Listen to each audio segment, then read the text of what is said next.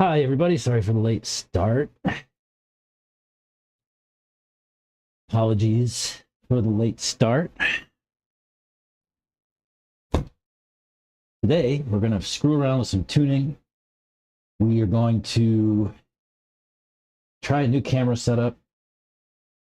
And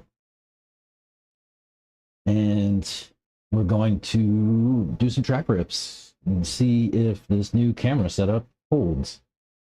But first, I think I will change out the bottom pills in the front of these shocks, and I'll let the shocks breathe while we set up the camera stuff, and then we'll take her out for a spin. Let's do that.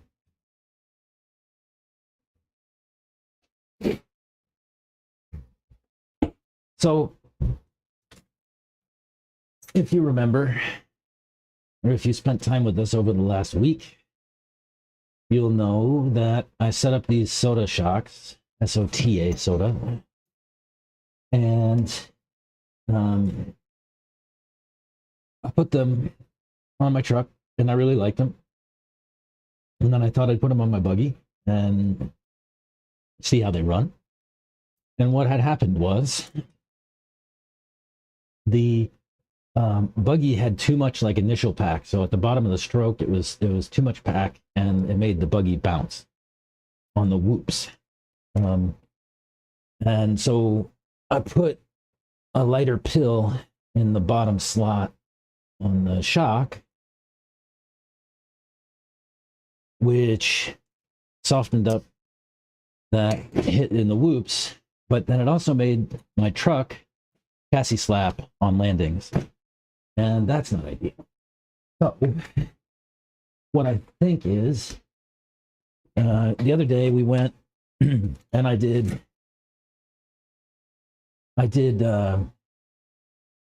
went up 2 sizes, or went down 2 sizes in the bottom slot. So this time I'm going to split the difference and go right in the middle.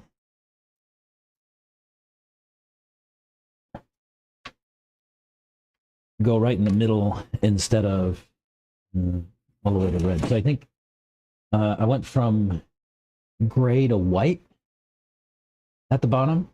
I had the biggest insert, the gray one, and then I moved two sizes down to get to red. And I think that red was not stiff enough. So let's find the middle somehow.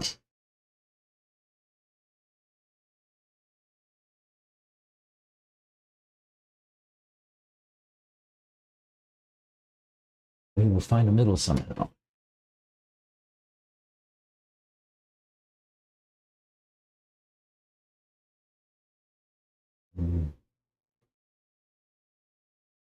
Yeah. We will find the middle. And then I think that should be kind of a happy medium that would get me all the things I need. Now this just looks like it's leaking a little bit. I might check the shock cartridge on this one. That's not ideal.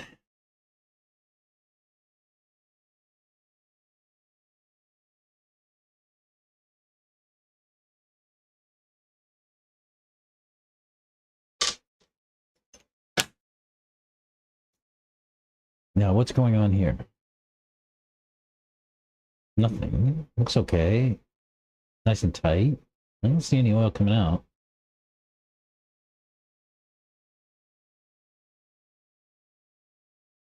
Yeah, maybe a little leak. I can put some grease there. Okay. Not a problem. Well, let me get these bushes out.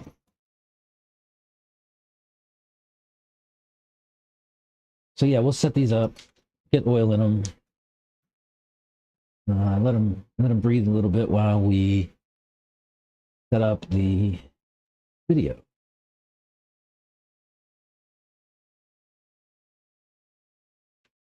One thing that's really cool about these is if you pull down on the shock without pressing on the top here, the sleeve will actually slide right up. It's pretty cool, like that. It also shoots out a little bit of oil, but that's okay. Let me grab a paper towel.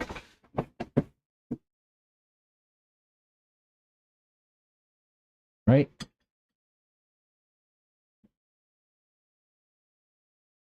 And what we want to do is change that white pill at the bottom out, and we'll make it a red one like the top. Let me find my pills, and we're going to need a little bit of oil too. And I have a little hook somewhere that I can use to pop that pill out.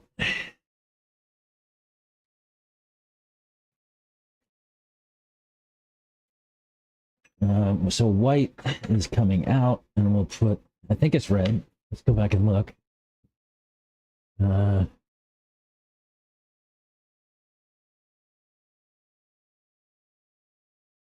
Red, yeah. Red has more pack than white. So red. What do I do with my pills? Here we are. Find a red one. There's one. And we need one more. There's another one. Okay.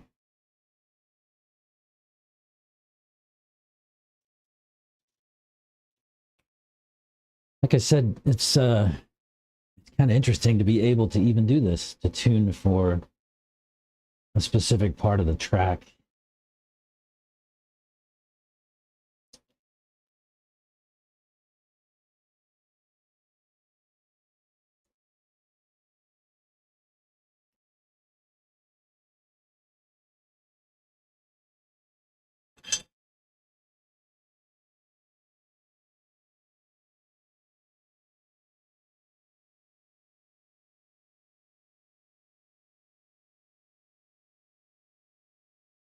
Right.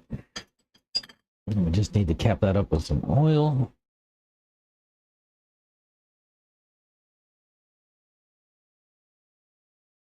We'll give it a pump and try to clear the bubbles.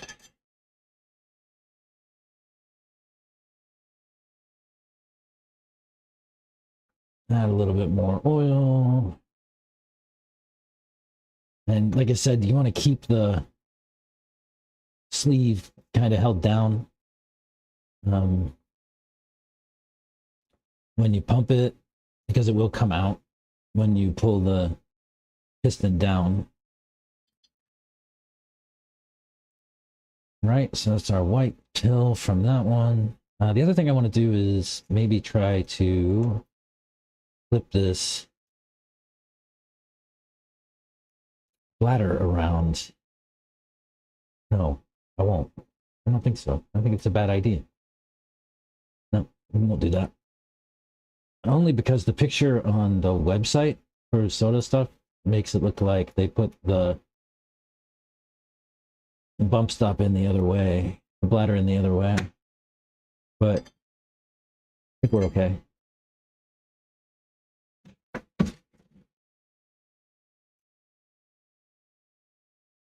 Oh, bushing needs to come out.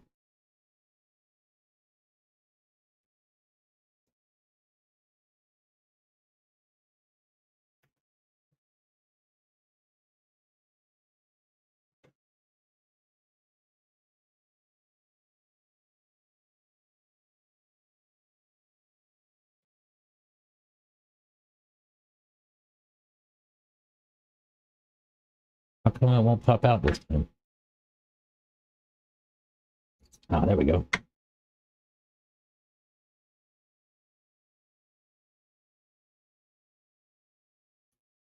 Okay. Then we'll pop out the white pill on the bottom and put in the red one. If I can get this white one out. There it goes. Now we pop red in. So this will be the setup for the shocks. We got red, yellow, red. So the idea is to have a bunch of pack at the bottom end of the stroke, a free mid-stroke, and then some pack back at the top of the stroke.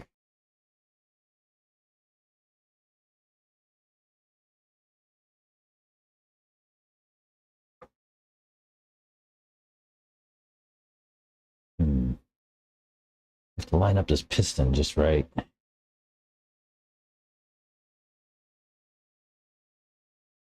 There we go. This is messy. Don't lose my pills.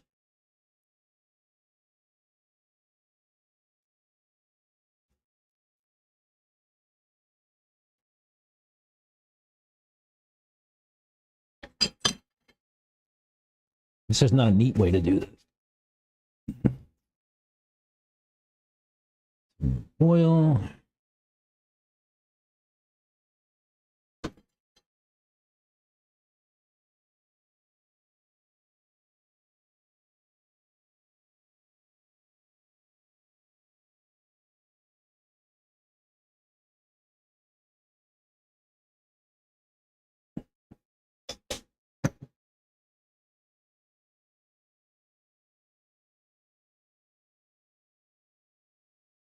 Cool.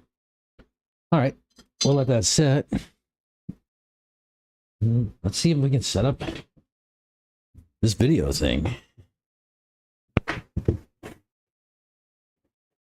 Clean my hands up a little.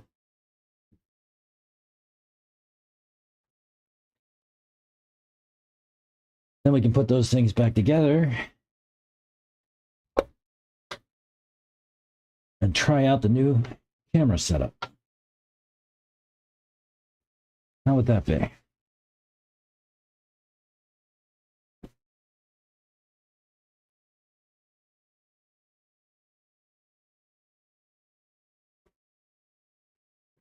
All right.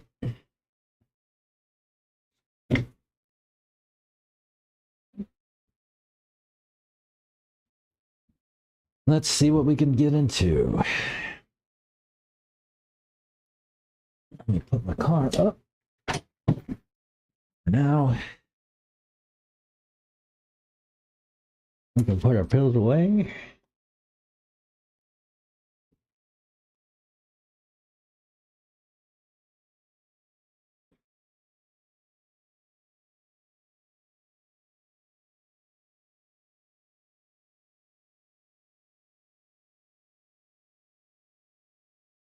I really, really like the idea that I can tune specific parts of the track into my shocks. That's pretty unusual.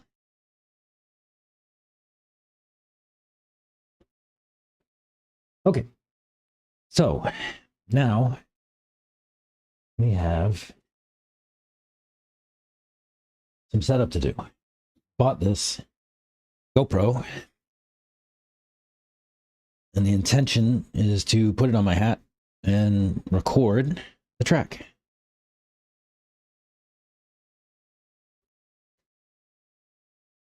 See if we can make it work.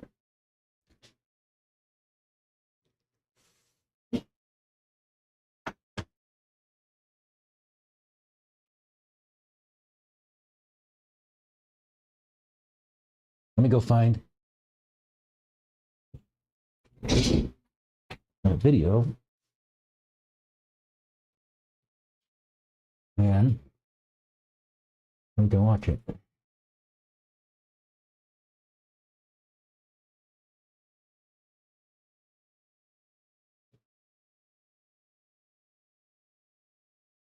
YouTube. Is it in my library? Three? No. Where did I put it?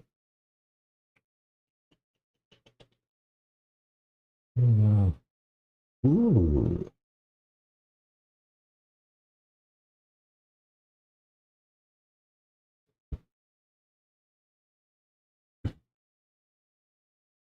Let's see, GoPro, stream, OBS. How to use GoPro with OBS Studio. Ever find yourself working on a school paper, struggling to rephrase a complex sentence without losing its meaning? Subscribe to this channel and press the bell icon. For this, you're going to need the following things. Your Windows machine or laptop which already has OBS Studio installed. Maybe I can find it with Windows, or with Mac rather. How to use GoPro for live streaming using OBS. Subscribe to this channel and press the bell. Channel. Then your Same video.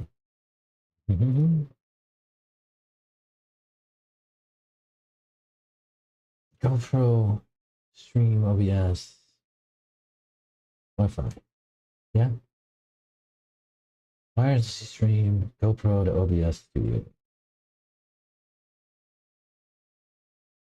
Hey, did you know you can wirelessly stream your GoPro? Come on, give me some good.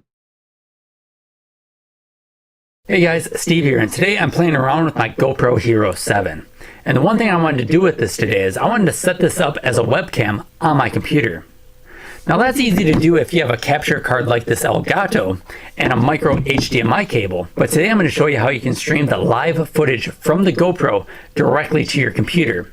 And then you can stream that live stream anywhere on your home network, and also stream that footage directly into OBS or the VLC video player. Now all this is done using the software that is built into the GoPro. Right away you can stream directly to Facebook and YouTube, and they have a third option to stream to an RTMP server, and that's what we're going to use today, is that RTMP server.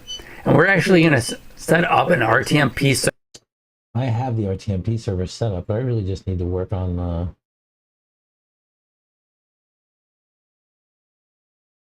app side of it. I don't need a server.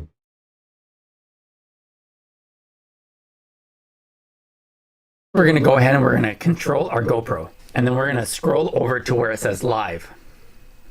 Down on the very bottom there's an option to switch between Facebook. Let's try that.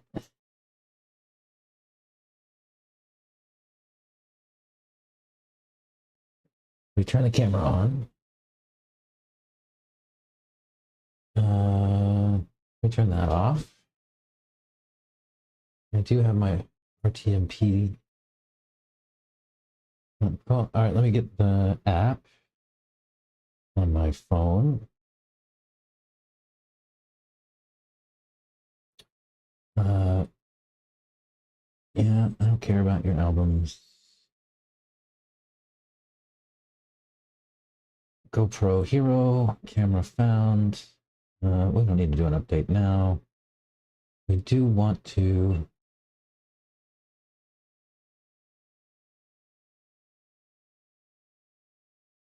that's just taking a photo. We don't want to do that. We want to go live. I don't see a live option though. What do I need to do? Redo. Enable preview.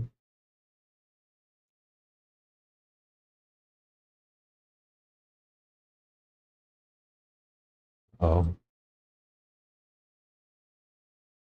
But that goes to my... So like wireless to my phone to the GoPro? But how do I stream?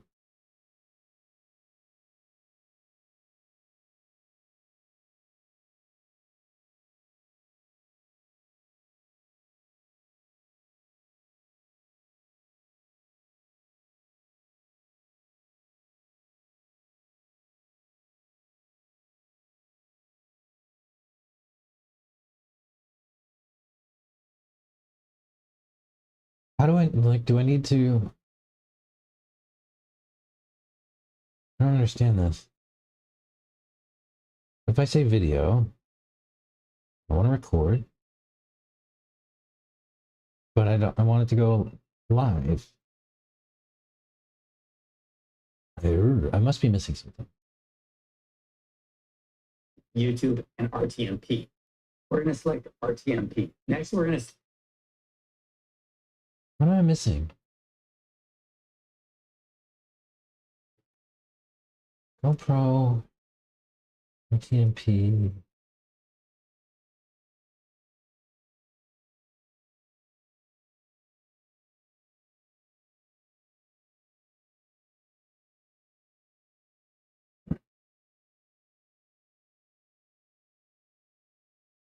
Connect your GoPro and connect it to your phone. Ensure your phone and camera are connected to the same Wi-Fi network or hotspot. How do I do that? Can I tell it to connect to my network?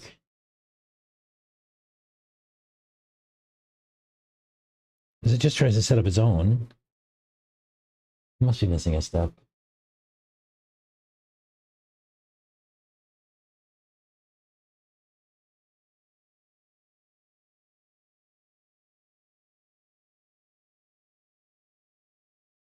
How to live stream from your GoPro.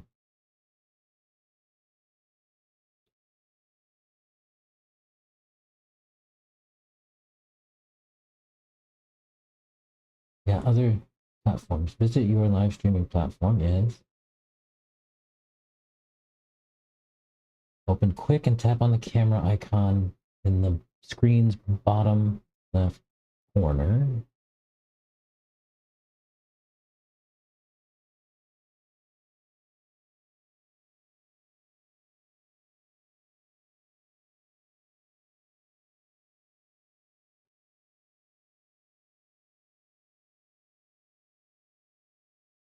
Do I need to GoPro? Boom. I hit that. Then I say what? Power on your GoPro. Edit camera name.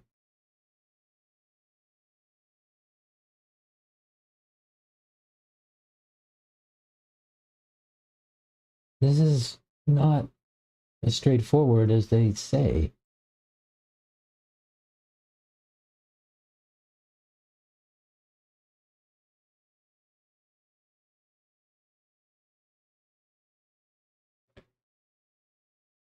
It looks like there's an update for the software. Maybe that's the way. Let's try that.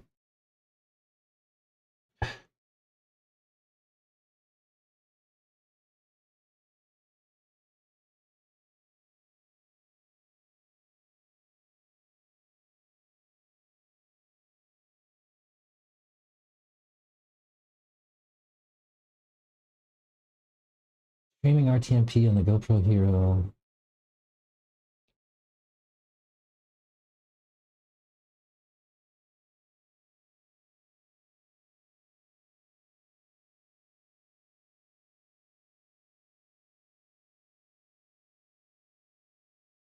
Stream live RTMP from your GoPro. Yes, that's what I want to do.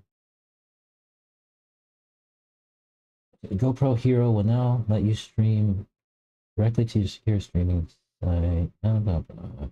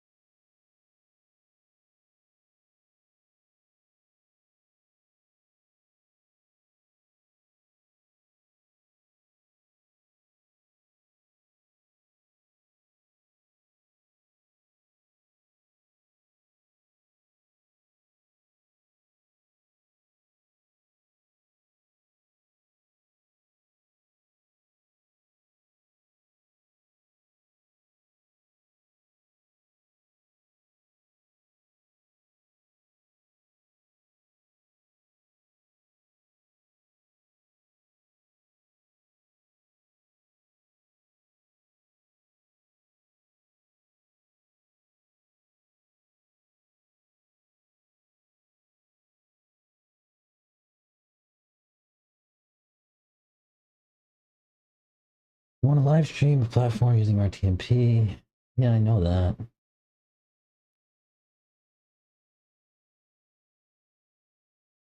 You can't benefit from the live streaming feature, even if the company.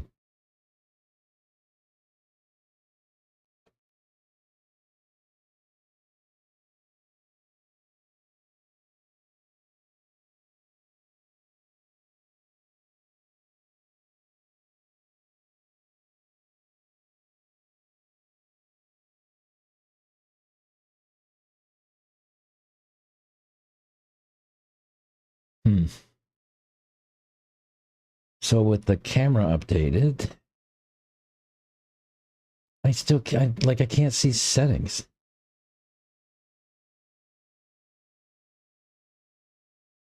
And edit it, name, but I don't want to do that.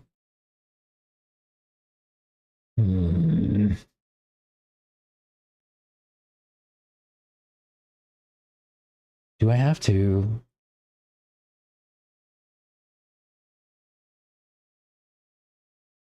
Buy the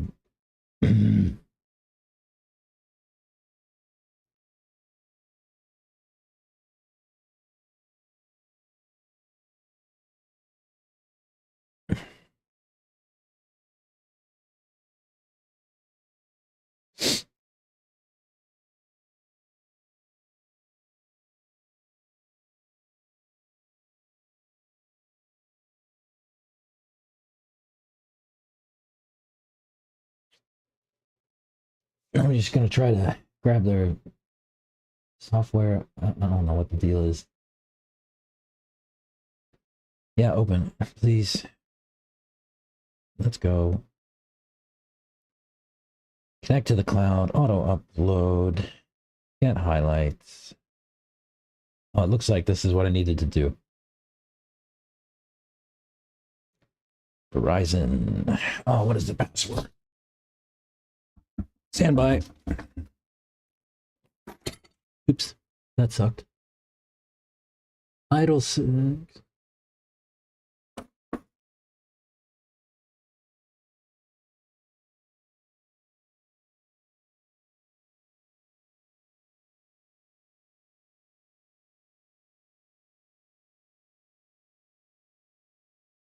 I get that right?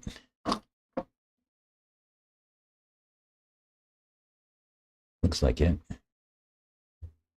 We're gonna find out. Knock down all of my soldering tips.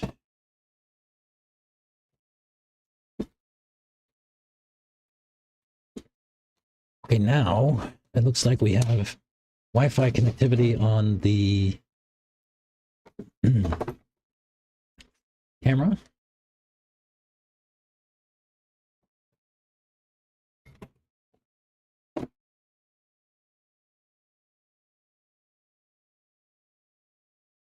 Okay, continue.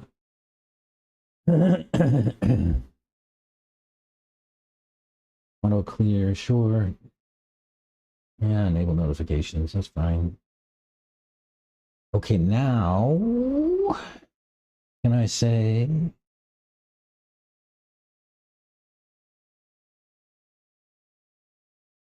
no? Where's my live thing? I don't understand.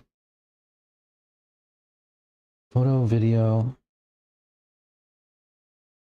I mean, like, it's not here. Video. Enable preview. It starts the preview. I don't want to join your Wi-Fi network, though. I want the camera on mine.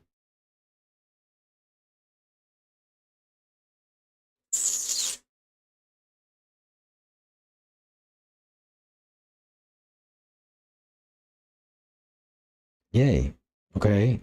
That works, but what? Where's my like live stream one?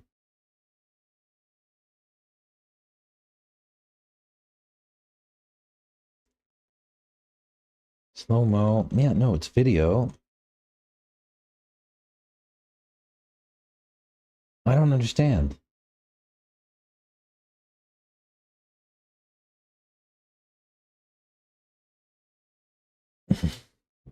It's not here. This option is not here.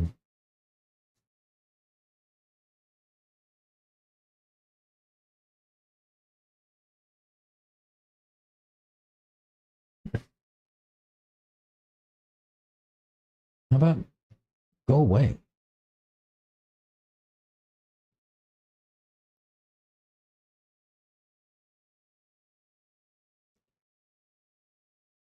There's supposed to be a live function here, but I don't have one. It's not in the app. Like, it's not here at all.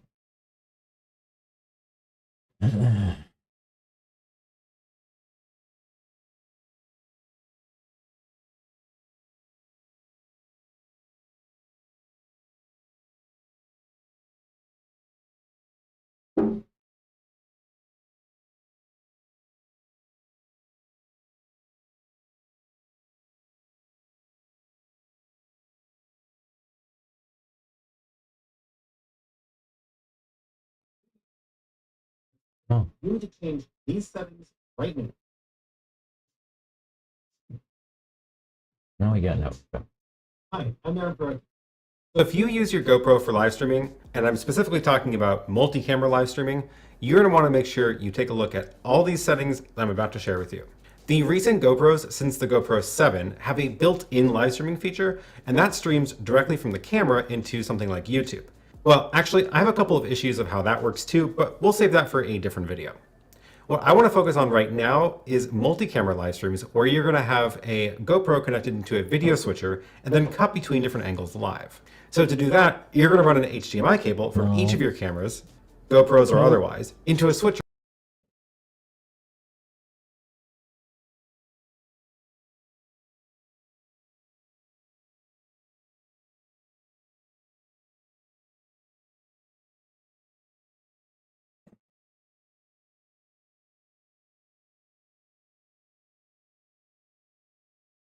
I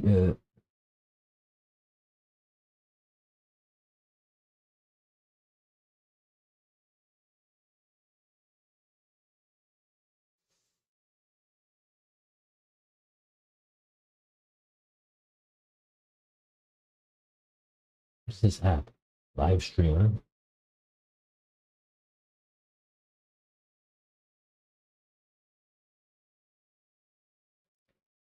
Live streamer. Live streamer for GoPro.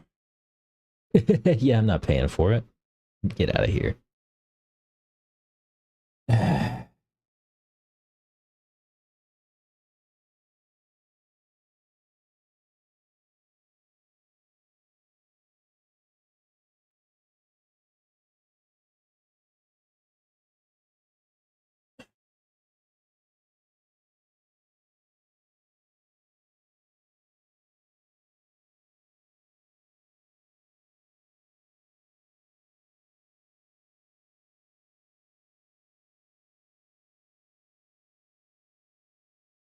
Ay, ay, ay.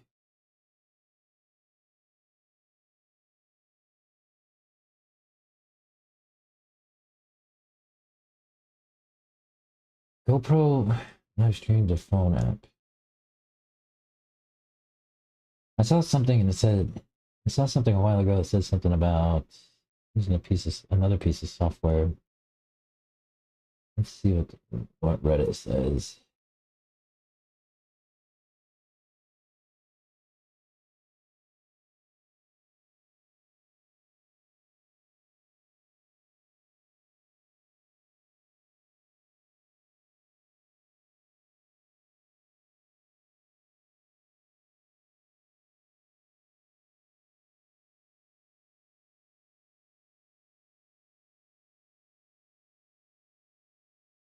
Oh, you probably need an action camera not named GoPro?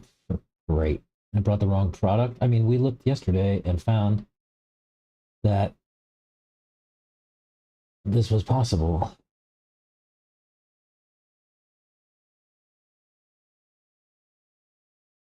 Live 4. Let's try that.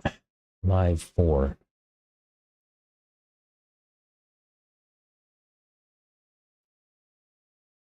Let's try it. Live 4. It's free.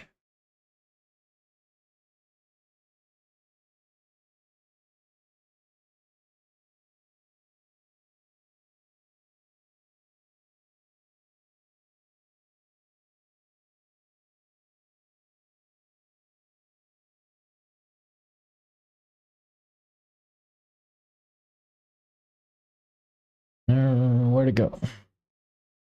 Live 4. Allow while using app. Sure. Continue with Facebook. Sign in later.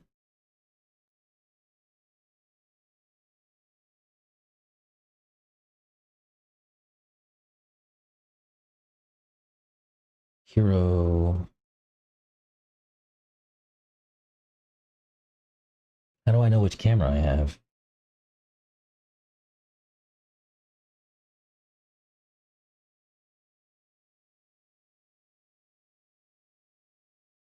What is this thing? It's a GoPro.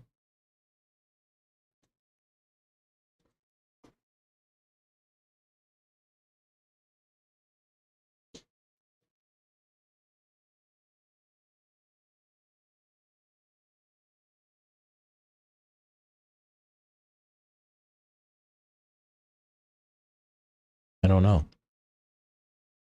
Hero. Just says hero. Hero.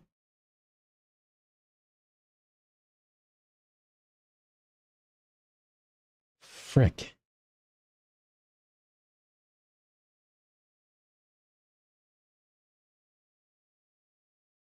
Delivered today. What is it? GoPro Hero.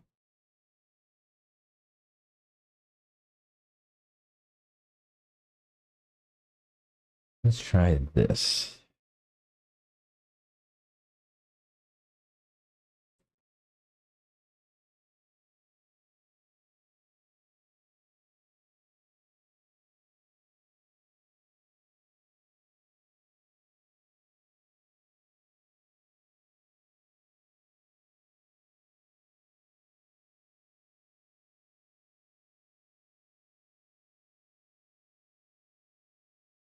Hero session.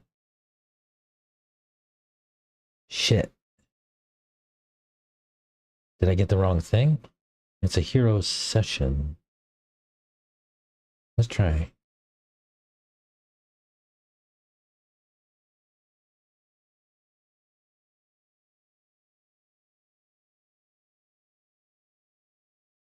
Yes.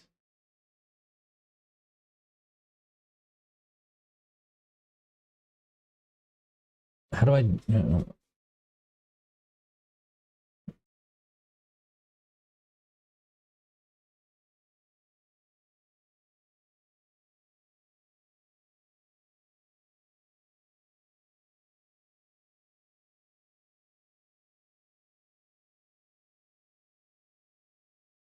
Did I screw up and I got the wrong thing? GoPro Hero session. You can't. What?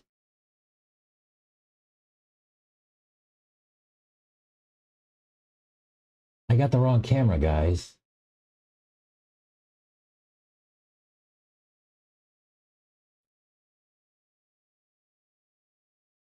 Son of a biatch. GoPro Hero. I guess I need to send this one back. That's frustrating.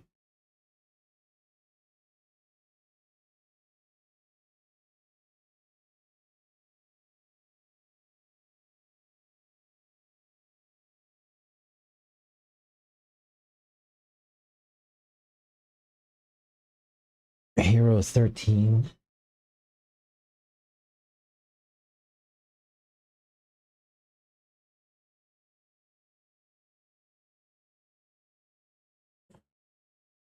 What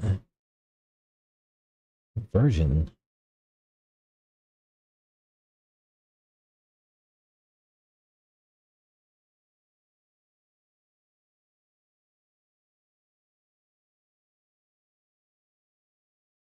Oh, it's a Hero 5 session, they call it? A Hero 5. Let's try that.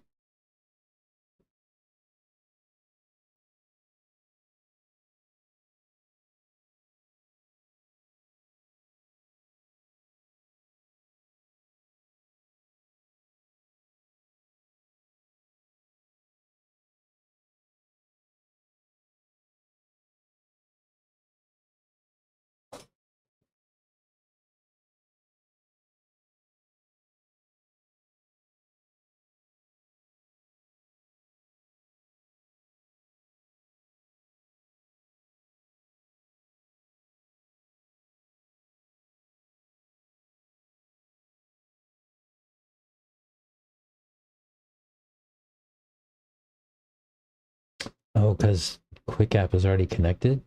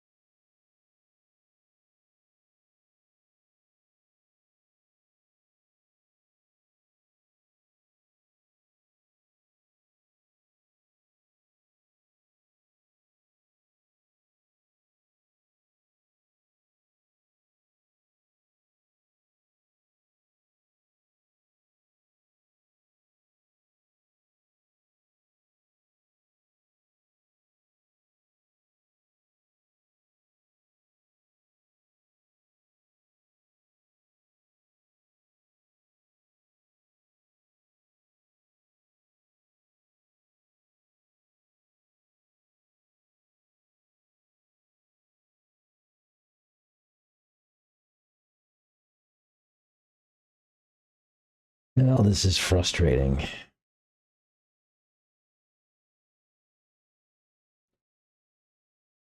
It seems like so Quick App works.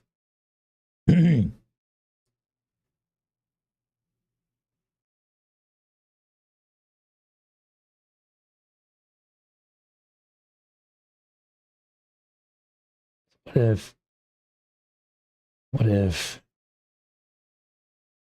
I enable preview, let's just switch to Wi-Fi.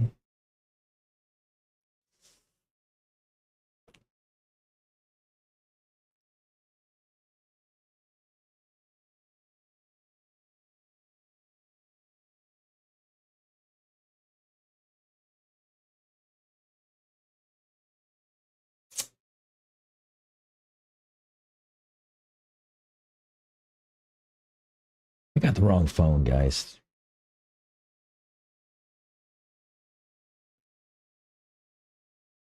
Or the wrong camera.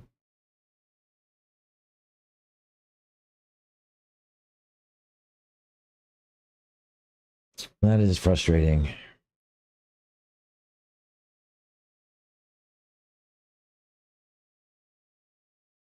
Okay. I guess I'm returning something. God damn. That sucks.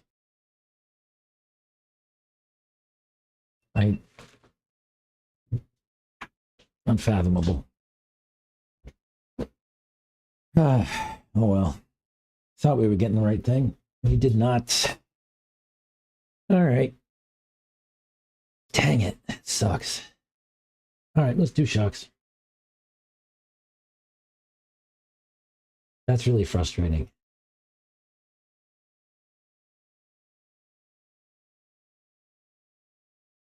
That is very, very frustrating. Hey, 666 bum.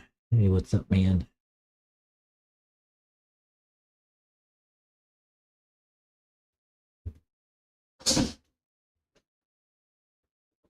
All right.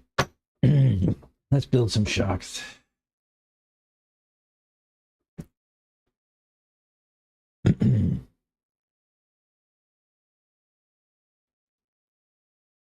Let's see, we want to go down until where? There?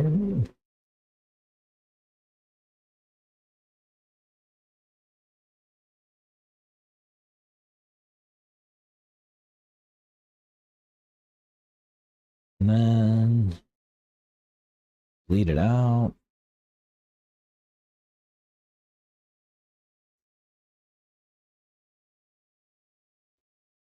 And I will hold the shock body against the table while I screw the lid on.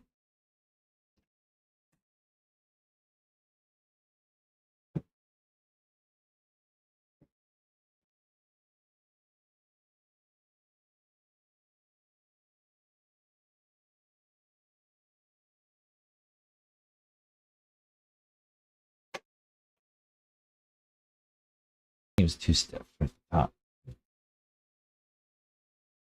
Maybe bleed it.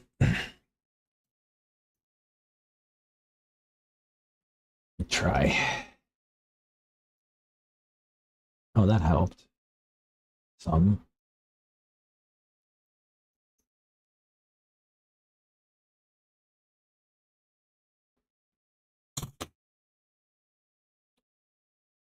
Well,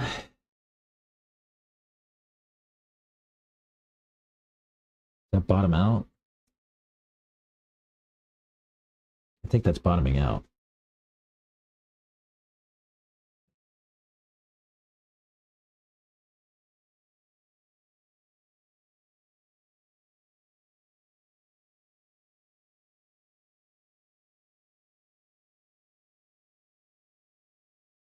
Let me bleed it again. That feels too packed up at the top. I'm not quite sure what's going on there.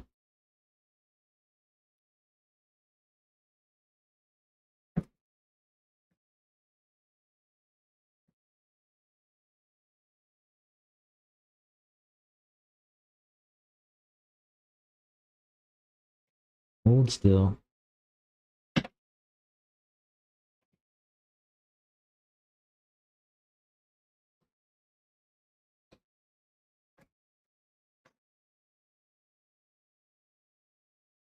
That's better. Yeah, it was just too much oil in there. Kind of locked up at the top.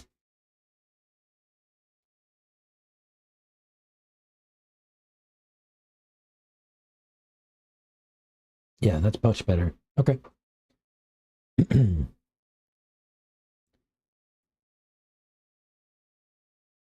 So what we're testing for is to see if this red pill at the bottom will eliminate some chassis slapping.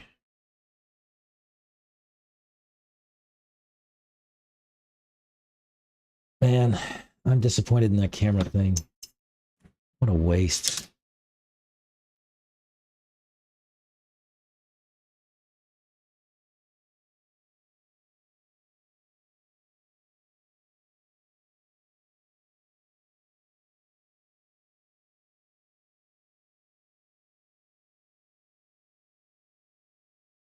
I hear people.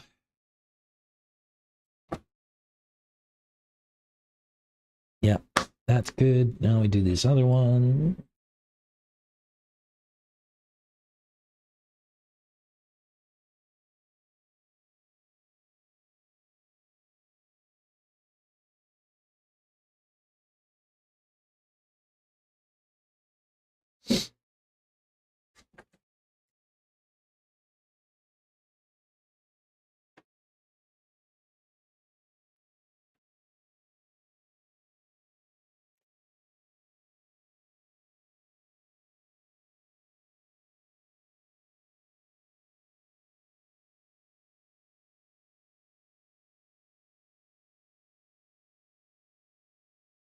Okay.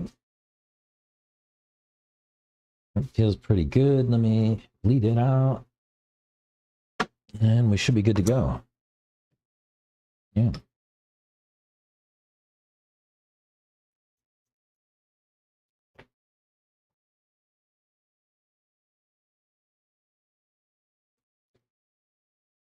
G to G.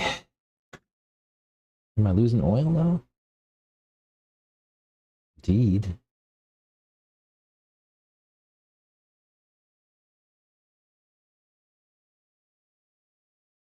No, it's okay.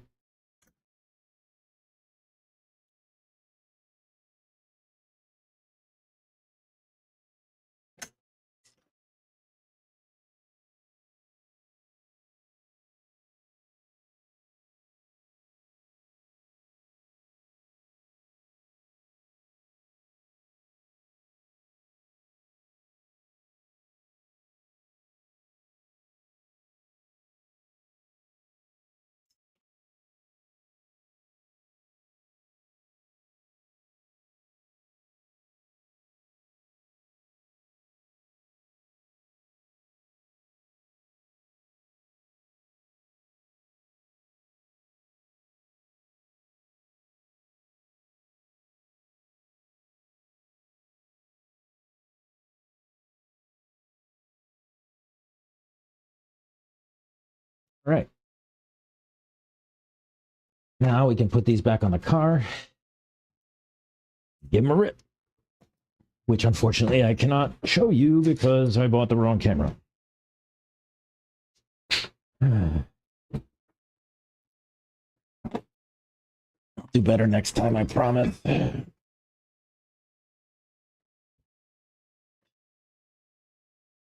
Oh, bushings. We need those.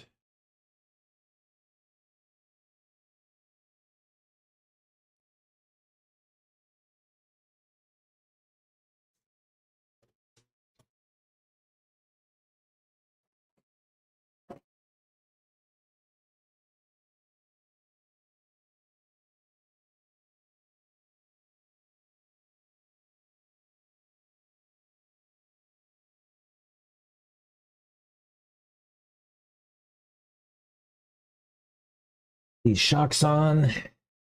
Go out. See how she feels.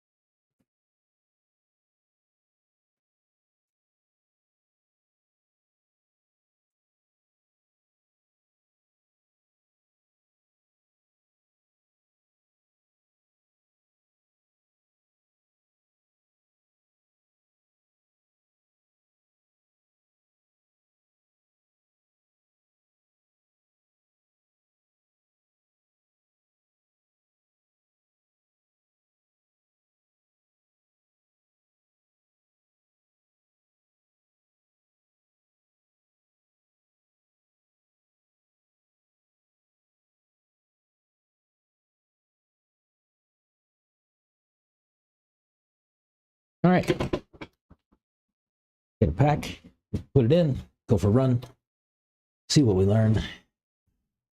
Really wish I could show you, but next week I'll get it right. I'll get the right thing this time.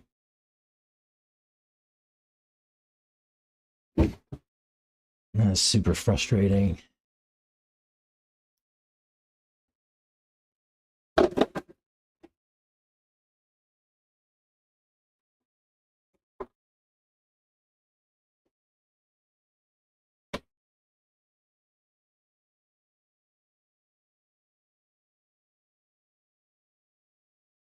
Alrighty. Let's go for a rip. Gotta go find my radio. Where's that? There. Be right back.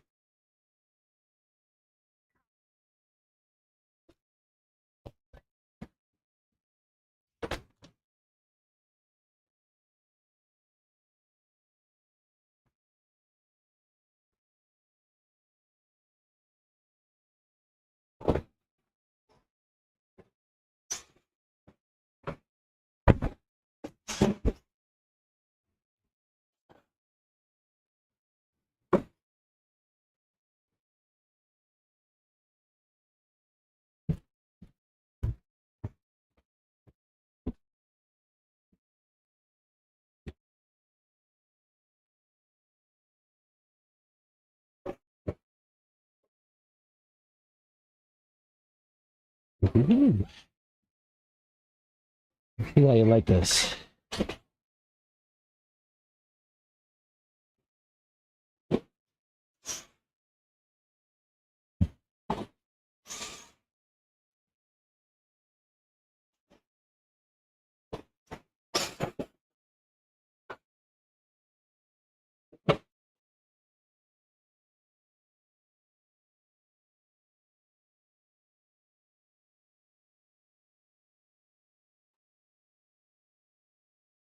Get behind you.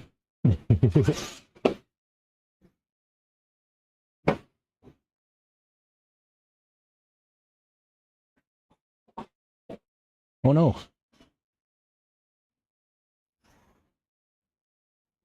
Uh-oh. Taste that. That won't do. I'll wait till you come around.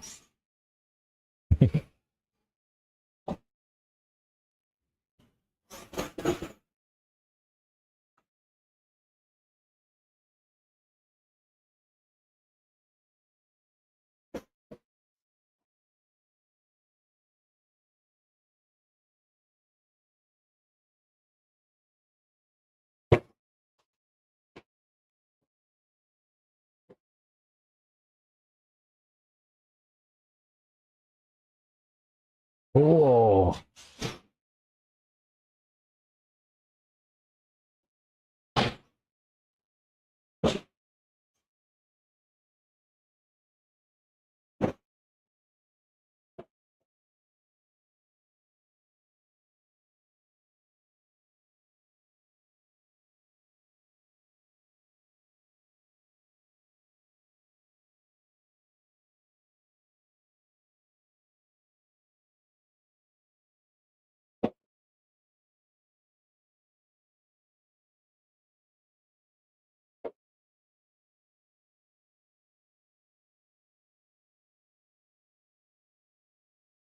Oh, nice save. Oh no. I want to go off the back. Dang it.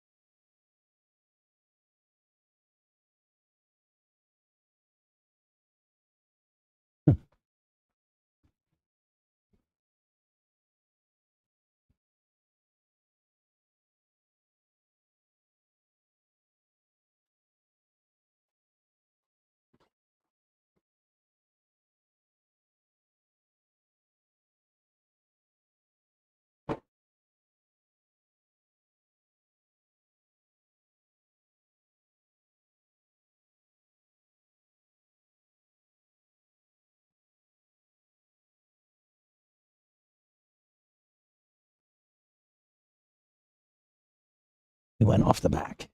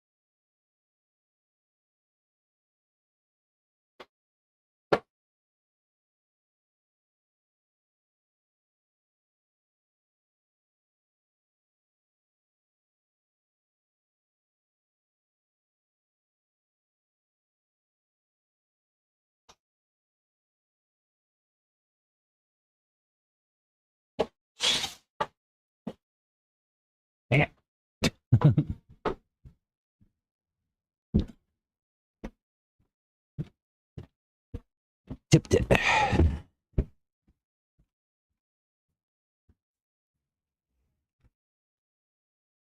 What's up, Santos?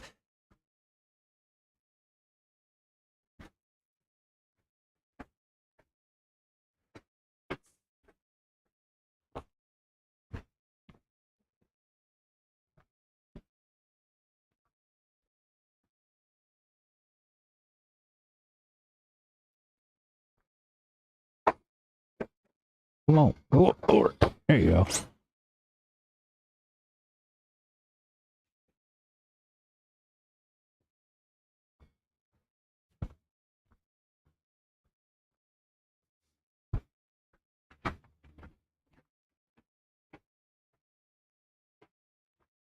I'm gonna go down a tooth and a pinion next run for sure.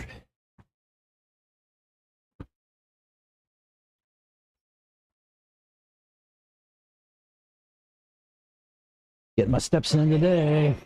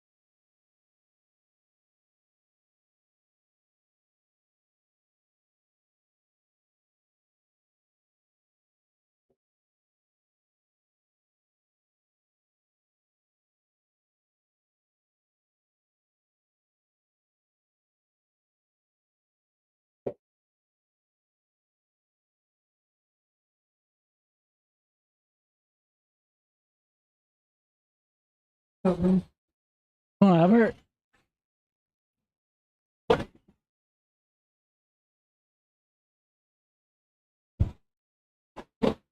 I got a new toy, Albert. Position sensitive damping. Huh? My 8 scale.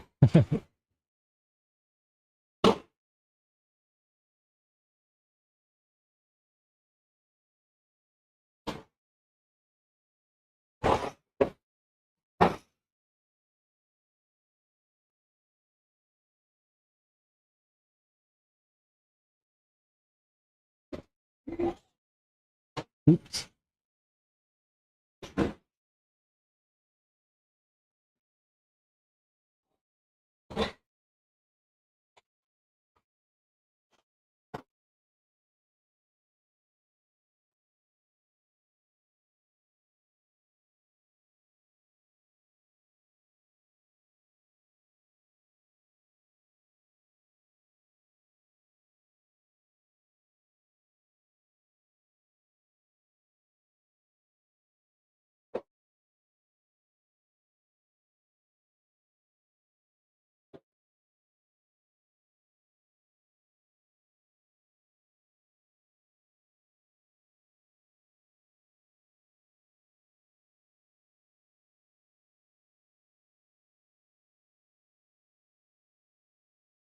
No.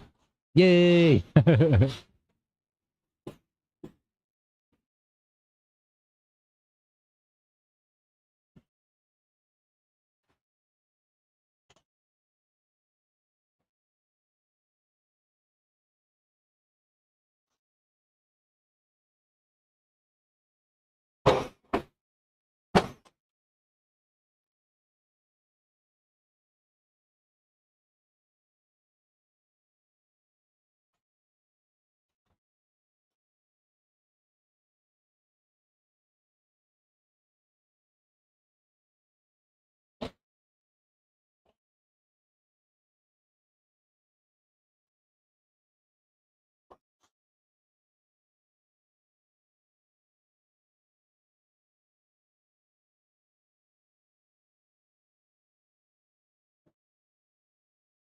Oh.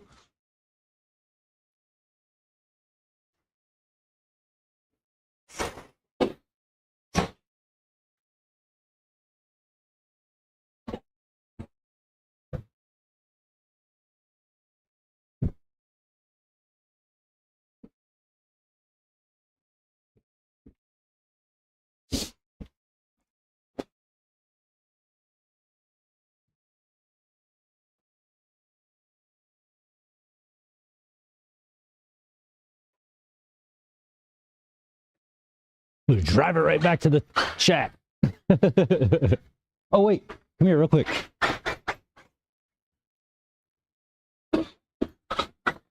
Feel these. This is the strangest thing in the world. Feel these shocks.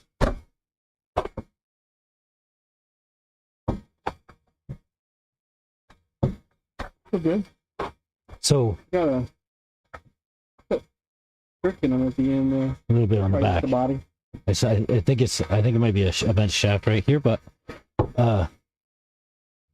these things have inserts that go into the shock bodies, and there's a channel that runs up and down the side. And you put pills in the channel, and there's vents like 3 layers. So I set this one up so you have lots of pack at like the bottom end of the stroke, and then like it goes free in the middle, and then you get lots of pack at the top end of the stroke.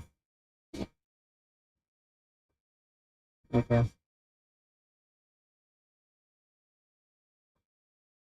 It feels like there's a catch in it. Right? Yeah. Isn't that weird? Yeah. Does it work? I like them a lot. Like I've been really, really pleased with it. Like I said, I set it up so it's like stiff at the bottom, stiff at the top, and free in the middle, and like it just like soaks up everything. Like at ride height, like the only thing I can't get right is I put them on my buggy, and I just took the buggy springs and put them on here and sent it. But the bottom pill was too stiff for the buggy. I guess the buggy didn't have enough weight. So like whenever I would hit, it was fine everywhere except for the whoops. Yeah. And if I got into the whoops like, you know, like this, my car went like this. So I just swapped out the pill on the bottom of the front shocks. Swap the pill, that's it? That was it. But then it's not as good in the truck. So I just went up one. I need to go all the way up in the bottom for the truck, I guess. It is definitely different. They ain't cheap though. Like $140 for a set. What are you doing with the truck? From Australia. Right?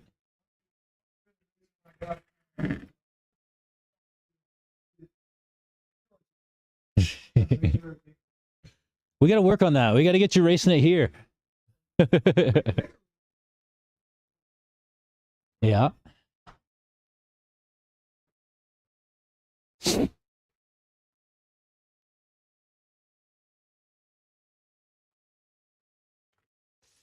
All right. I like it. It's still good. I might go back up to white in the front or gray in the front. Not sure. I'll just leave it for now. Maybe go a little heavier in the front.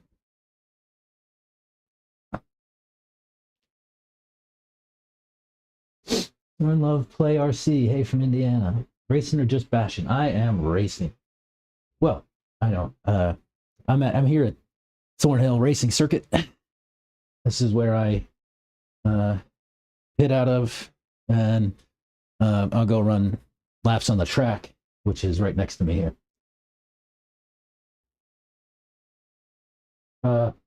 If you look at the YouTube channel, there's some videos with some track rips and stuff like that there for the track. I'm actually working on trying to figure out how to get so I can stream my track trips too. I bought a camera, but I bought the wrong one, so I have to get another one.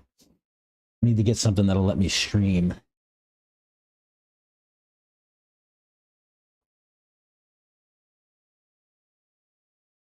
So yeah, no bashing here. Not that I have a monster truck, a couple of them, a couple of techno trucks. my kid have a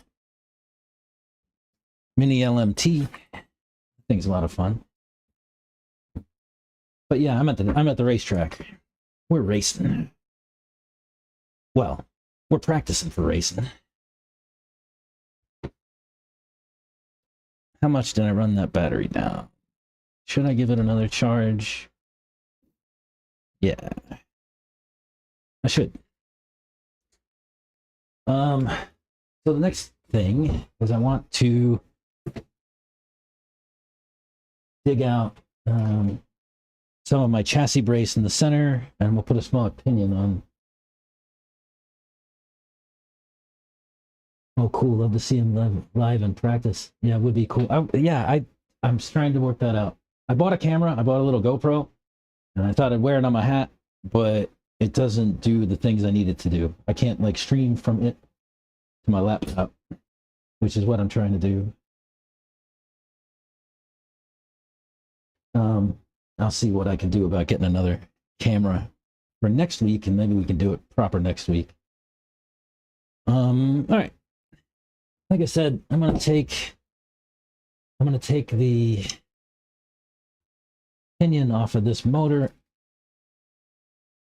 and I'm going to put a smaller one on. And that driver is a little loose.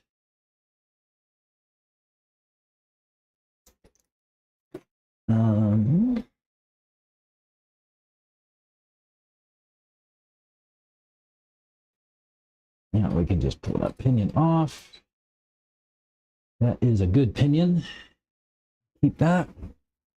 Is there other pinions? I should have a 15 tooth in here. I'm just going from 16 to a 15. I had the 16 on because I liked it was smooth, but it's too rippy. It's got too much power. Too fast. Let's see, where are we at? I need a 15. That's a 16.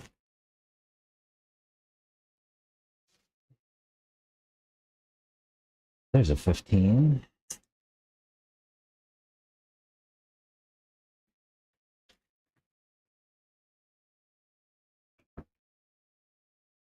I've left this 15 or 16 tooth pinion on for some time now. I do like it.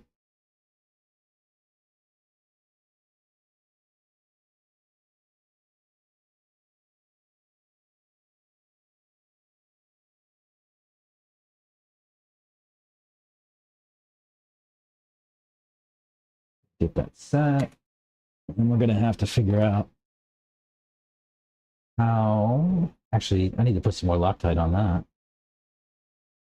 That was way too loose.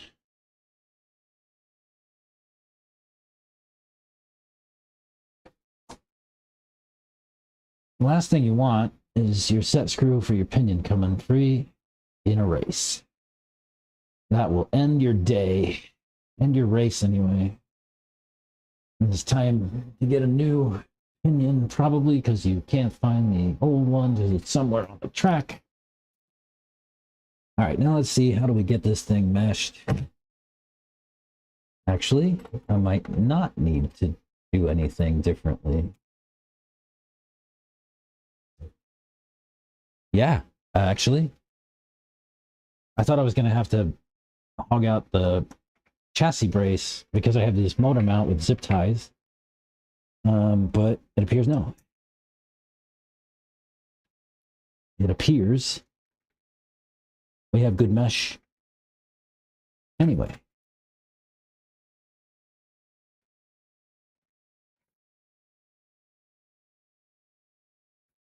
If you don't know how to check mesh, hold your pinion with your finger and just click the center diff of your spur back and forth, and you should hear a little click. There should be a little bit of movement and a little bit of backlash between the gears. It amounts to like 0.2 of a millimeter or 0.3 of a millimeter, something like that. If you have it too tight, it will bind and strip. You'll have a bad time. especially if you run a nylon spur like this. Yeah, that looks good. Okay. Maybe we can just go and give it a rip. See what happens. I have it back.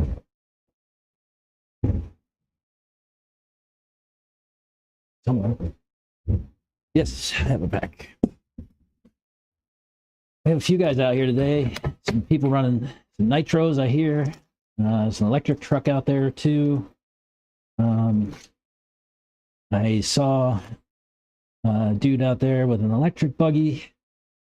So we have some traffic today here at the track. Yeah, got some pros too. We have Mr. Reggie Tung out today. Santos Rodriguez, Techno team manager. Who else do we have? I don't know yet. But yeah, there's some people.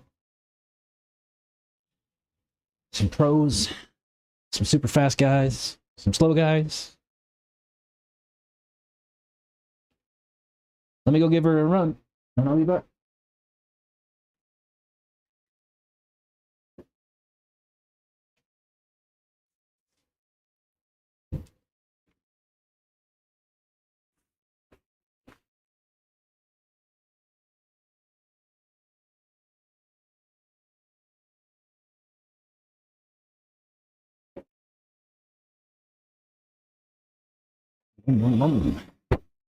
Oh, I didn't know it was your nitro truck.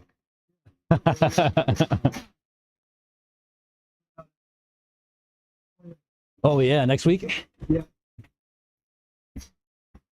Sure. That falls off. Right?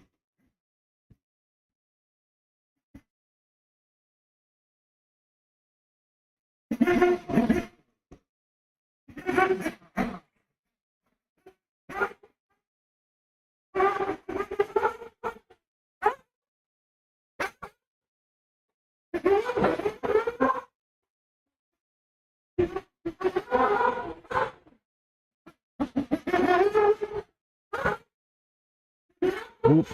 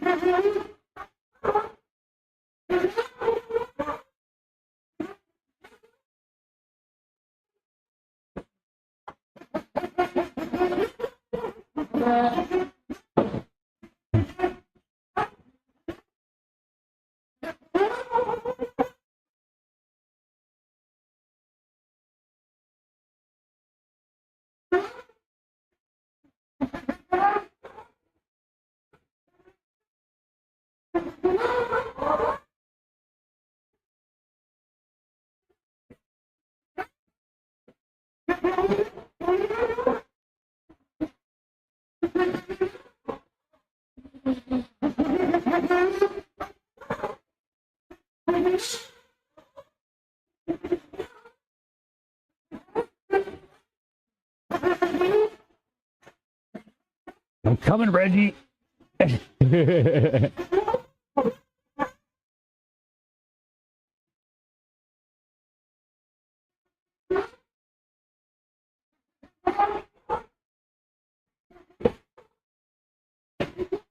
No, I'm not.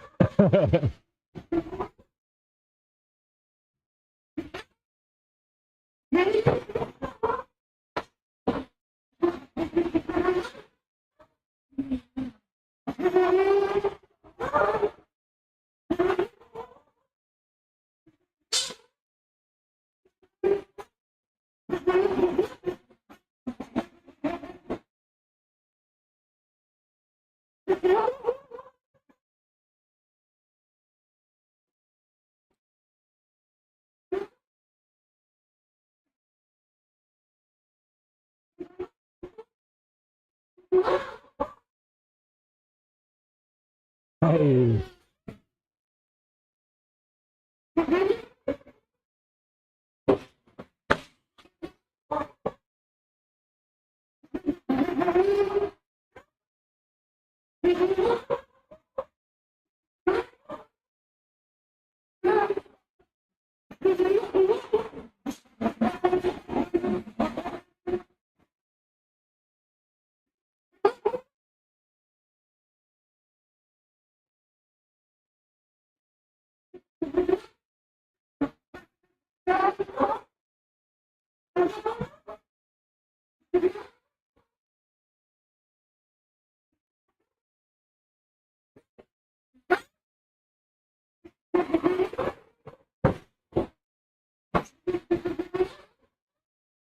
Aye.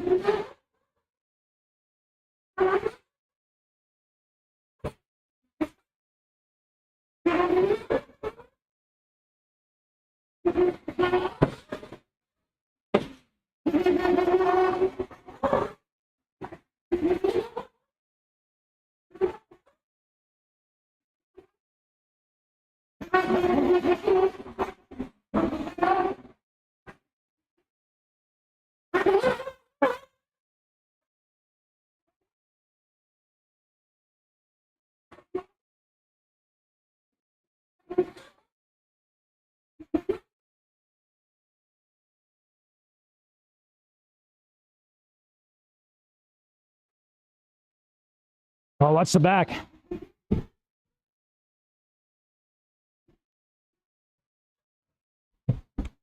Got a pipe.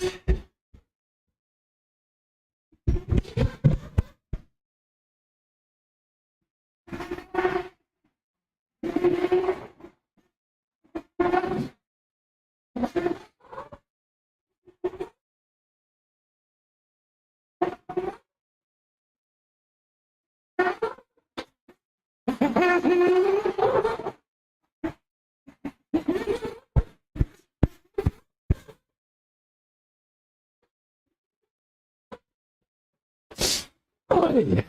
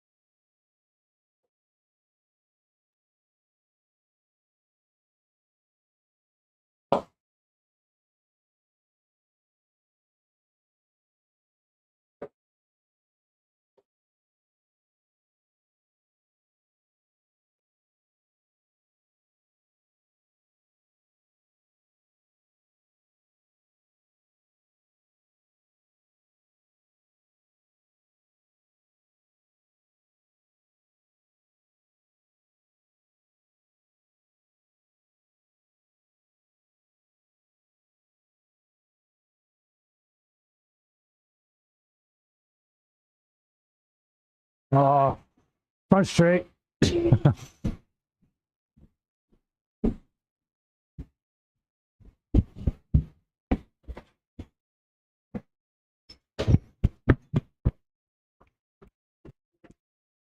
I got it.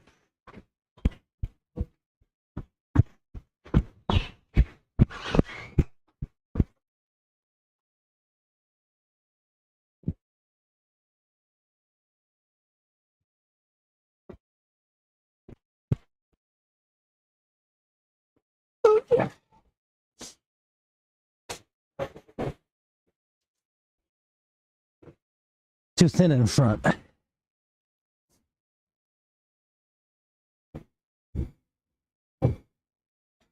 Too thin in front.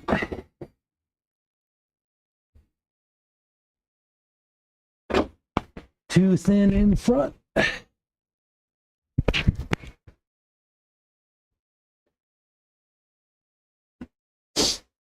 So we got to put some heavier oil in the front. Not much, just enough.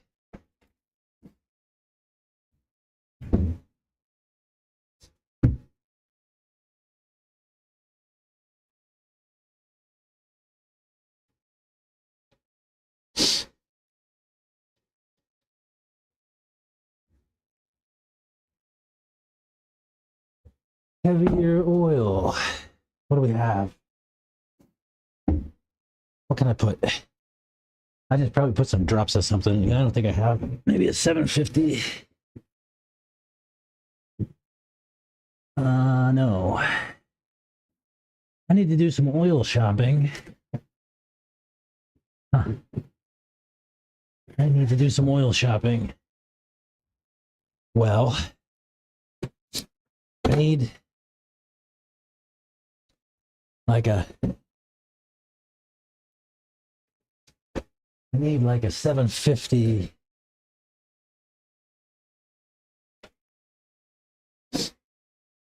or something thereabout.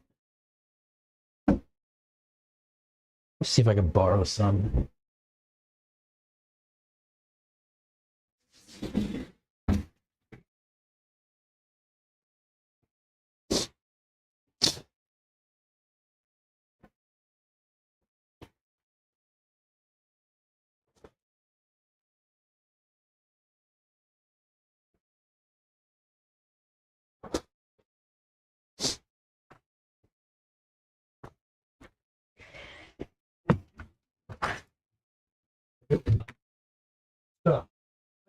Everywhere. I know how you Nice to meet you. I'm Ray. Ray, nice to meet you. You don't like 750 oil around that you can spare.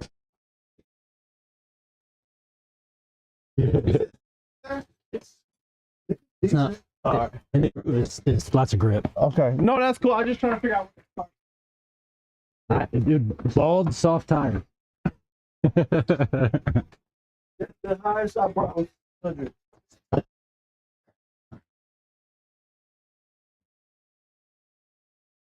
You need what? You need oil? Yeah, so I'm looking for I got some if you need. Biggest I brought was 600. Look. which. I just need a few drops, really. Like.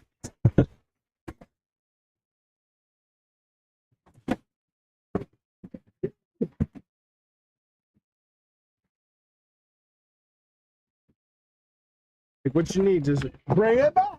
All right. You good to rock and roll? Oh, cheers. Thank you. Thank you. Thank you.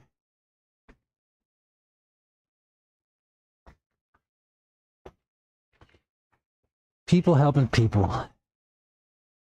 That's how we do.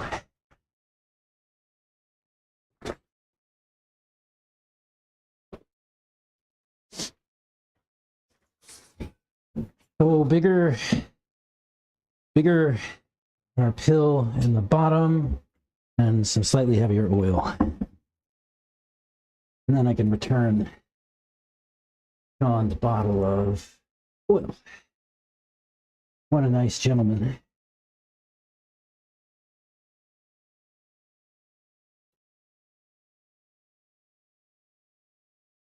I had not met those guys before just now. Nice people.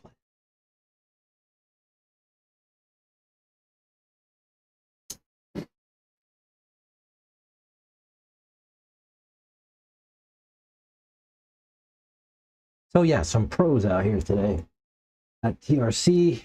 I don't know if Run Love Play RCs, you're still around. I'll tell you the answer to your question in a second. The world, IFMAR Worlds is going to be here at Thornhill this year in October. So the Worlds 8 scale event will be here, and so lots of people are coming out this year to get practice in for Worlds. So how do you know if you have too light oil in the front? For me, it's a feeling. Oh, what's up? I am. Why? What's needs? Hang on. One sec.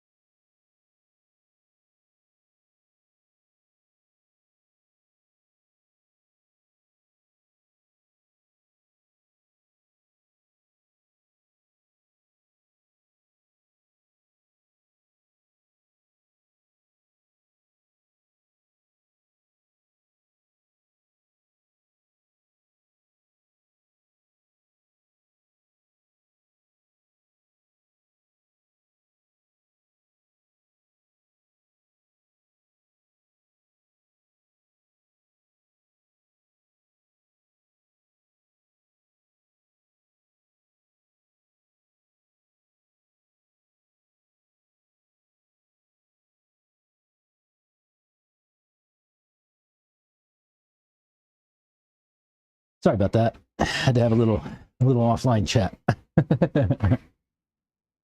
Somebody bringing me some stuff. Stuff is exciting to have. Yeah, just a couple parts.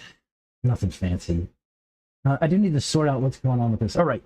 Well, how do you know your oil is too soft, too thin, whatever? All right. Too light. For me, it's a feeling. I like to watch the car and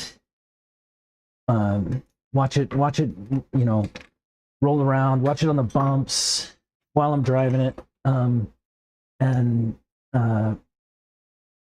what I could see was that the front moved around quite a bit more than I would kind of really like. You know, like if I would brake, the car would get deep into the nose. And I don't really want that. I just want a little bit of weight transfer. I don't need the car to sink into the nose. And that's kind of what was happening there. I know that these shock setups are pretty good. So I think it's the oil, mostly because it's colder today. Temperatures are changing here in Central Texas. We're about to get winter weather here. It's warm today-ish, like in the low 50s.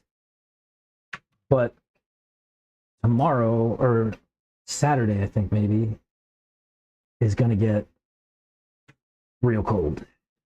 They're saying, you know, in the 30s. Possibility for rain and snow, sleet, all the good fun stuff that Texas ain't ready to deal with.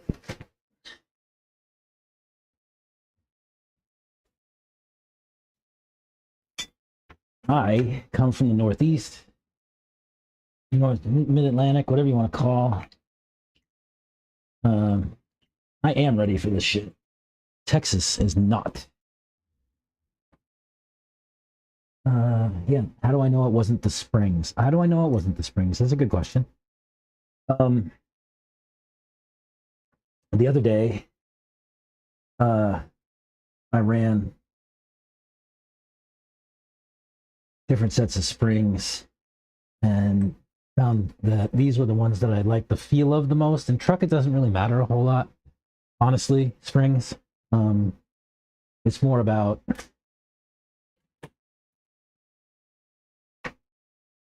the drive feel and where you get grip. Springs matter some, but I feel like springs do not matter as much on a truck as they matter on a buggy.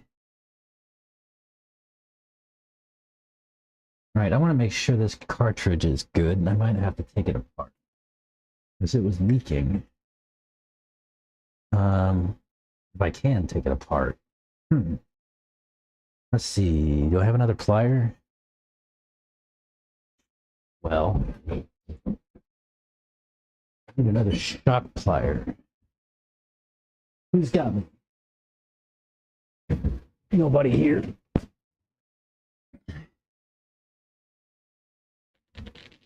Man, yeah, I'm gonna have to use a wrench. That thing is on there. I don't even know how that happened.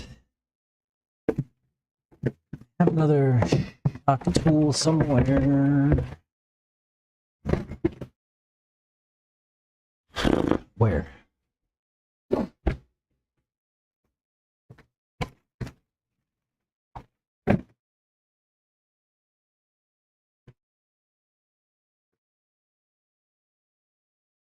Just searching through stuff. Where's another wrench? I kind of need to do this because it's leaky. What?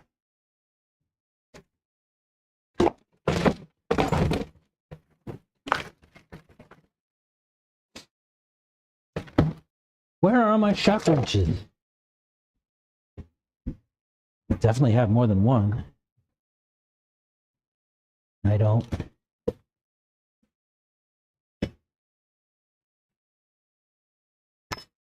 I don't know. I don't even know what to do here without another wrench. Perhaps.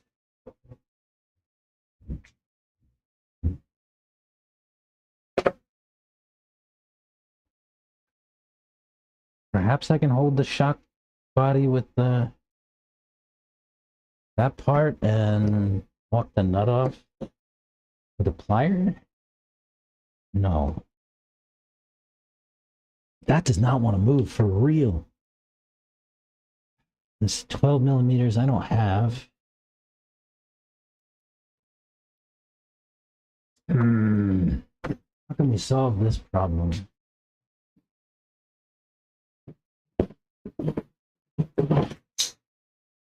Here's some vice grips.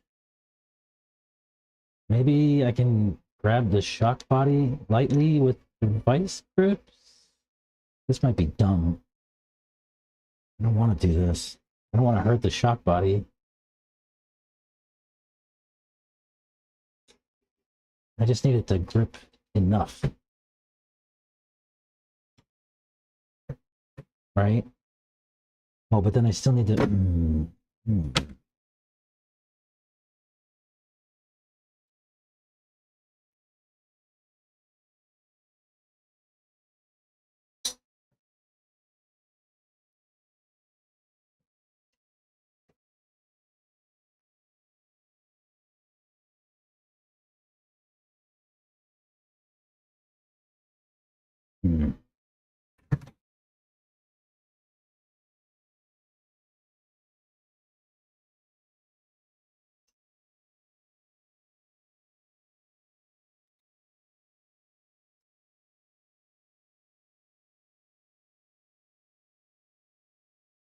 I think that got it.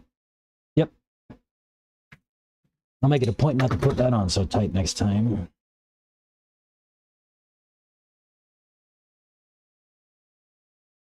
what we'll do is replace these O-rings and grease them.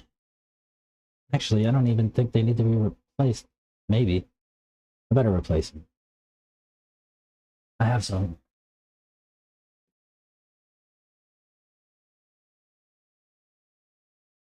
We have some. I'll just replace 2.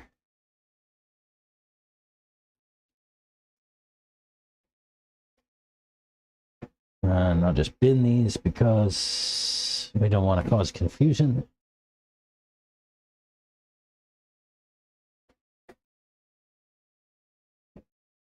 And rebuild this cartridge.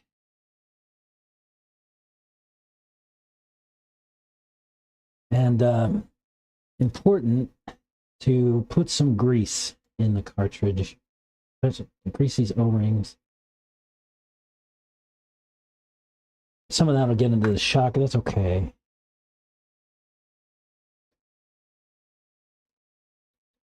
A little grease never hurt anybody. And then just tighten that cap down until it's snug. And put your piston in.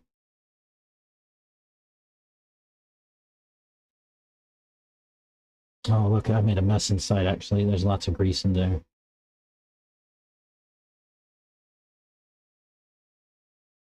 Yeah.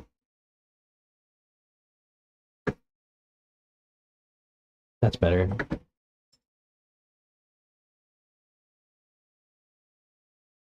And then that just kind of pushes out. Okay. And then I'll swap this pillow out for a gray one.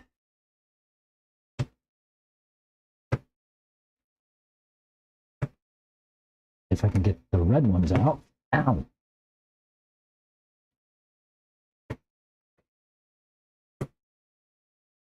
Red one out. Gray one.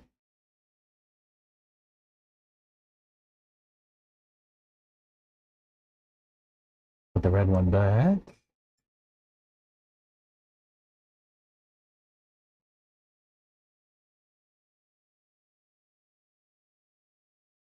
And I'm going to split. Yeah, I'm going to split between my oil and the 750 I got from Mr. Sean.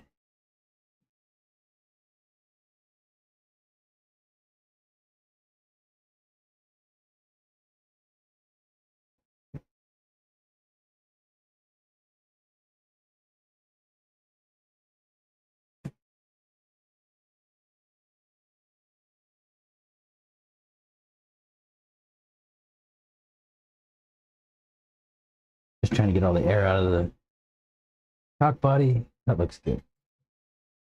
Okay, next.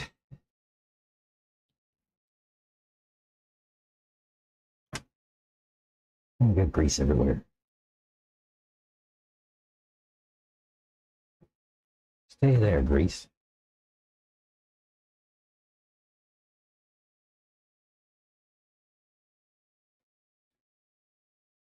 JW Smart, what's up?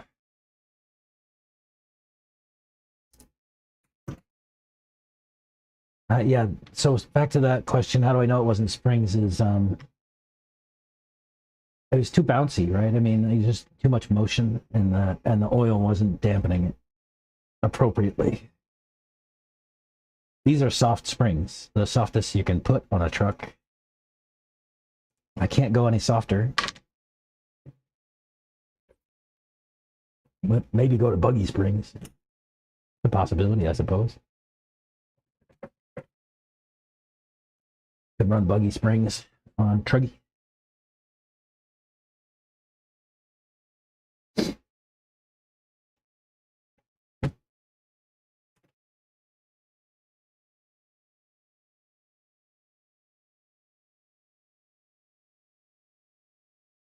Still recouping from Silver State, huh?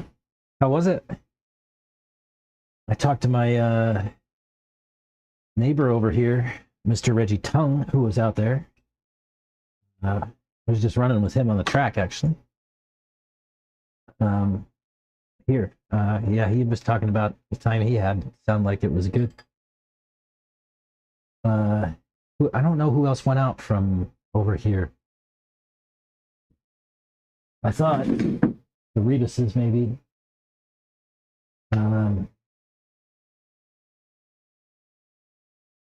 But they didn't make it.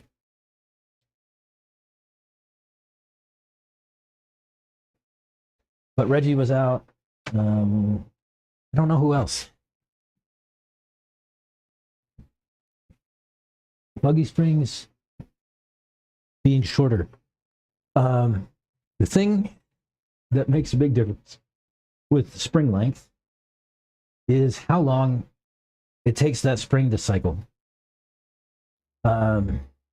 This spring, springs are progressive, right? Like as you compress them, they get stronger. They offer more resistance. So the stroke to get to higher resistance increases with a shorter spring length, if that makes sense. So you have more resistance earlier with a shorter spring than with a longer spring. A longer spring will give you less resistance for longer. And then it'll pack up, toward the bottom, right? So that's kind of the trade-off.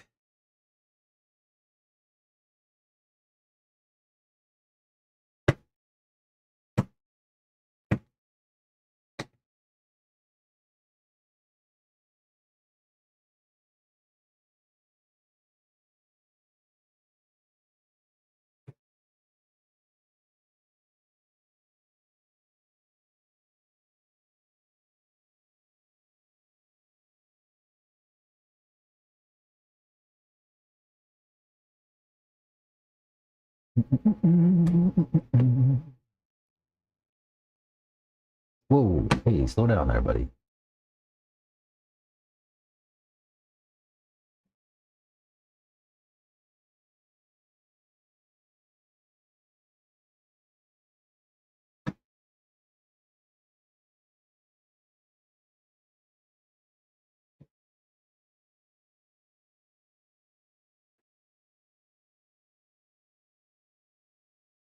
Perfect.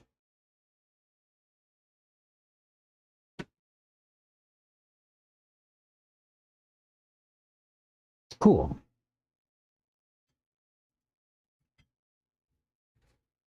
Let me go give the man back his oil.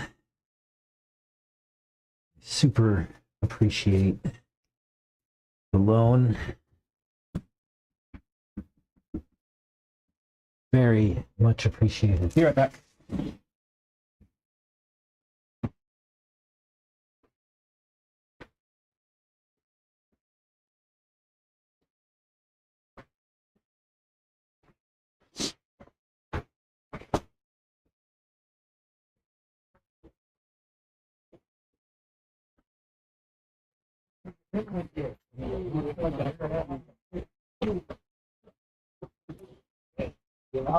I'm putting that back.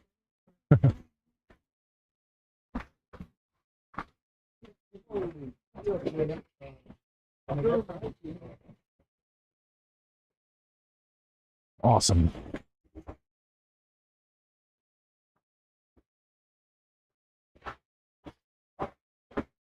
Good amount of people here today.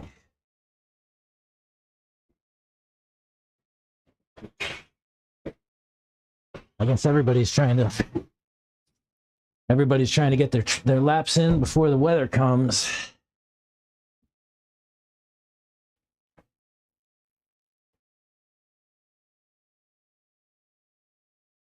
Not bad for my first national race. Finished 13th out of 18 in the C main. Nice. It's nice. My first national race was last year at Nats, which was here at Thornhill.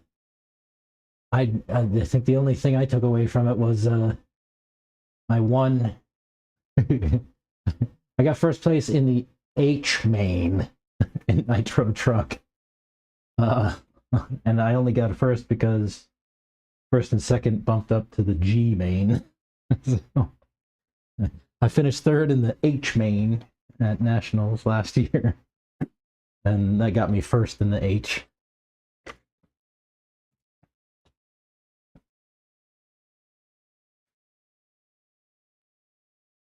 This year, better. We'll see.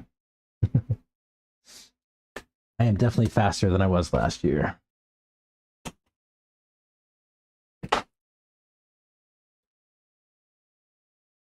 All right, put this guy back together.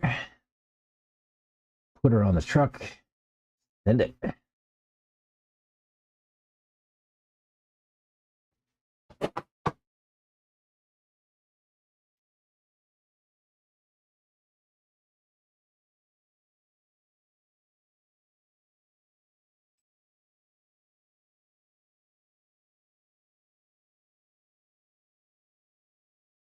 Oh, oops.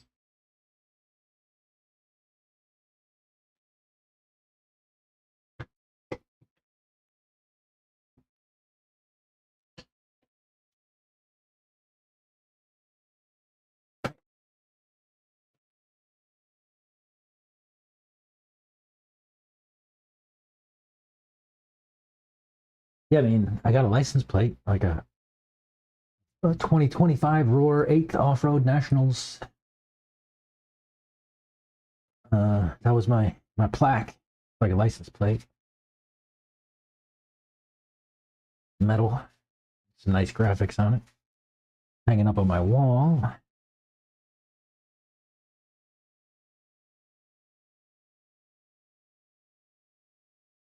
There's too much pack at the top. We can back off that bleeder screw and get anything out of there. Or else I'm gonna have to bleed it again.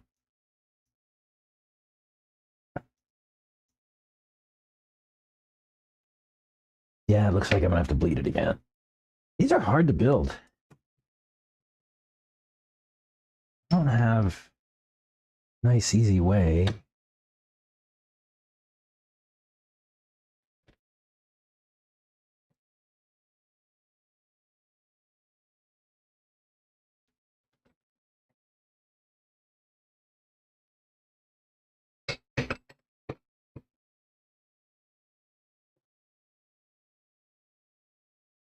That's better.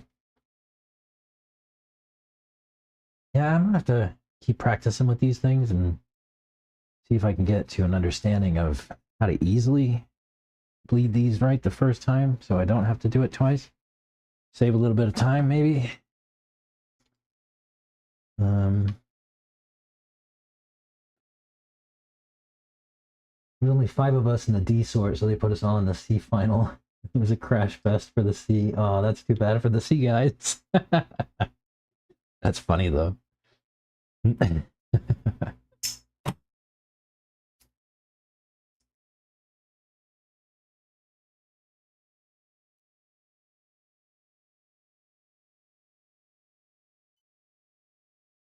But yeah, car was too reactive with the light oils, a little too bouncy. Even with these soft springs.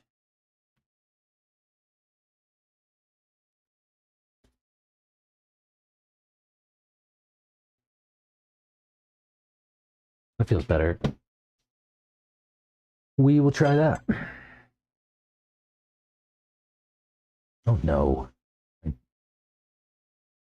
chanked it up. No, I didn't either. Saved it.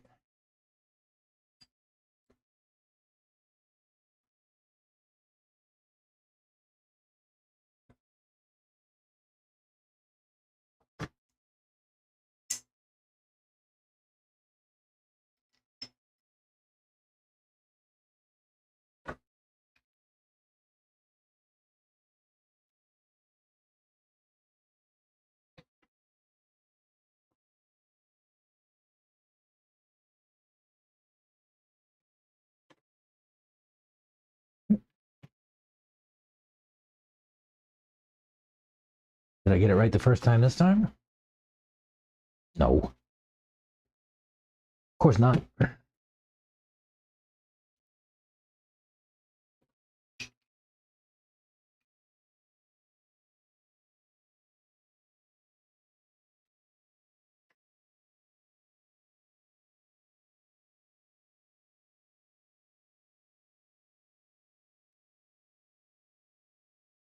All right.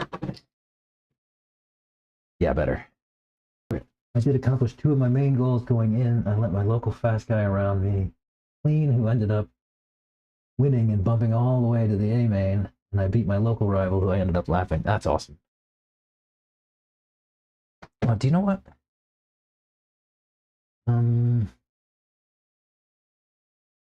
It occurs to me I didn't tighten that nut down. Okay, good enough.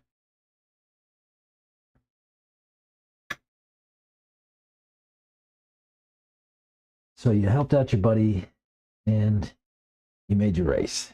That's good. That is good. I hope that the guy that you took out or pulled off wasn't one of my buddies.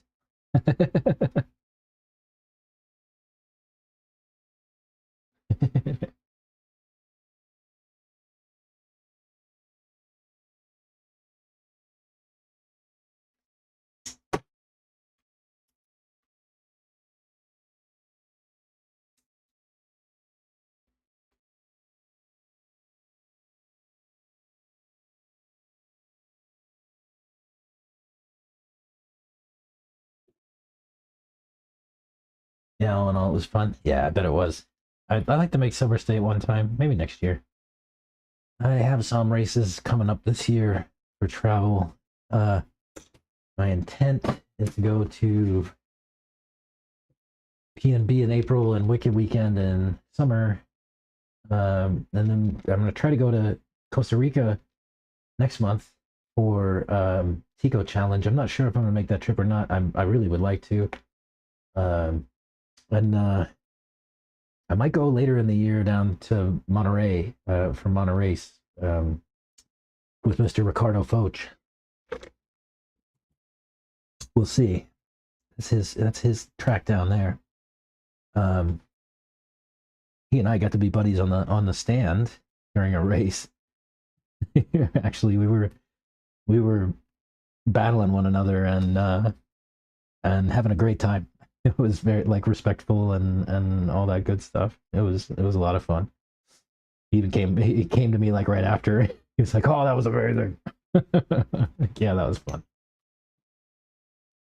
So I'd like to go down and support nice people at their tracks in their own places. I think he only has 2 races a year at his place. So it'd be cool to go down there. So I didn't make Silver State this year.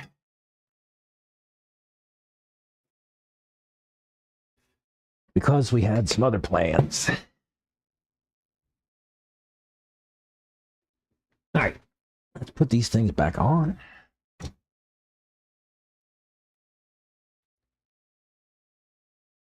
Yeah, maybe next year, Silver State. It would be nice. A bunch of the guys here,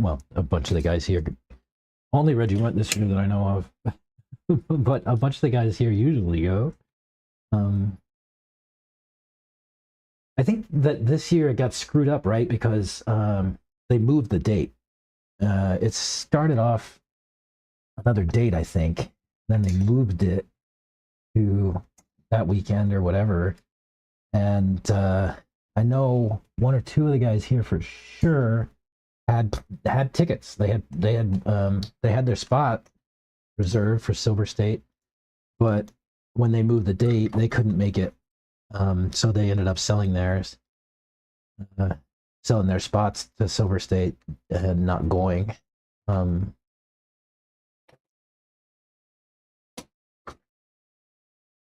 Hopefully, we don't have a scheduling debacle next year, and it'll make it a little bit easier for people to go.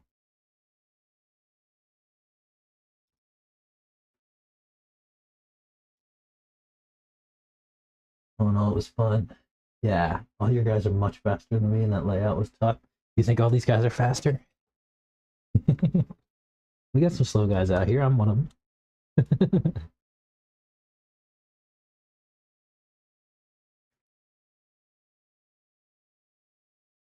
Got some new guys, some slow guys. I have a wide variety here at Thornhill.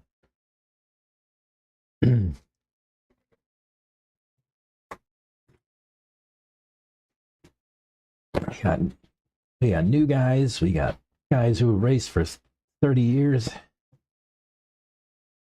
We got a good mix of everybody. Oh my gosh, it feels so free through the middle. So weird. Even with 750 oil in there, it still feels like it's too soft. I might have to bring this back and do it again. We'll see. I'm gonna have to go and find some oil. What a weird feeling.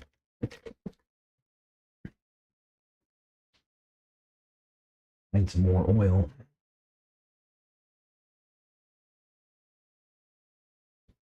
Let me get a pack.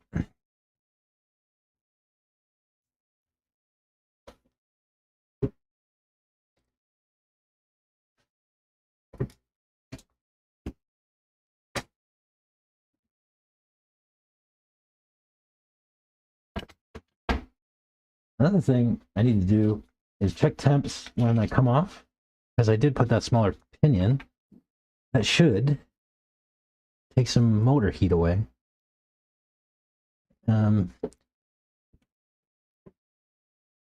Forgot to check. And I'm so sorry that I screwed up and bought the wrong camera for this track rip stuff. I'm gonna do better next week, I promise. Keep buying the wrong shit.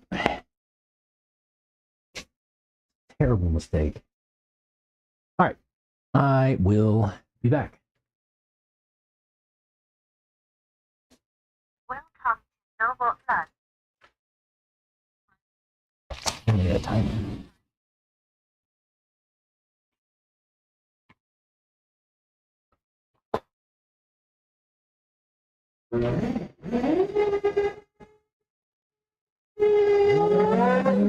Hey, that bottle's back in your truck. I put that bottle back. Thank you.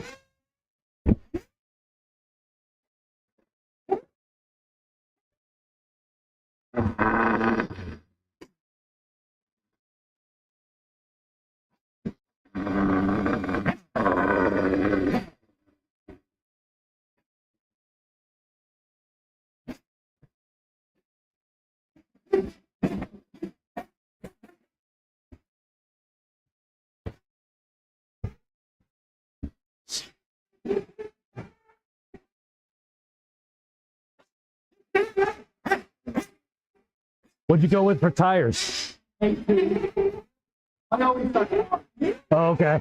All right.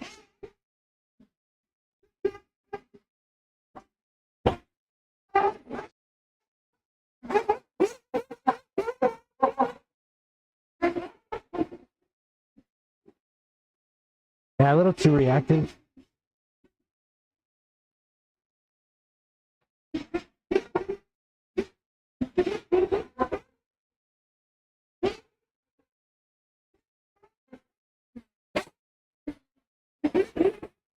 Weird.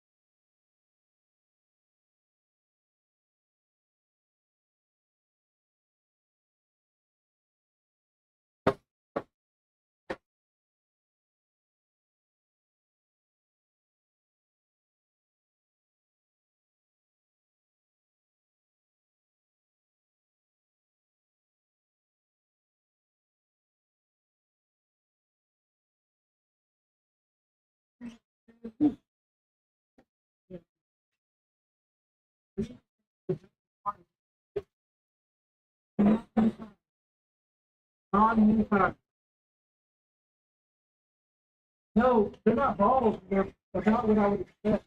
Not balls, but not good. They're right in the middle. They're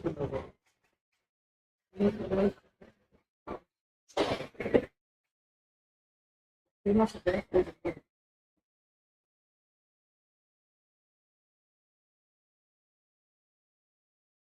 They're like, they're broken. What's up, Abram?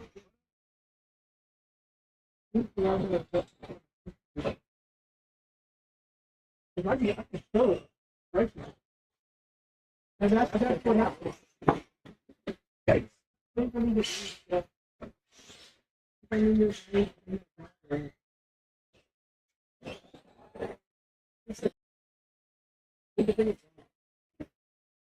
What was that?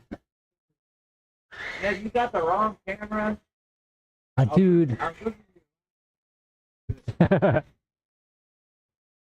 I thought I could just get any GoPro and go, but no.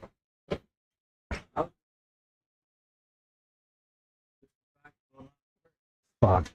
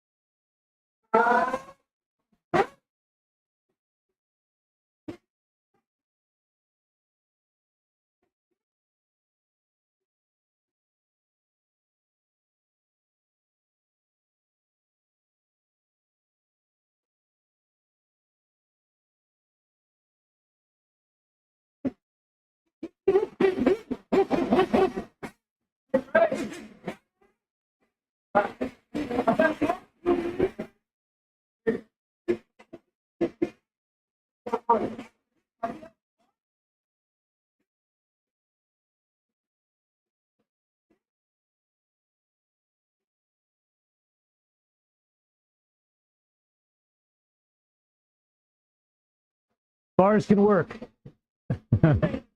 Yeah, stay in the groove.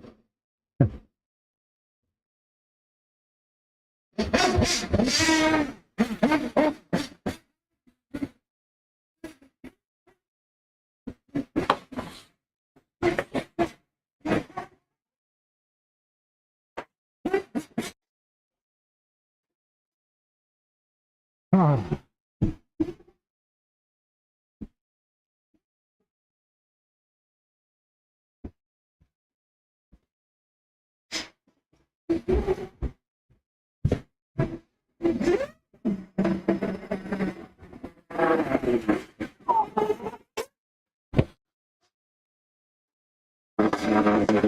I run like these.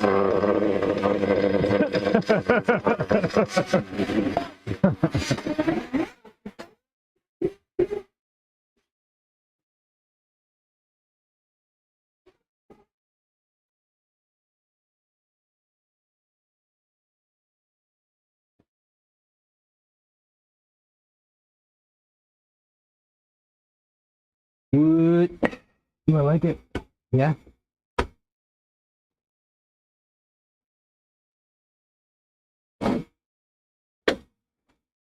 Temps 105, 106.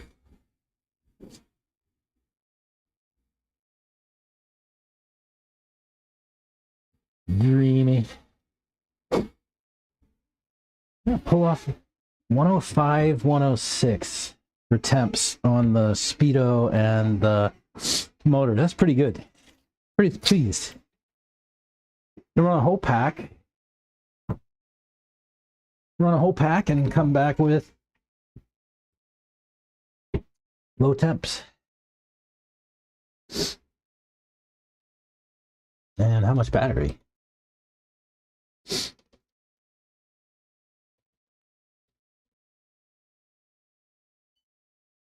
Oh, and it's right at storage. All right, hang on one sec. Let me be right back. I had to run to the restroom.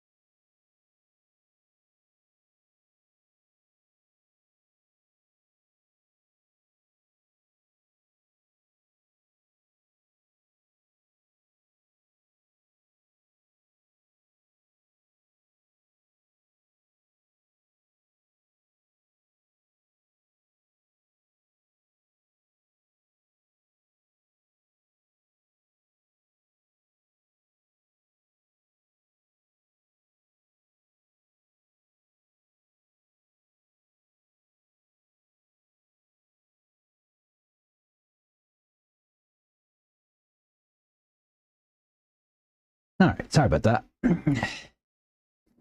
Had to run to the restroom. All right, let me catch up on chat, huh? Yeah. These soda shocks always feel like they are broken.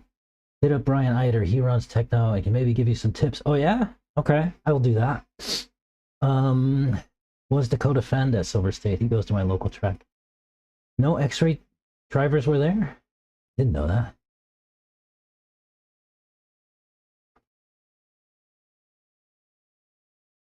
Okay, Brian Eider. Let him know I'm coming. I will hit him up. see what tips he's got. Who should I say sent JW Smart sent me? I've heard that name before. I don't know him. Brian Eider.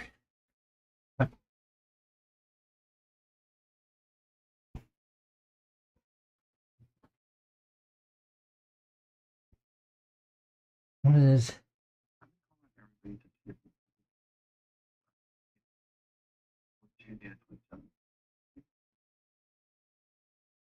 What is this for?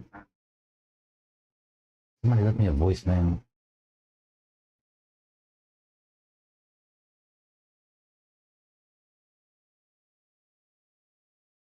Let me find Brian Eider on Facebook, maybe?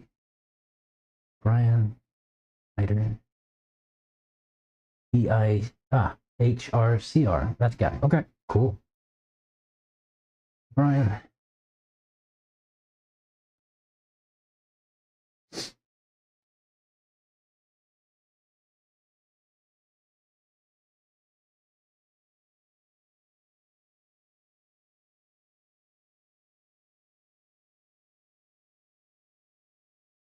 I was like, one of my viewers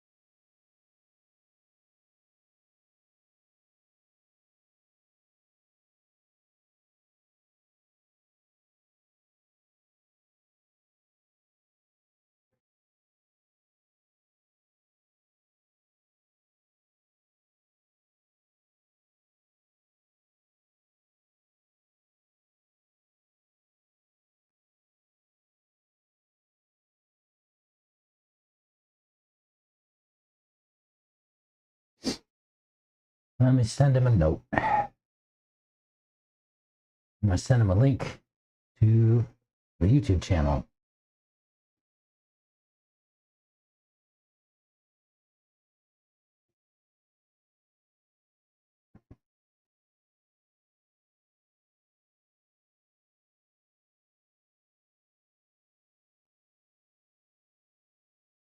Note sent. I said, one of my viewers suggested I reach out to you as you're a techno guy with soda setups. Maybe we should exchange, maybe we can exchange some tips. See what he says. That's pretty cool. Jeremy Smart from Vegas. Okay, cool. Well, thanks, Jeremy Smart. I kept seeing you as JW, and every time I see your name here, I bring out my head heater. I'm like, hey, no, I know it's not you.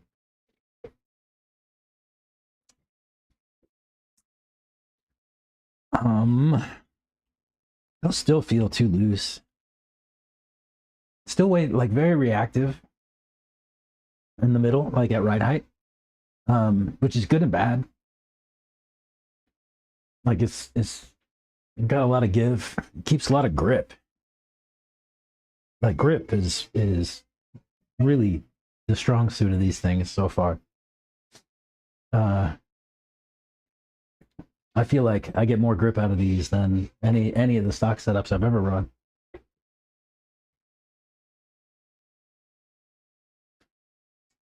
In the middle, I put the smaller size pill, and then the top and the bottom I have thicker ones. So you got more pack at the top and the bottom, and then free in the middle, or freer in the middle. It feels good. It's just maybe a little bit too thin still. I would have thought that with the cold it would have made it a little bit better, but oh well. I would have thought that the cold would thicken it up. But here we are.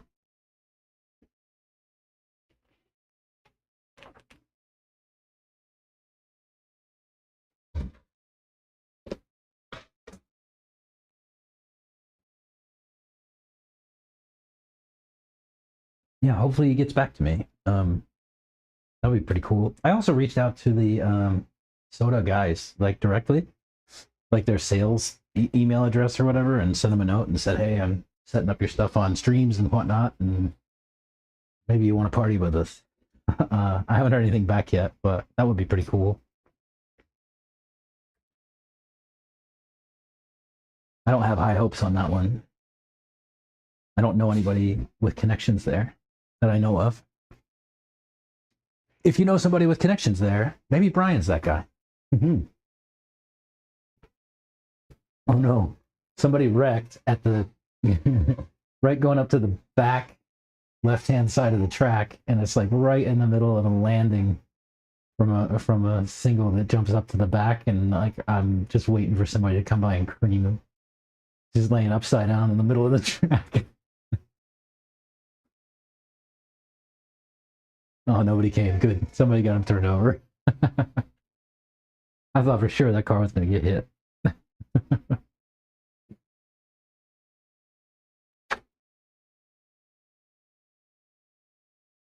Oh, man. Holy crap. Just looked over, laying down on my kid's table was this. I just went over and borrowed it. Borrowed a 750 from somebody because I didn't have one. I didn't have any 800 or anything thicker. And I had a 750 here the whole time. Oh, man. Well, thanks, dude, for loaning me your 750 for a few minutes and let me steal some drops. I only put about a half a shock in each, so yeah. Let me go run this pack while there's people on the track, and I can have some fun with them. Maybe. Just maybe.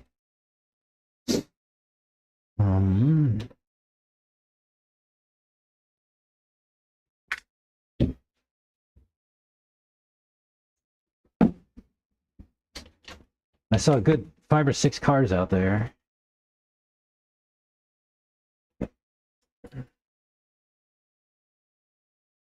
I don't think I'll change anything on this at all. I think I just need to learn how to drive it. She goes hard. Sucks everything's canceled this week. Yeah, man. Texas and winter weather do not go well together. We have all of these like raised highways and overpasses and stuff like that, and they freeze immediately. All right, I'll be back.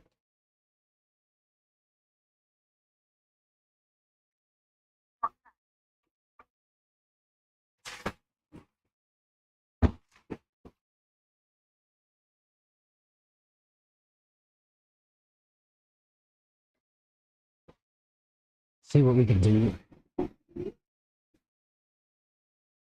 Oh, wow, Parsons.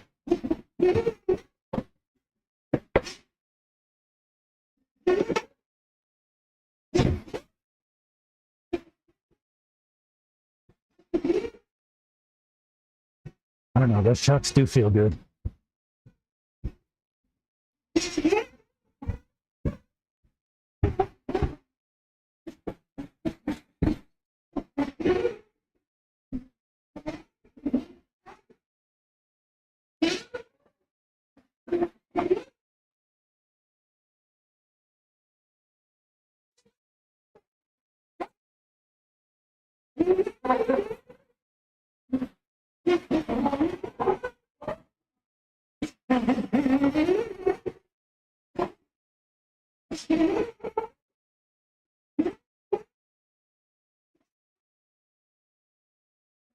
Whoa.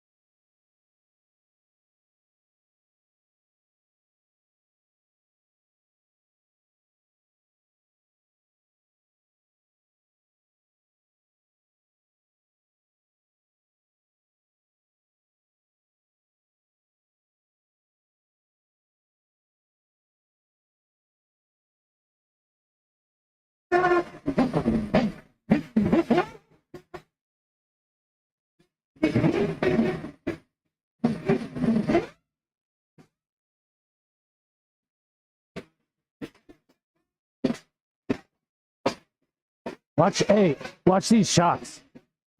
Watch these shots.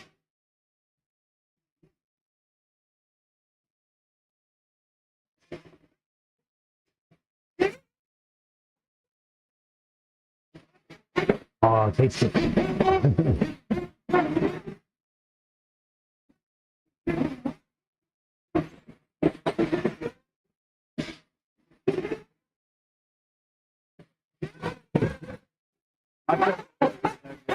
I got behind Albert. I couldn't see. Yeah, they're really good. I'm impressed.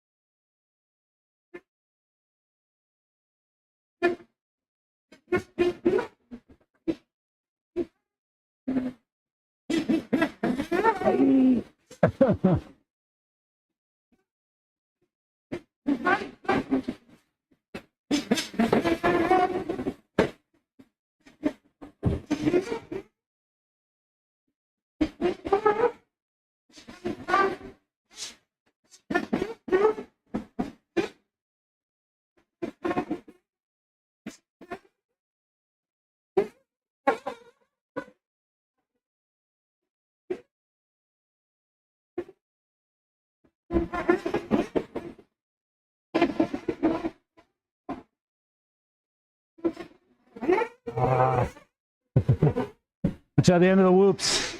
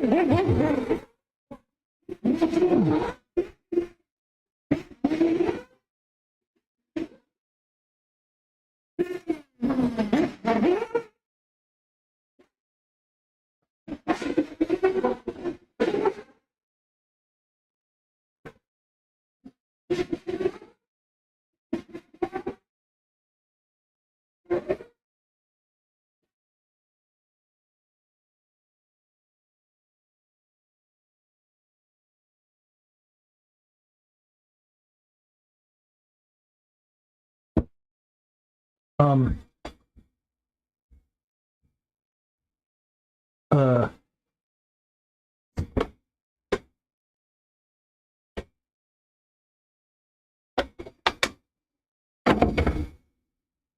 $100, $104, perfect.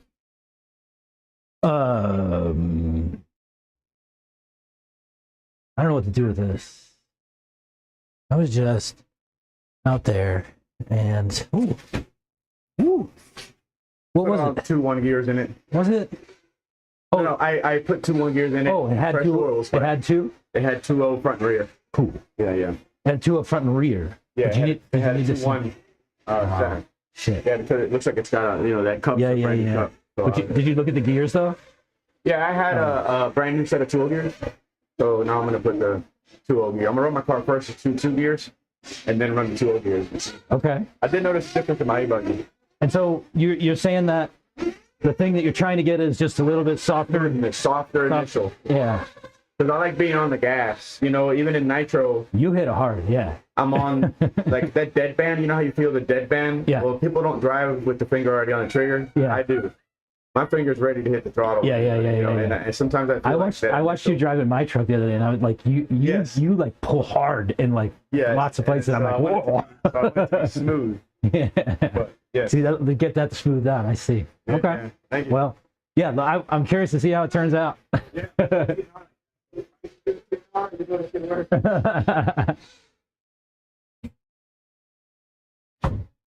That was Techno team manager Santos Rodriguez, who was I have a 2.0 electric buggy, and he is looking for the gears out of the differentials. I guess the 2.0 gears have a little bit softer initial hit. Yeah, those guys are going to go out for TNR, which is out there in Cali somewhere, Ontario, I think it's near.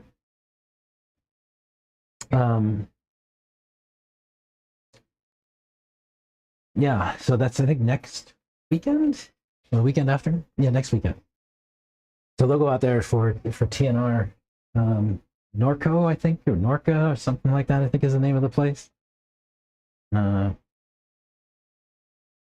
hasn't been canceled yet. Yeah. So that's what he's trying to do. He's doing some tuning for TNR.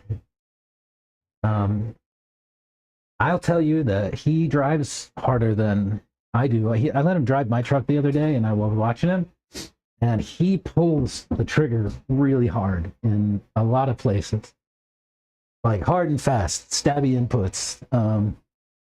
So I could see why you'd want to soften some of that out. I do not like stabby inputs in any case. Ever. I like smooth inputs. Stabby inputs makes for a nervous car.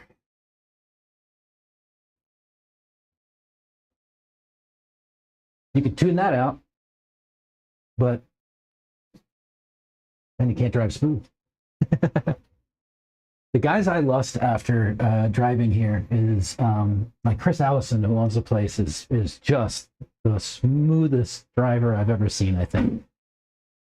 He's not the fastest guy in the world. He's really fast, but his car looks like it's not doing anything. Like if you watch his car go around the track, it just looks so relaxed, smooth, nice, neat, no jerky inputs, everything's smooth. I want that. And I was out on the track just now with a guy who's much faster than me, generally, and he drives super smooth. And he's one of the guys that I would try to model myself after in terms of driving. And he's on the track with me. I definitely stayed out in front of him for like 2 or 3 laps. That is unreal for me.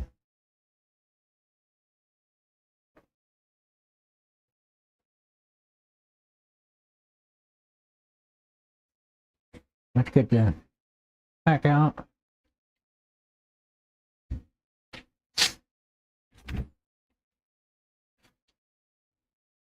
So yeah, TNR is what the guys here are getting ready for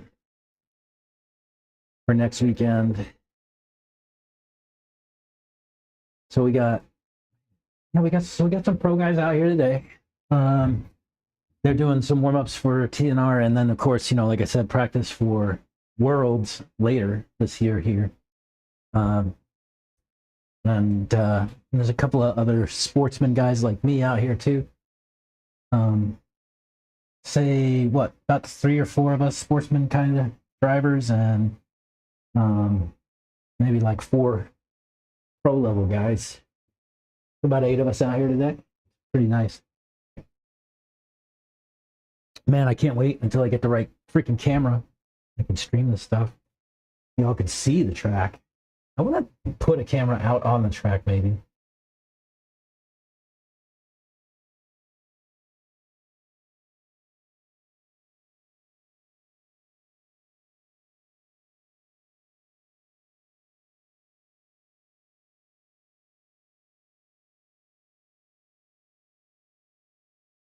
wonder if I could do that with my Insta, the big one. When it's the 360 at home, like the big, the 360 camera, right? That might do it. I wish I could stream it with this one. It's the 360 Go.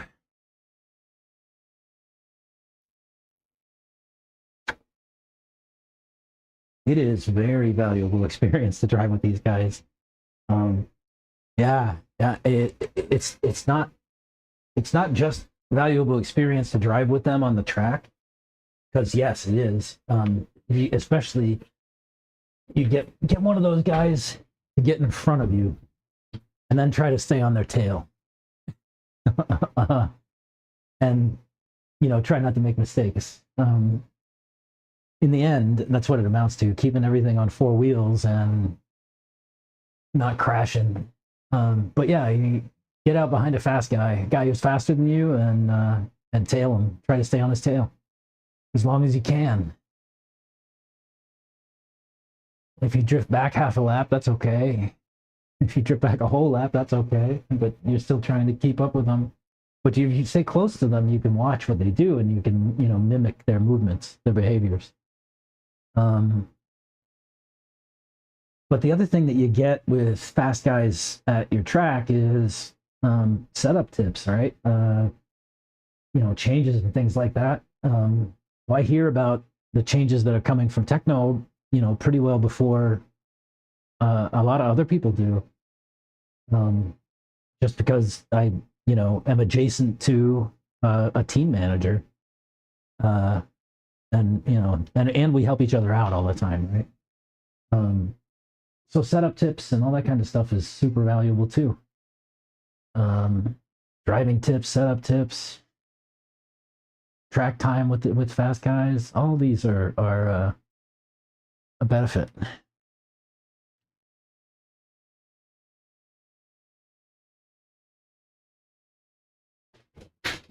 Some of my guys will get behind me to push me. Well, even though I try to get out of the way.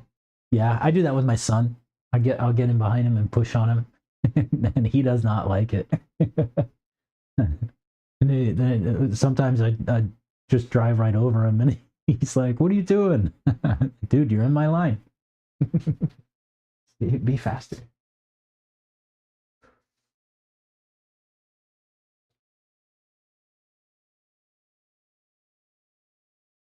If there's a few of us that are close in times, and we'll come out together sometimes and run, and we will battle on the track, just practicing. 3 or 4 of us would just go at one another, and then whoever's out front, if they bobble once, then they go to the back, and so on. So the idea is to try to lead the group as long as you can. But any little mistakes, then you drop back to the back, and you have to catch back up to the front and hope that the leader makes a mistake, right? That's a lot of fun. The other thing we do is we have cones that we put around the track on practice times. I won't do it today, there's too many people, but with a few people out here, put cones out and whatnot, and try to drive around the cones, like put them in close to corners and certain lines and stuff like that. And I use like these little plastic cones that you can just drive over.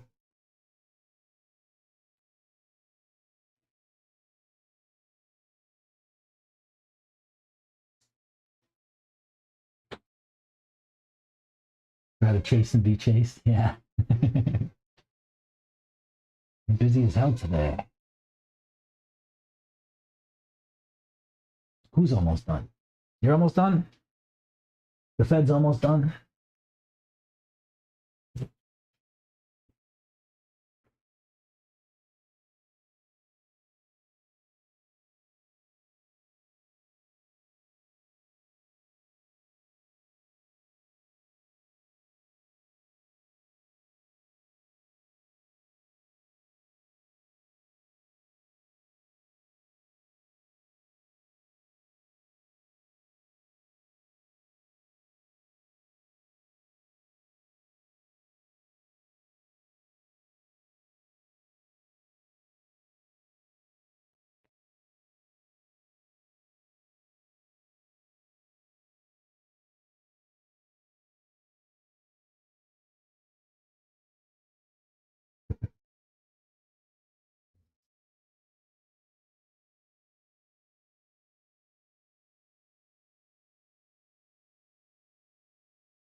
There's so many people out here today. I don't want to like leave.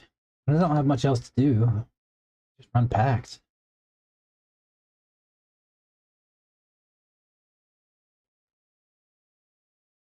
Run packs. Maybe tune some stuff out, but I don't want to change anything. I really like this setup so far. What should I change? I know.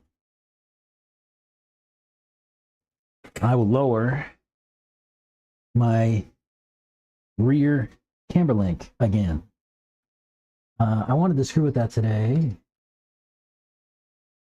just to fool around. Talking to Rebus Racing, talking to Carlos, he said that they use their rear camber link as probably their most common tuning option. And he said that they like to raise and lower it just to see how grip changes on a track. So I think I'll try that too. We'll fool around and find out if I can get this nut. No.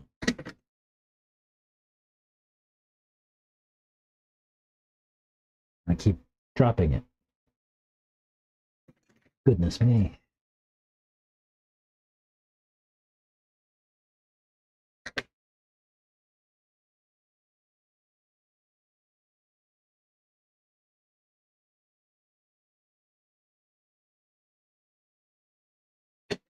And I guess we'll have to check camber as well. And I can't really give any more anti-squat if this goes well.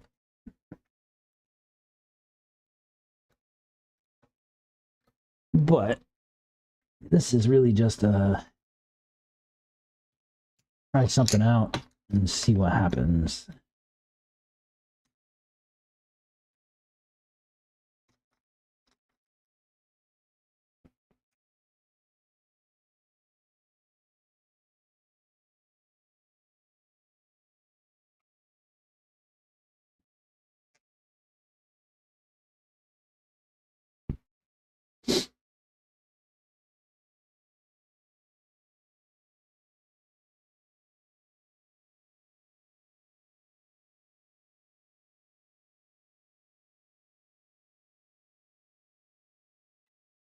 Let's see what happens. Hands tired from writing notes. You can write notes? Oh yeah, for your bosses, huh? For the feds. Writing notes for the feds.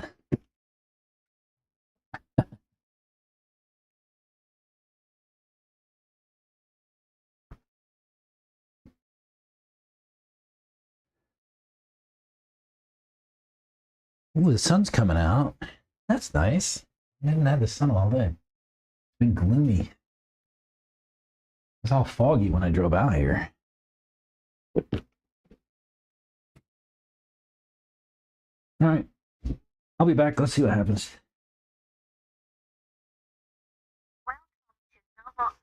Oh, I need a body and a battery, don't I? Jeez. I'm going half cocked here.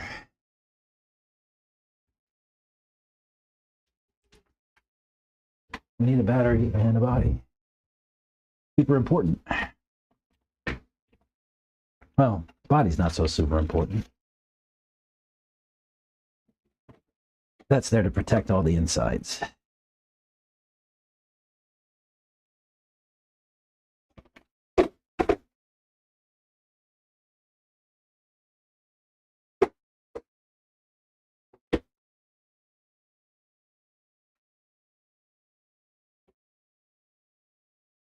Outside sweating. It's not that warm. Maybe out there in Houston. But it's definitely not sweating weather here. All right, be back.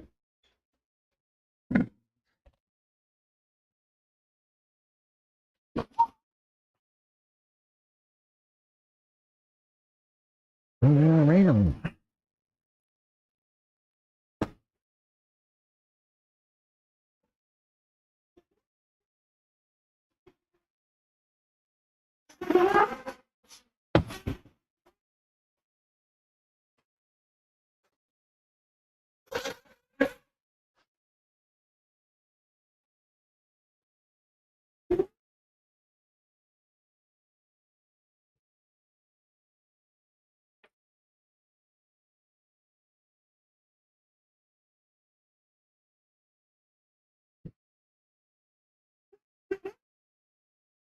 This is 2.1 gears? Okay.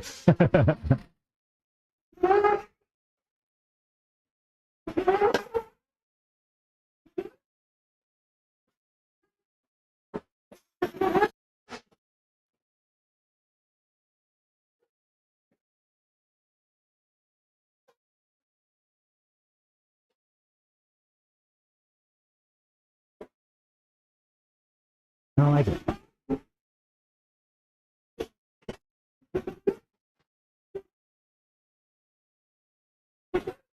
It's okay.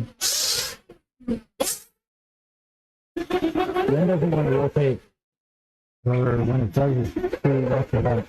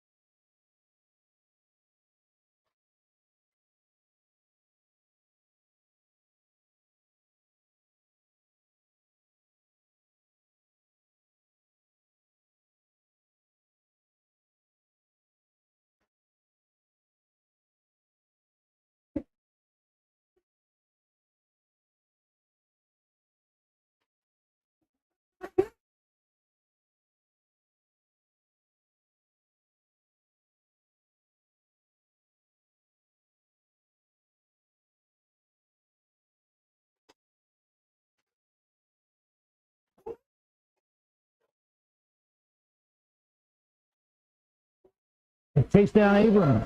Uh-oh.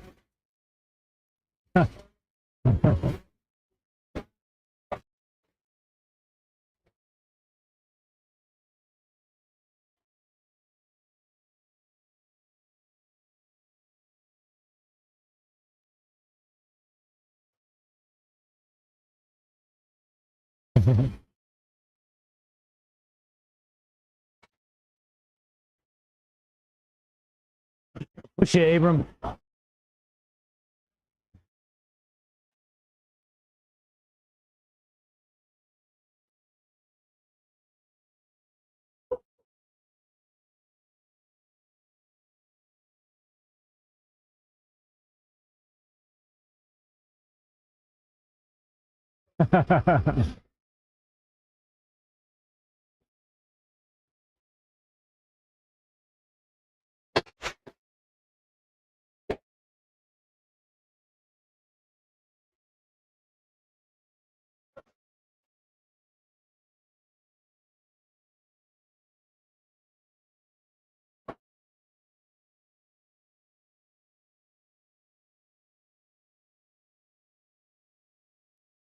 Let me get.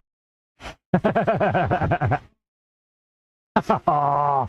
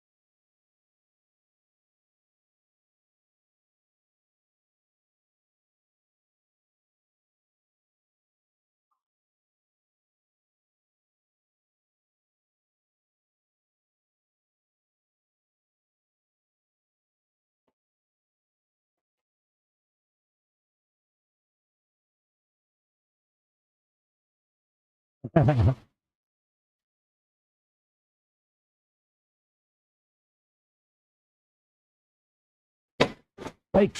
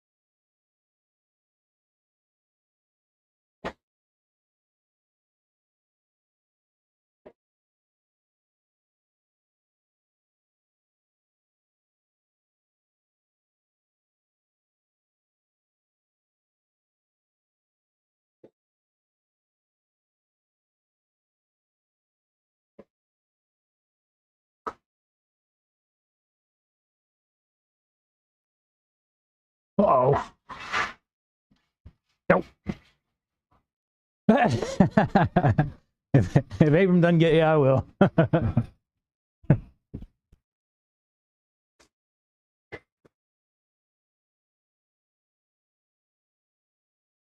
Huh? Yeah, I'm up there, but man, my pack's dead.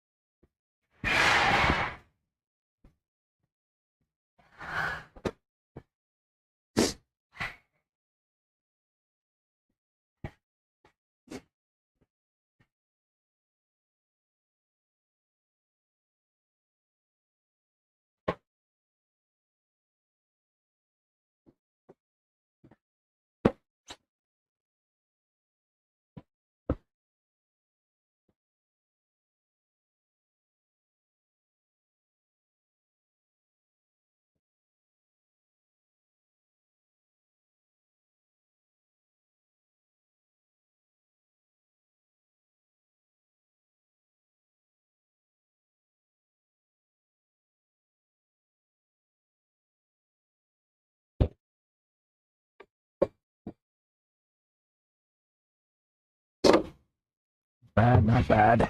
One Marshall for these guys. Maybe.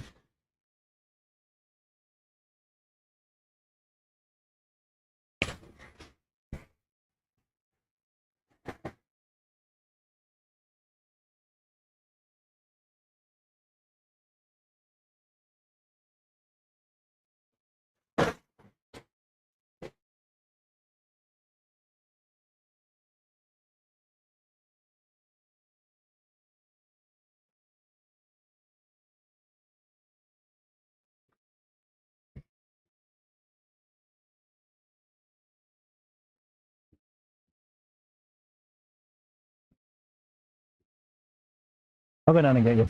What's that? I'll go down and get you. I was going to tell you that maybe when I was out here with Bogey and I had him coaching the kids, Bogey's thing for Charles was to to always try to keep your tail behind you. Like never get your tail out. He got you over. Oh. You might have to drive away though. He said always keep your tail behind you. Right? Like don't even worry about lap times. Just I get it. Don't kill your battery. I'll get it.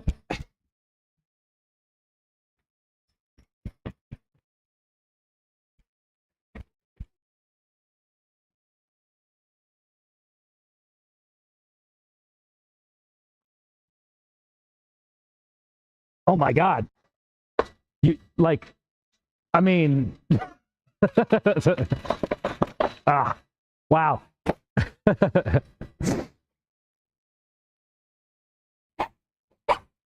What are you worried about? Yeah.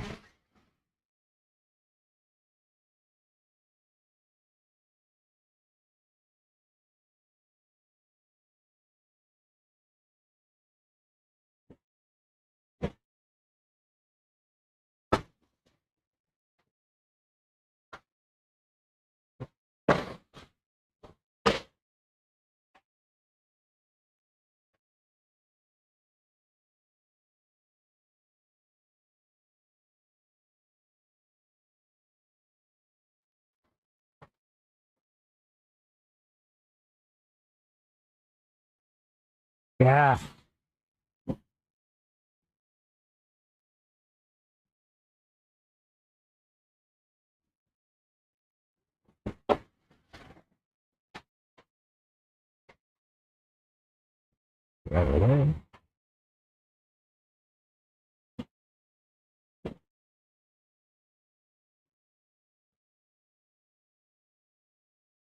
Wow.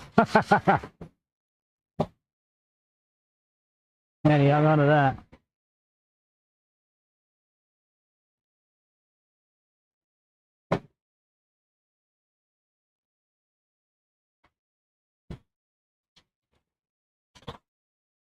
Are you upside down? Oh, I get it.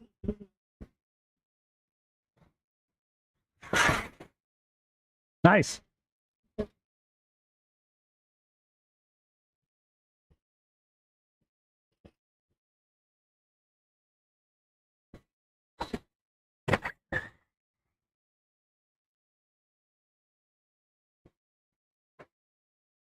With a whip and everything.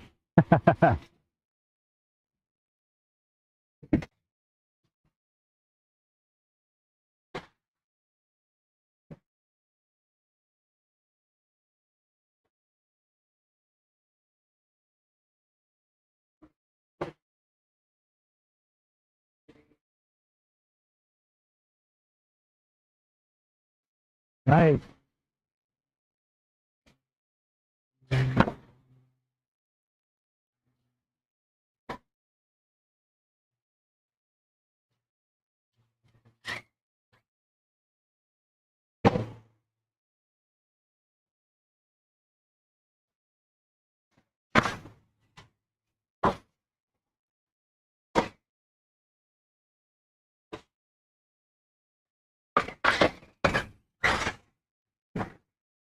Wow.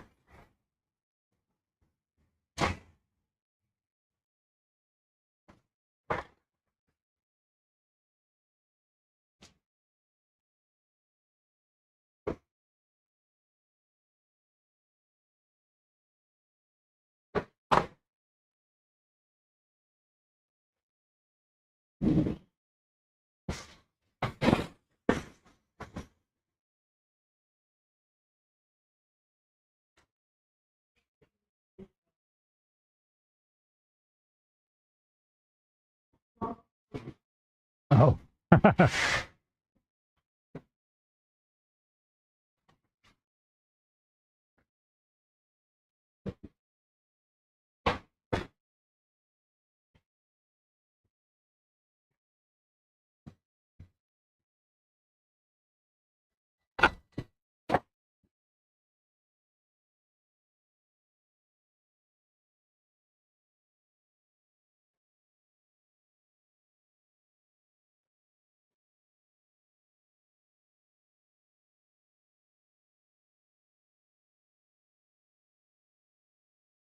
Huh? What happened?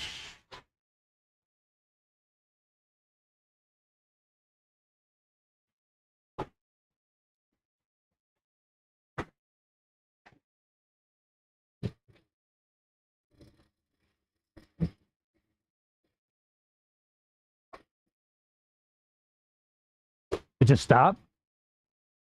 Oh, that broke. Oh. Damn. Oh, Oh my gosh. yeah, wonderful. Oh, I needed a whole new belt crank. Yeah. Well, That's that's not sucks. that's not the servo. I've never done that before. Dude, yeah, and you know what's so crazy is I've been like scouring the internet everywhere. I'm like, I need to buy this little link. I could not find it anywhere. I might have one. Yeah. If I don't, Santos does. Yeah. Okay. Sweet. I can look. If I don't have one, I can steal one off another car, I'm sure. Okay. Yeah. Yeah, let me see what I got. Yeah, let me see what I got.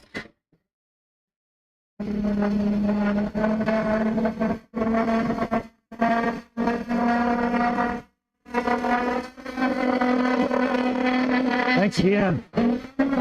Thanks again.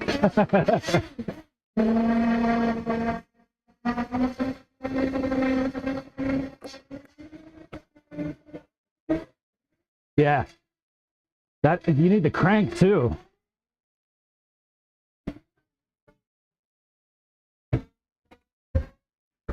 Yeah.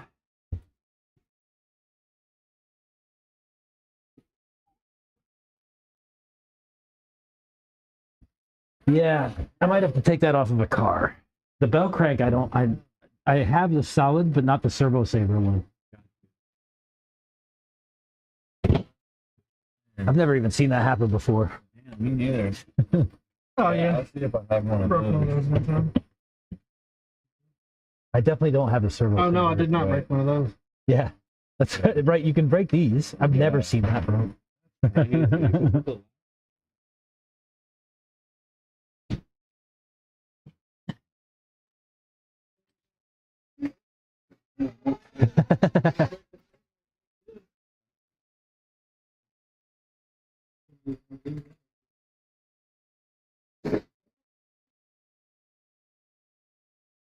um.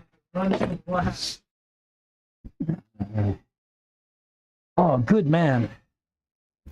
I I'm done put for it. the day anyway. I put a proper screw in the bottom of this instead of that stupid hex. You know what I'm talking about? The hex they put in these stupid Yeah, the things. head. I put an actual screw in this. That's what I did. Nylon screw. Yeah, that thing's stupid.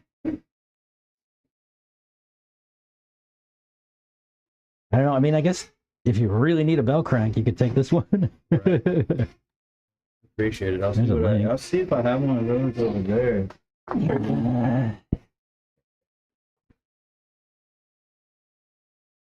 Awesome. I definitely have bell cranks that are not servo sabers, but Right. I don't know if you want to run that. Yeah.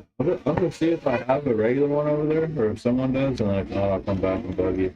Santos might. If not, there's one here. There's one on that car. There's one on.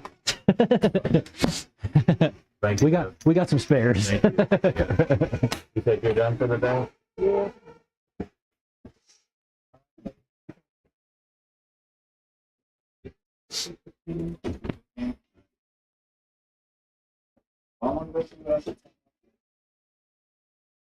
All right. Good luck. I don't know. I've got maybe like 2 more packs. I don't have any plans, and I'm not in any hurry, so I'm just chilling.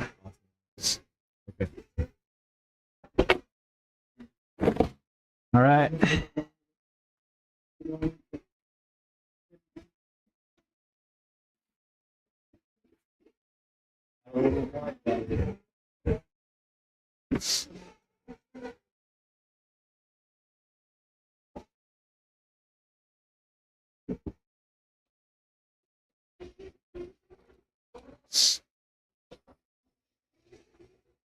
Oh, I storage that one. Let's charge it.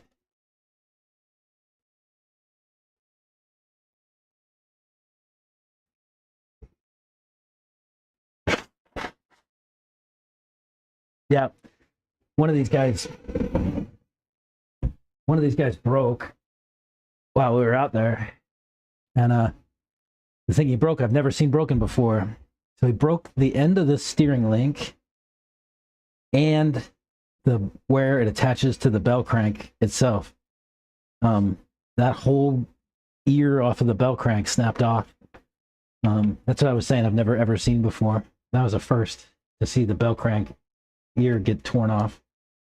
I don't know what he did that he tore both the link end and the bell crank, but he did something. So he needs a new bell crank. I have one, not with the servo saver.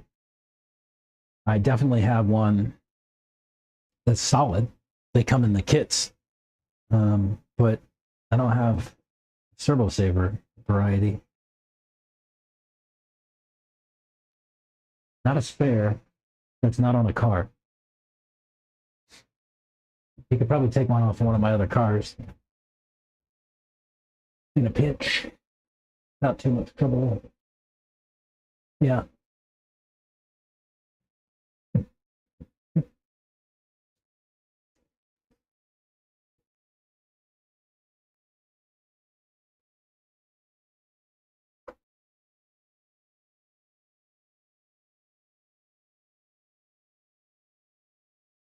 I'll give him this Nitro 2.0 to take apart.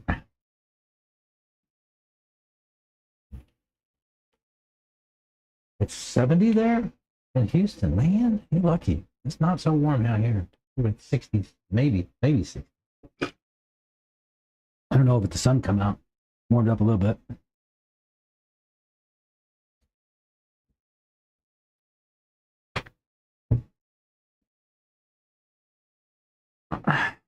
I can't believe I bought the wrong camera. You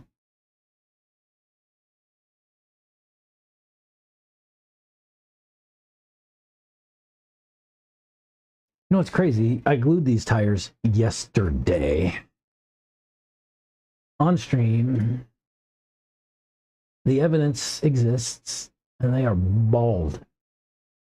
Nice little strip of tread here and here, bald down the middle. This track can chew up some tires.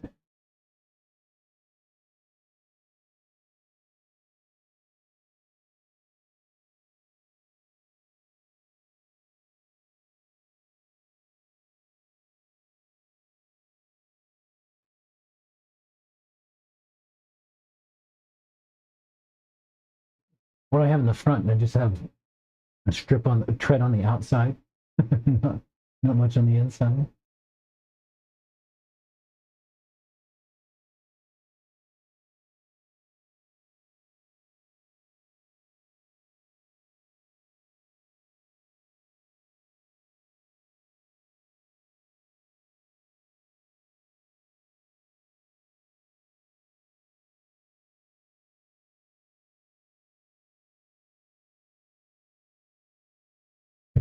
I wonder if Sean has some like hybrid bar slicks, like these stage 2s. If he has those, he'd probably enjoy those out here better than most anything. When we were talking about tire selection, I told him to run bald. But these tires are nice in between. They're like a hybrid bar slick. So they have a little bit of bar and they have a little bit of slick and tons of grip. Tons of grip out here. Great tire. Raw Speed Stage 2.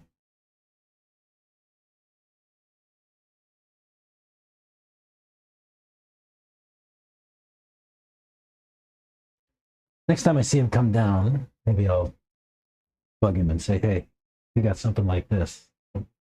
That'll be the way.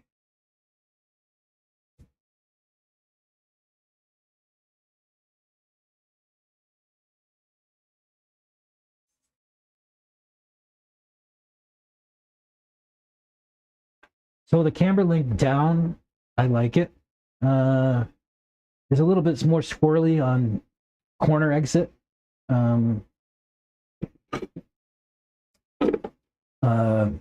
Definitely have some more grip mid corner, but I can lose the back end coming out of a corner if I'm not careful.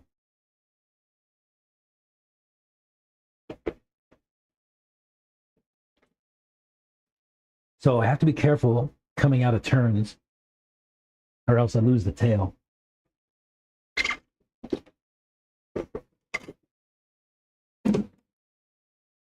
But that is what is expected. When I was tuning through this stuff yesterday with Chris and driving, and he was giving me some tips. That's exactly what he was saying. It's like if you move the link down in the back, you'll get more mid-corner grip and less exit grip. And then we tuned that out by increasing the anti-squat in the rear with the pill. So I moved the D block down, so a full degree down. I was a half degree down. And I cannot go any further there. I could move C up. If I moved the C block up, that would probably do it. But I don't know if I want to.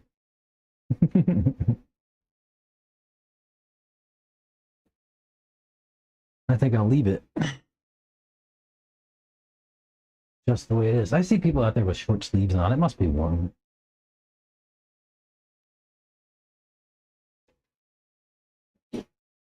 I'm just insensitive, I guess.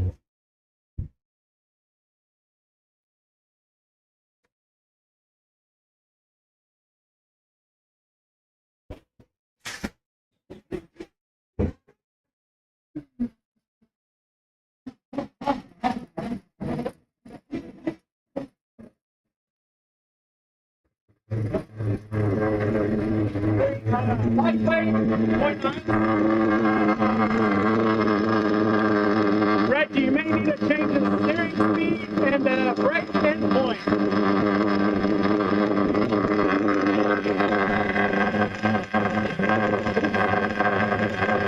Do you guys have anything like these?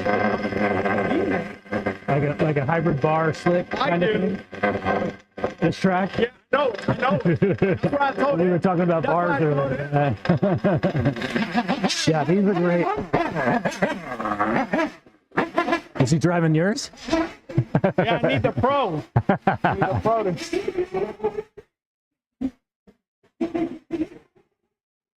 If he approves. Have you ever driven a Reggie car? That's all the time. Okay. He likes his cars hard to drive. That's why we're here.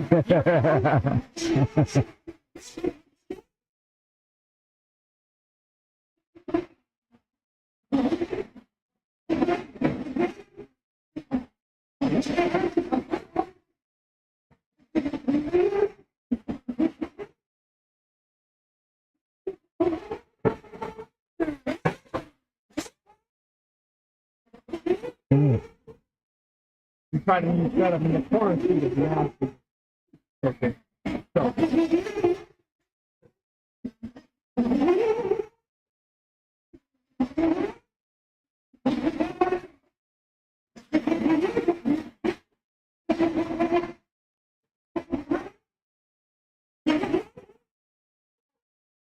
Get on it earlier. I said he should get on it earlier coming out of that turn. Oh, you just text me. He's driving my car, so it's probably not used to it.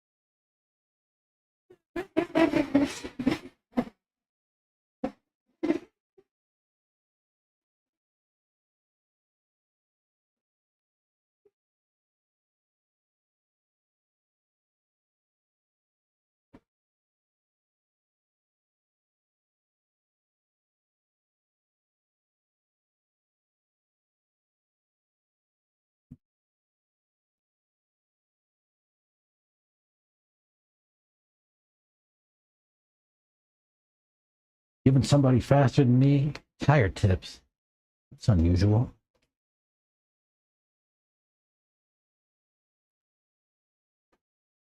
Santos is going out with his softened gears. Curious to see how that goes.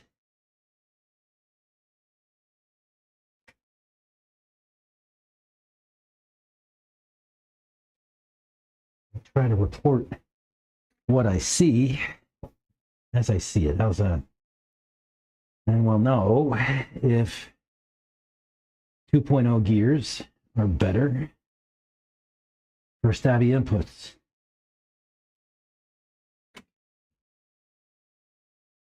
I'll go out and watch, and I'll report. How's that? If the audio works.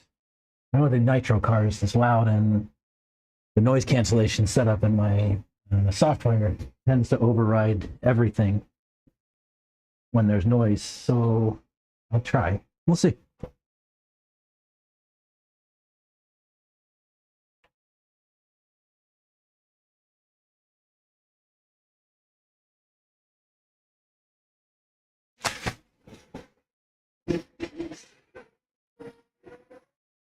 Be right back.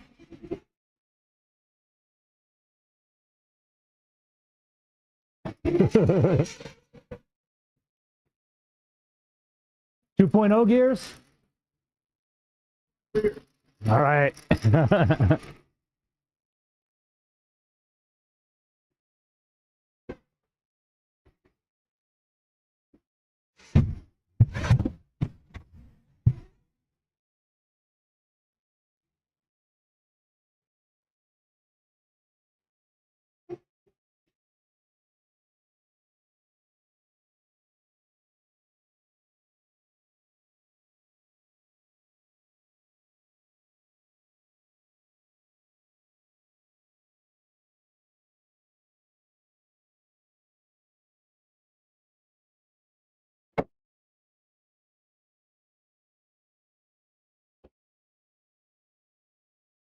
'Somebody's idling a Nitro.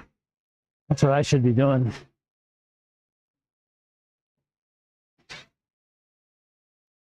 That'll be a next week thing. We'll break in a Nitro motor on stream.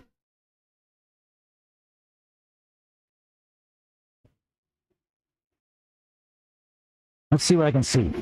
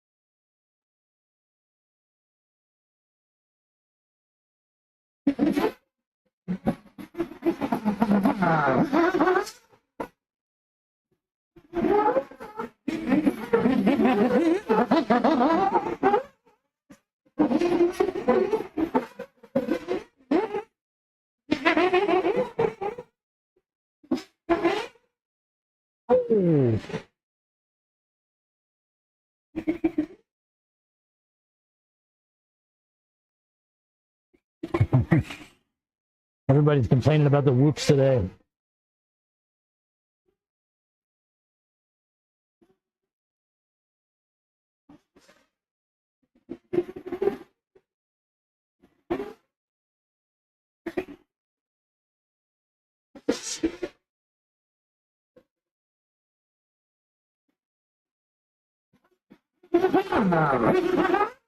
Yeah, too hard.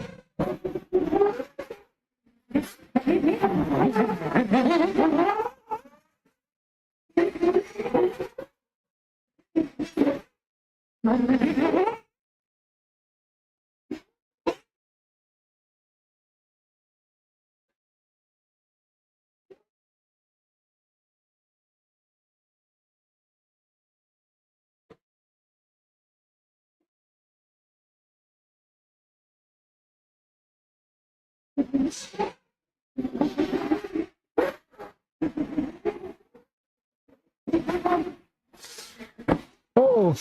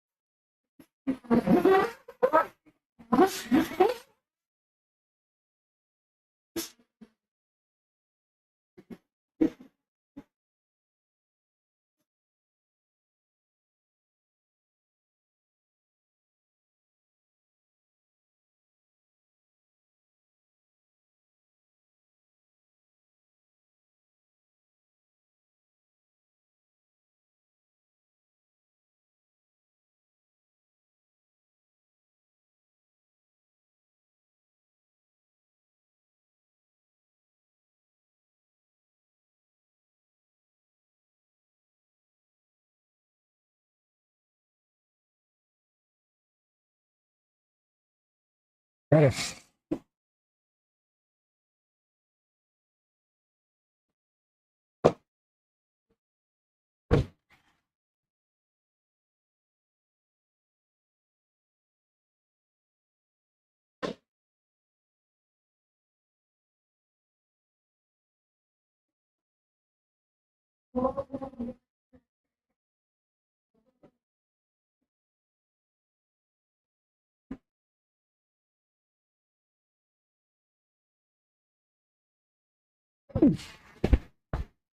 Hey, I got it.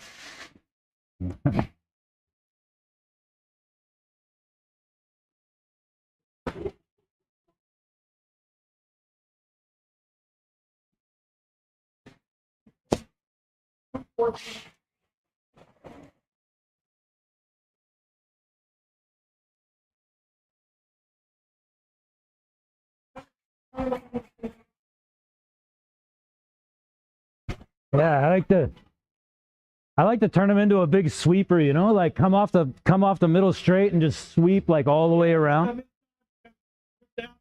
Yeah. I added 1 millimeter ride height front and back. No.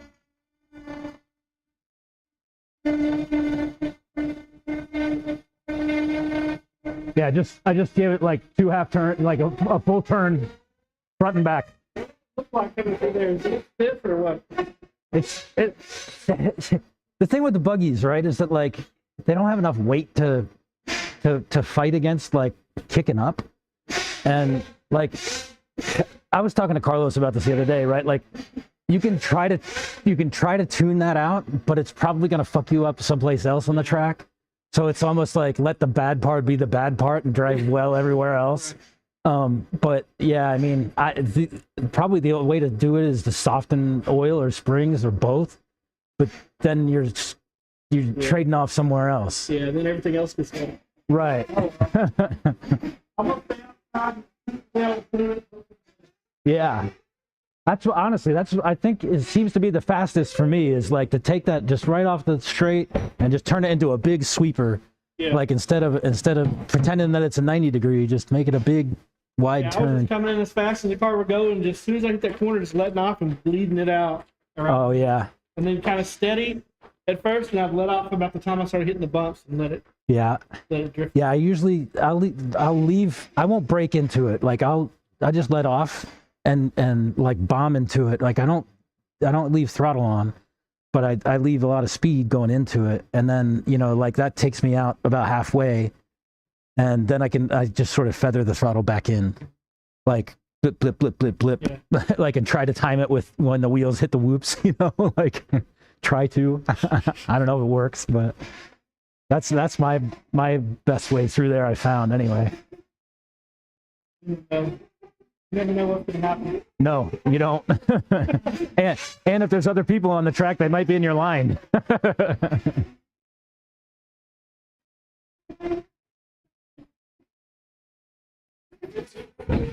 All right. Get the wrap for your Fly Sky. Oh, I actually, my wife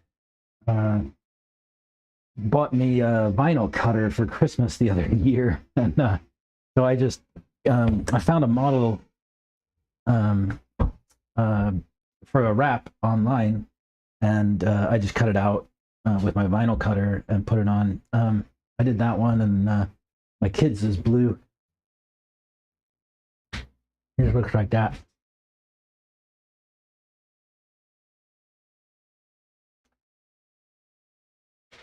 My daughter does not run a Noble. I haven't gotten her one yet. One day. She runs a Sanwa. It was the cheapest radio I could find at the shop here. It works great. Inexpensive. Compared to Noble, anyway. I run an NB4 Plus, and my kid runs an NB4. The track owner here, Chris, runs an old NB4,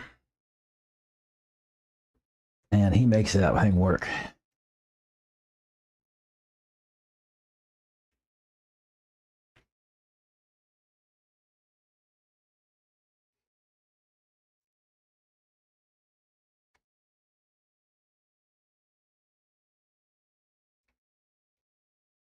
I was just watching out there. You had the pros racing pros cars. And we were talking earlier about people don't let other people drive cars very much, but there was Reggie driving Sean's car and trying to tune it in.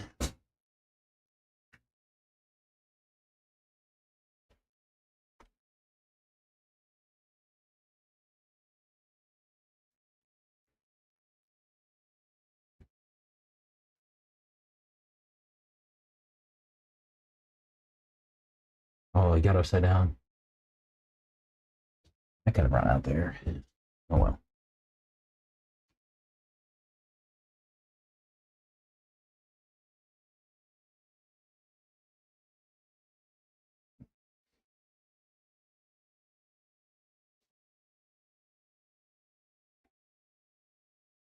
If you want a Fly Sky wrap, I'll send you one. I can cut one and send it to you. I just need to know what color you like. Sheet of vinyl's only like $8, $7 or $8. And put it in the mail if you want one. I don't do anything fancy with all kind of colored ways and all kind of stuff, just solid colors, but I'll make you one. I haven't used my vinyl cutter in a while. Give me a good excuse.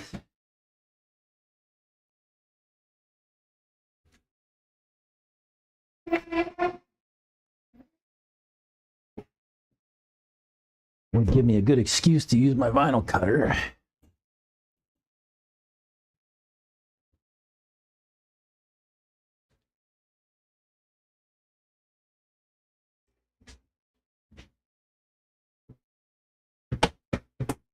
I wonder how Santos likes those 2.0 gears. He's running. Uh-oh. Thing doesn't have a nut on it. I just pulled the shock right off the car. Oops. Oops.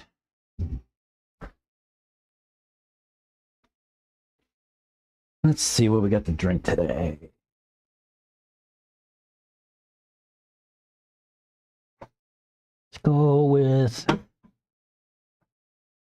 just a regular HEB cola. HEB original cola.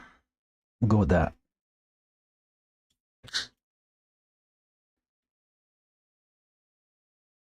I like that color a little darker blue, like a little, okay, which, so like I've got, so these are colors that I have already, the teal and the blue. I don't know why my kid didn't put the side bit on his, but whatever. And I didn't put the side bit on my top part. But yeah. And I can do anything, any colors or any kind of stuff, as long as the company that makes them is called the Oracal. And the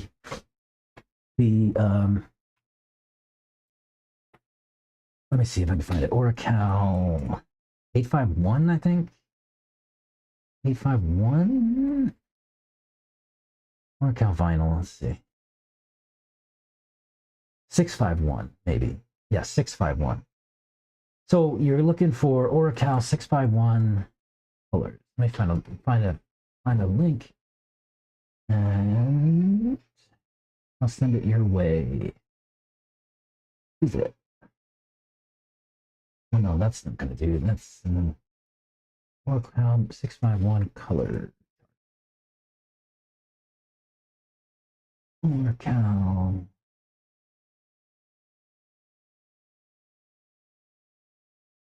Does Oracal's website have a color? Yeah, whatever. Ah. Maybe. Yep, here. I'll put the link in the chat.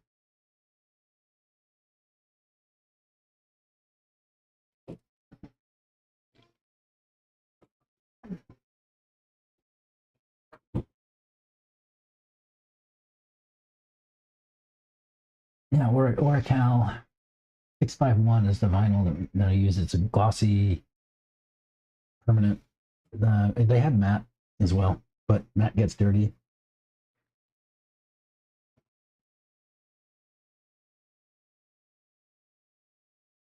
I'm going to guess that color is about traffic blue. Looks like 057, maybe. I don't know. You tell me. I'll see if I can go and find some, and I'll fire up my cutter at home. See what I can do. Let me find you on Facebook, and I'll send you a note.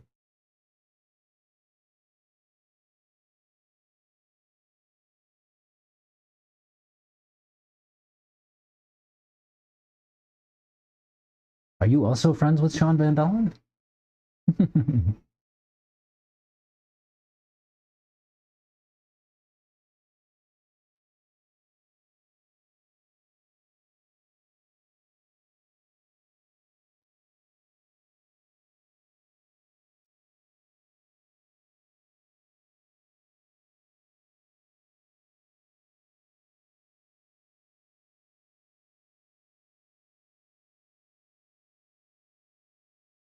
I was looking to see. Yo. So that Brian Eider guy is also in the Thornhill Racers Facebook group and the Raw Speed team page. Is he a Raw Speed driver too?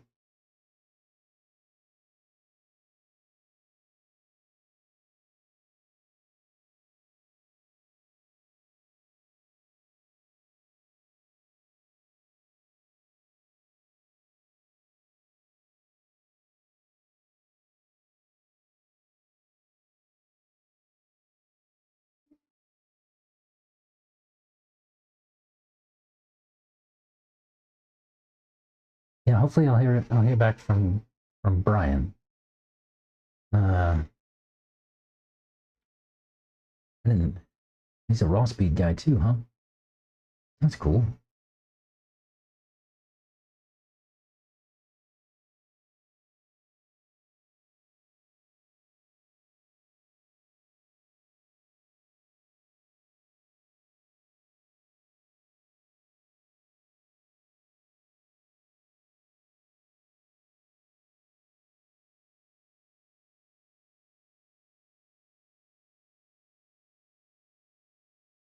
Nice.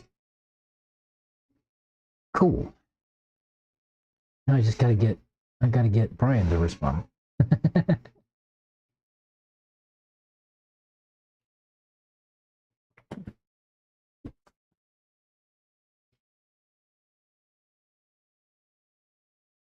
Hobby Lobby has vinyl, and half the time it's on sale. They never have fluorescent yellow. Yeah, it's apparently popular. I'm using just find out pick up my old car. Yeah. Yeah, he's a Raw Speed driver. That's cool.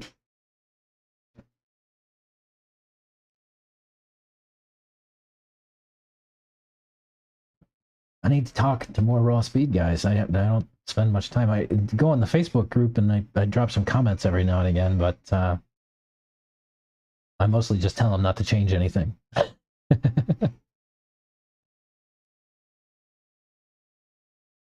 think my last one, somebody commented on foams, and there was some talk about them changing foams, and I was like, no, don't change foams. These foams are the best. They last forever. They're nice and firm, and you can tune them if you want. You can cut them, you can drill them, you can do all kind of stuff if you want to soften them up. I don't know why anybody would want a different foam. These things are just amazing. I run my tires completely bald. People come by and they'll feel them, and they're like, "Whoa, how are these foams still so firm?" Yeah, I don't know. They're solid. Raw Speed, I think, has the best foams.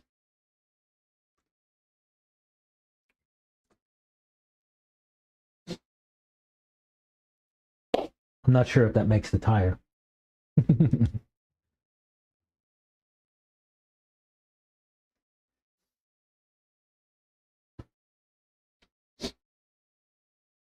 All right, storage that guy.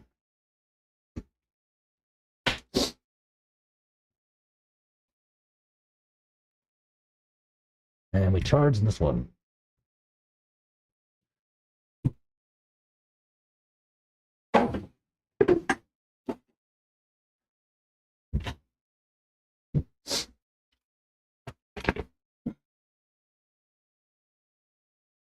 Let me see what I can get into up there. I will definitely order a new camera next week so I can do this the right way. I really wish I wouldn't have screwed that up on this go, but here we are. Because I know it's boring when I leave. There's nobody here, no wrenching going on, nothing exciting. I'm just out there and you hear noise. That's not the best. I think there's a better way. We'll find it. Make it work.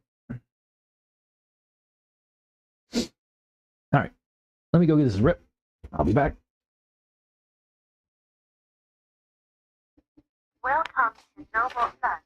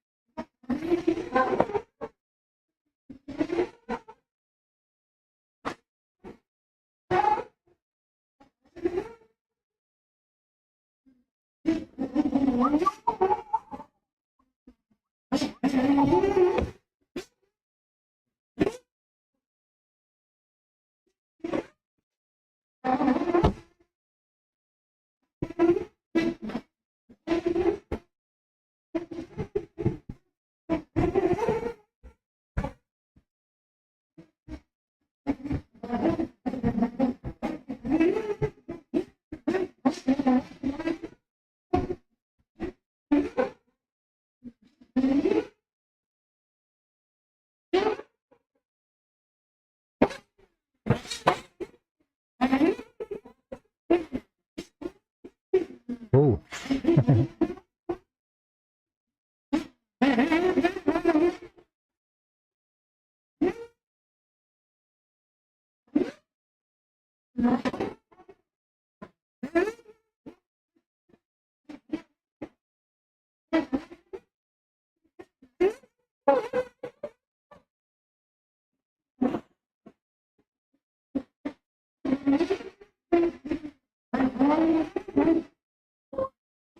Oh.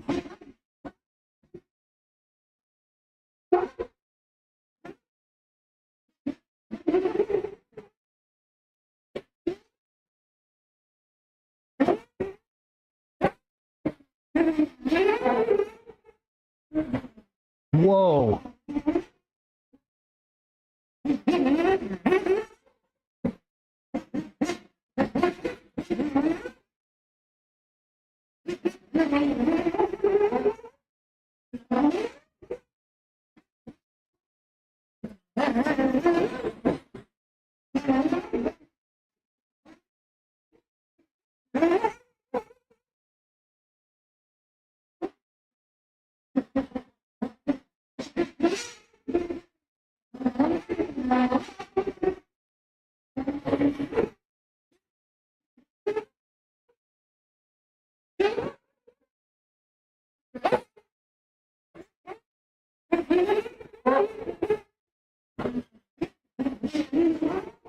Whoa, whoa, whoa.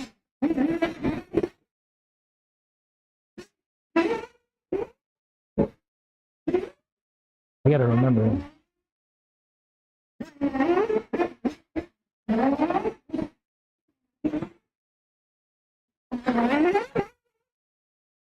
Too many mistakes.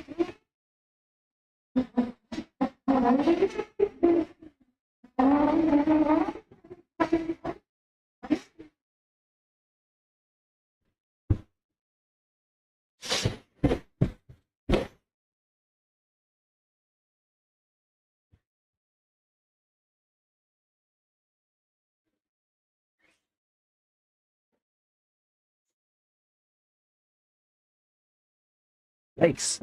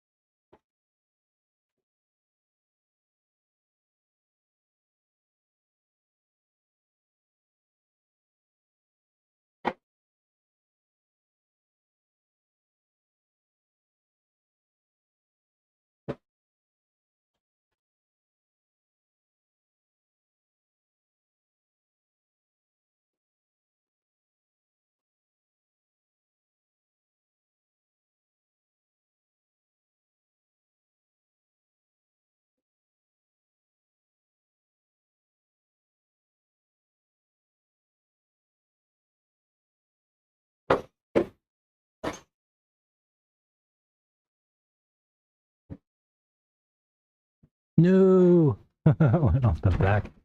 Carried way too much speed. I didn't expect to carry that much speed on the turn and up the back.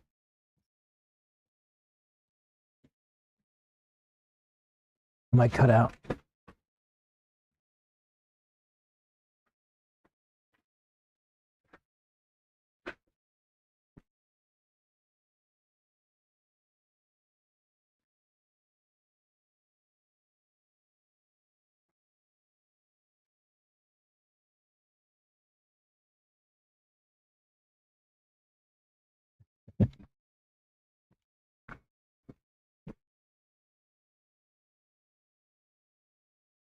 Upside down. Oh, did you find a bell crack?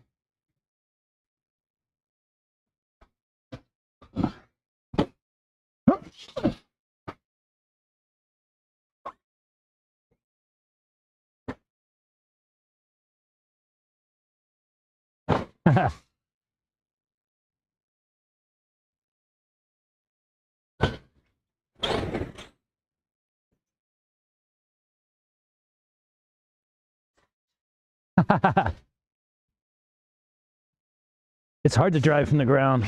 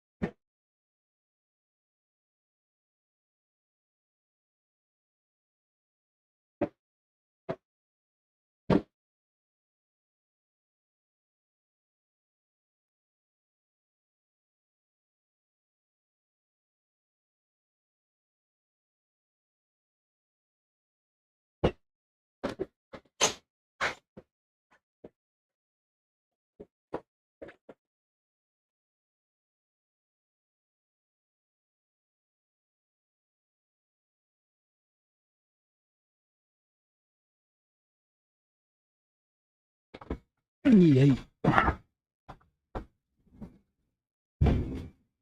got a little muddy.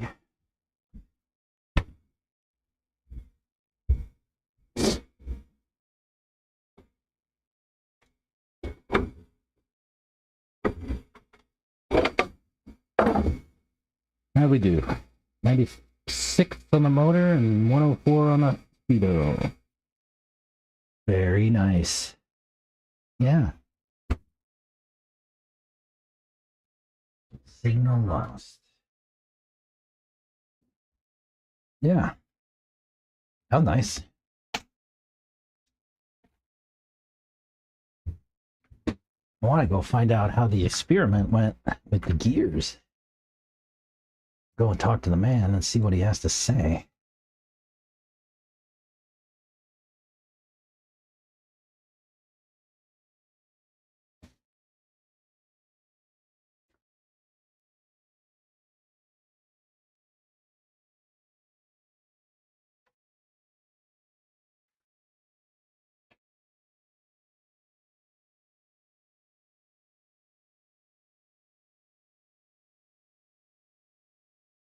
And 10.5K subs?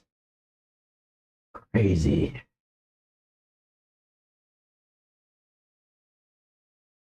That's just nuts.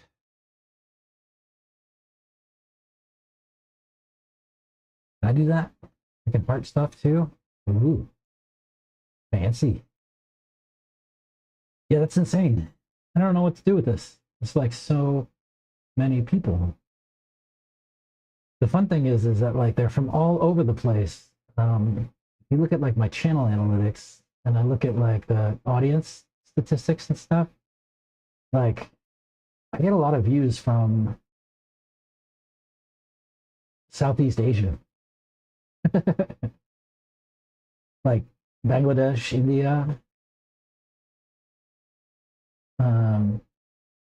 US, of course, I get a ton of traffic from US and UK, Canada and Germany a little less. But yeah, the Southeast Asia seems to be big. Bangladesh was big for a while, and what was the other one? Oh man, Singapore, I think. That was a while ago though. YouTube's weird about how they, distribute your content.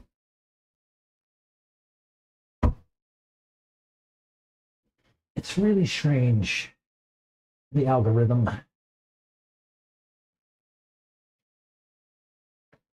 Yeah, Southeast Asia, I get a lot of traffic from. I get more traffic from Southeast Asia than anywhere else. I don't really know why.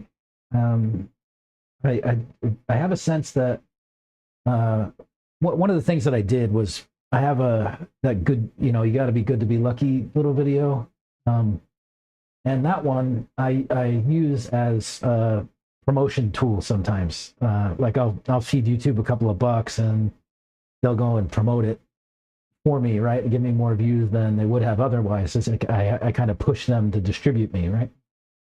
And I have a sense that the Southeast Asia community likes that kind of thing. They like nuggets of wisdom and that kind of stuff dropped in, and probably a lot of people elsewhere like to hear wisdom coming from Americans. We're not very wise generally.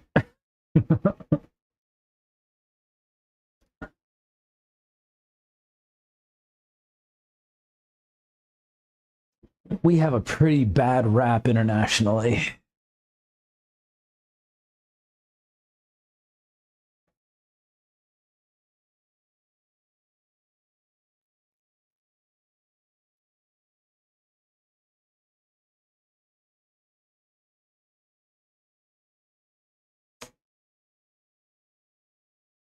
I know that because I talk to people from all different places all the time, right? I've worked with people all over the world. I used to be part of a worldwide channel organization at IBM.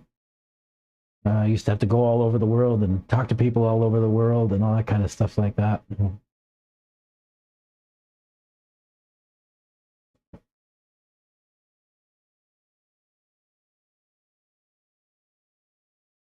I miss helping people with their problems like that. I'm trying to figure out how to do that for myself here now, some consulting or something. I'm not sure what.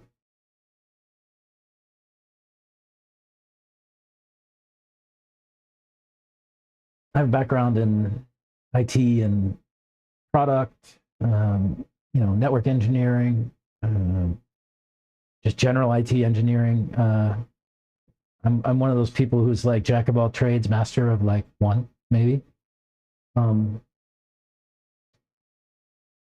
So I know a little bit of everything. I can be dangerous everywhere.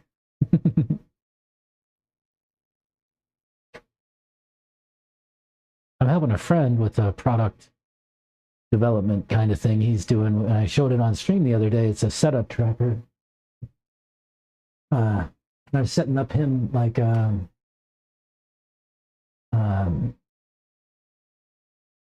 roadmap, like a product roadmap. I'll throw this in chat, see if you guys can see it. I don't know if it's like available for everyone or not, but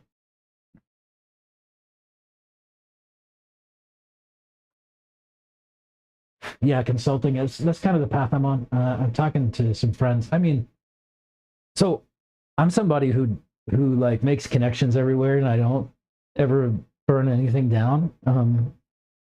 And so, I still talk to people that I've worked with years and years ago, like friendly, right? In fact, I'm gonna go to Colorado later this year, and I'm gonna go see my friend Jackie, who was my first real boss when I was like 20 years old, and we still talk 28 years later.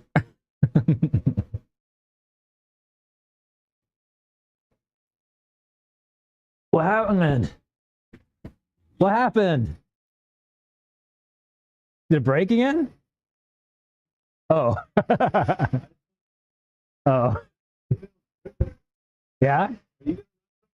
Yeah, I've got a pack warming up now. Okay. Yeah. Dude, thank you again.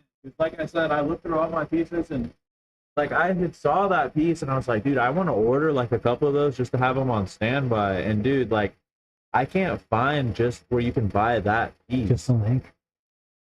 Hey Santos, do you remember which part the steering link is in? Yeah, the servo link.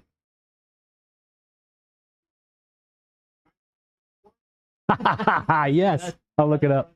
Thank you. 9104, he says. Let's test him. Let's test the Technoman 9104. PKR 9104. What is it? He freaking no, he didn't nail it. That's the bell crank. 9104 is the bell crank and the top plate. Hey, Abram.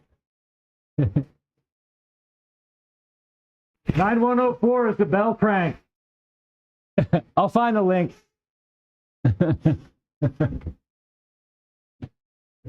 He was close. 9104. I can't believe he just called that out like off the top of his head. Let's see. Madman. So we want a steering link, right? Steering link. I need to get these steel pivot balls.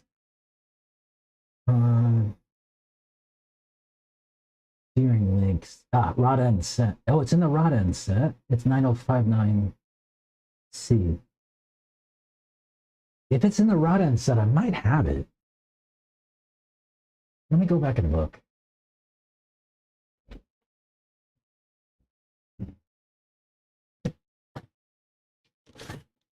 Get my parts bag boxes out. Link and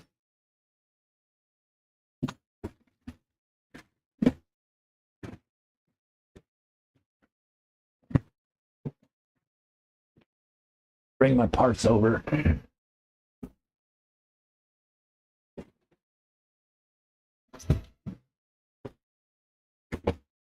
Link ends.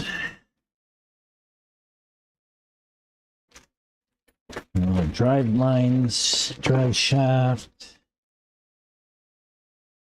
Old 15-degree caster blocks. These are off a 2.0. What am I going to do with those?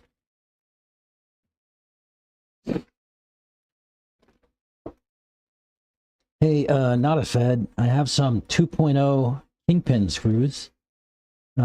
If you have a need for those, I have them. I don't need them for anything. There's so many arms. Is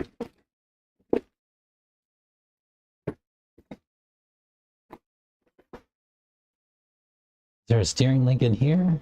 No. That's a nitro throttle link.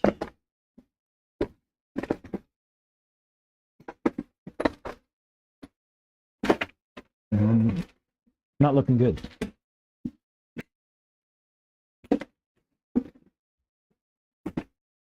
I think this is all arms.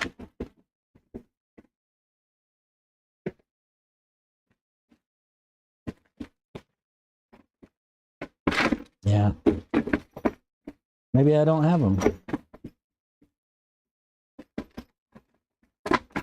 Arms and clutches. There's a sway bar link.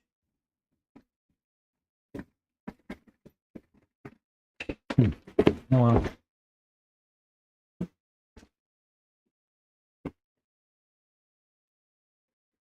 I have all the arms. If anybody's out there in the world and needs an arm and they can't find one, you can yell at me.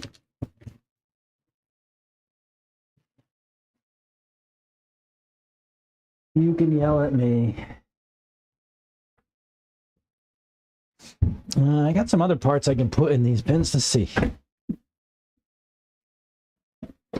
Some kind person. Drive shafts, wing, more arms. Ah, shock bushings. Need those. Ow. Yeah, we needed shock bushings. Got diff gaskets. I have a ton of these. Can't have too many, I guess. And some shock cartridge parts. Yes. That's exciting and fun.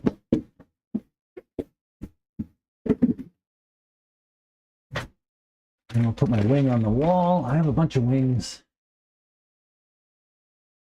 He says that the wing is good on the truck. The stock Techno wing is good on the truck. I don't run the stock Techno wing. I run JTP T-Works wing. These things are great. Just punch a couple of holes in the back and dreamy.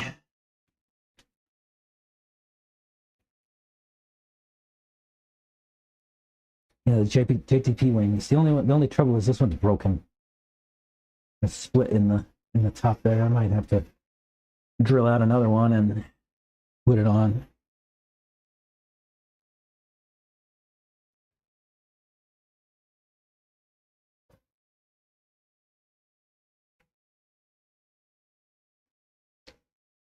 Don't have steering links.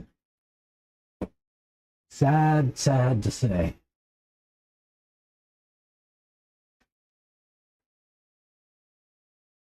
Looking all over my wall. Looking at all my parts. And I definitely don't have them.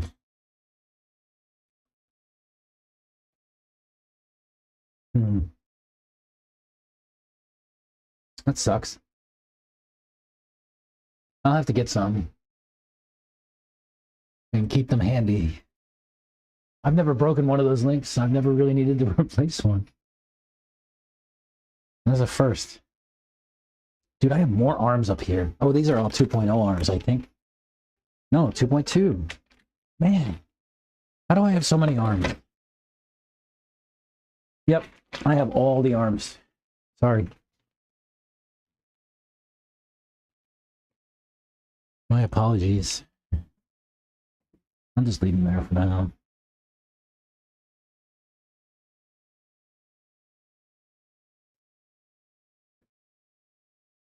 So it's 9059C.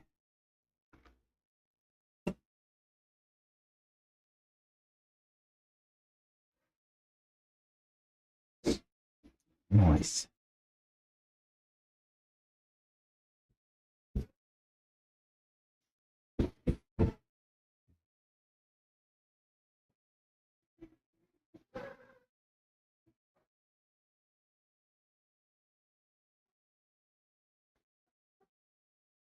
Team Doofus.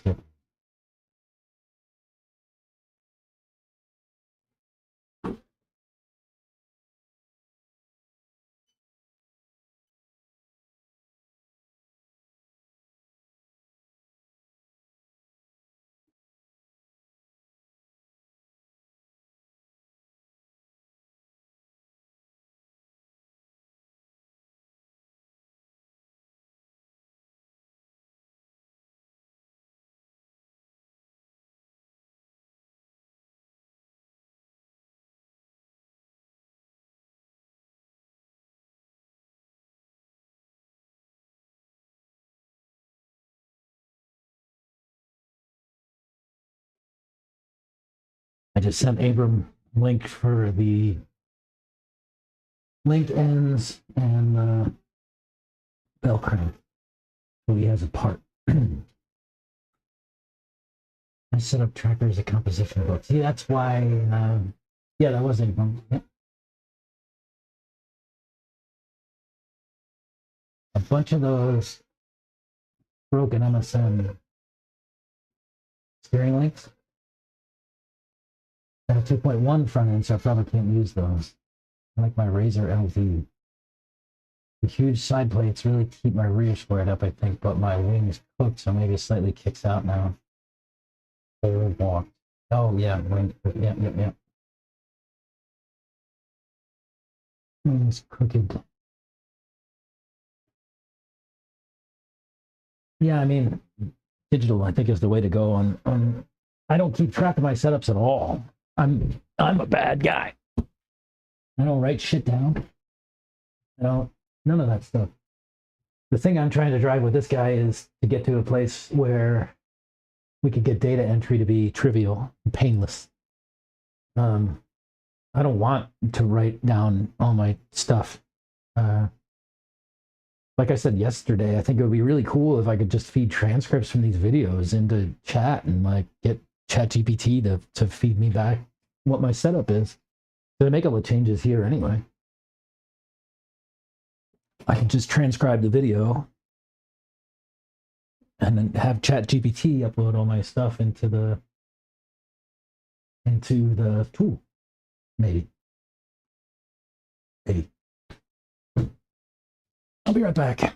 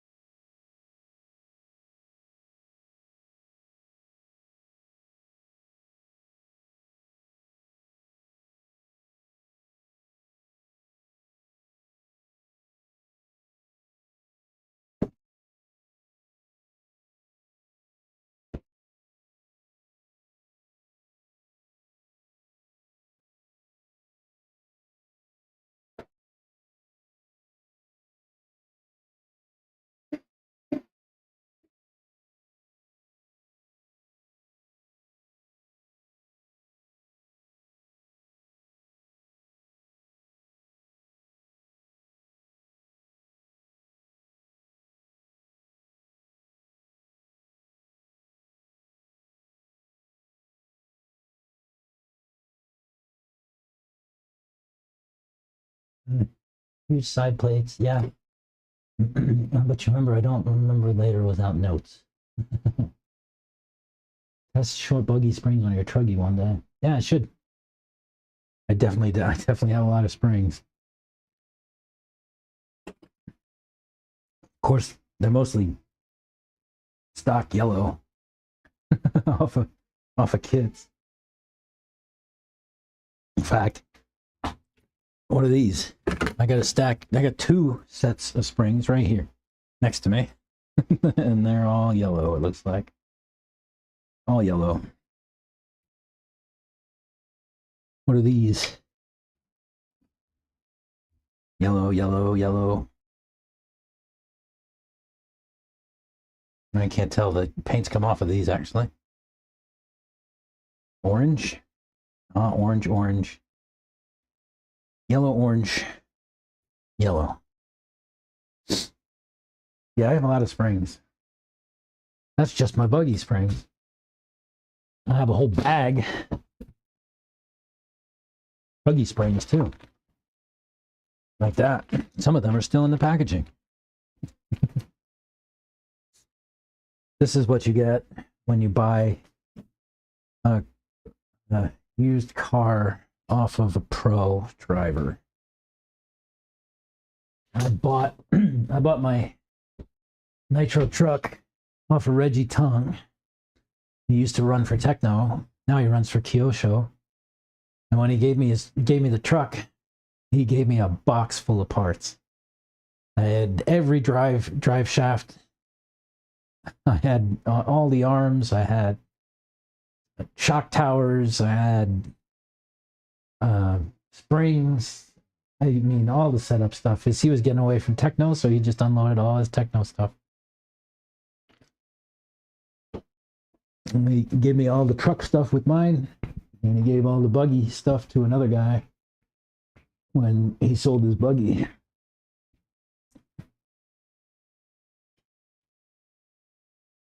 And you get shorter front orange springs. I think Carlos told me 78. Yeah, they run 78 a lot. I tend to run 78 in the front, and then I run the shorter ones in the back. Are they 73? I think. Mostly, at least on my buggy, right? Mostly because, like I said earlier, the shorter springs, they get progressively stiffer much faster, right? They cycle faster.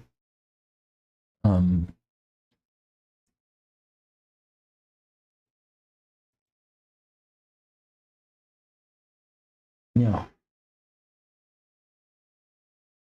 That'd be nice getting all that with it. Yeah, it would be. That was a win for me. I was like, what, dude? I got to give you more money. He wouldn't take it.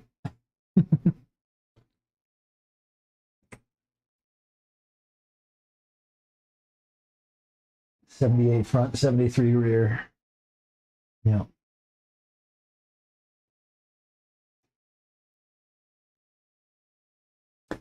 You can also run the 80, whatever the 83 is. 83. You can run the 83s up front too. They make it a little bit softer.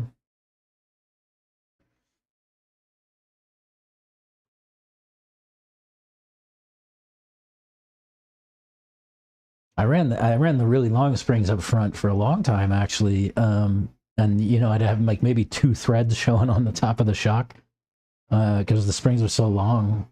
But I ran that like that for a really long time actually, better than a year. I only ran front long springs on the front. I've only gone down to the 78s in the past, I don't know, 6 months or so.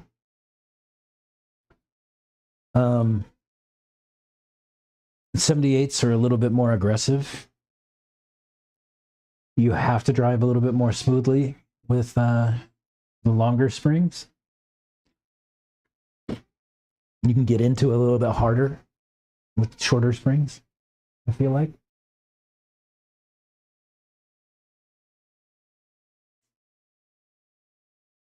At least that's my sense.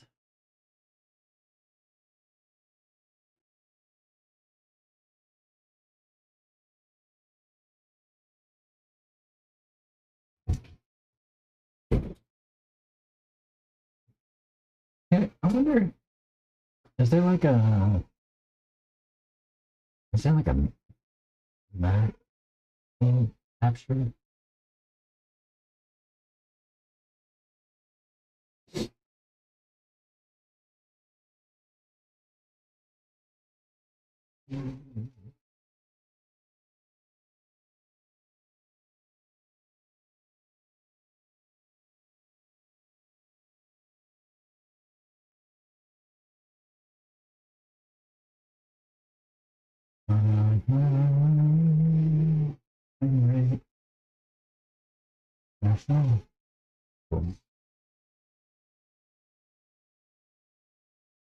I want to try something. What happens if I do? Let me see. You can see me, right? No, it was there a second ago.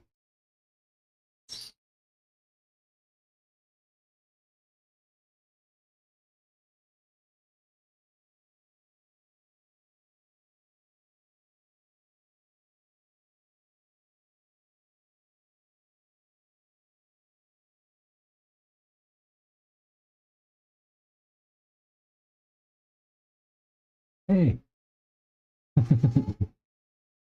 Now I wonder if I can take this, make it very much smaller. Maybe put it here. And then come back and grab my. How about that? And you can see me. And my car. Not that I'm, doing anything exciting.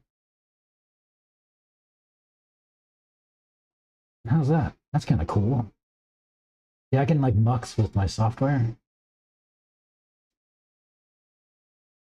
Like multiplex.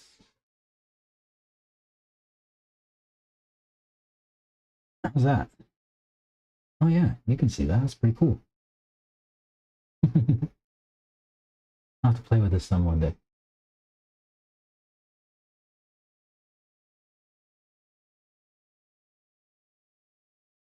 I don't know why I didn't do that before. Mess with that.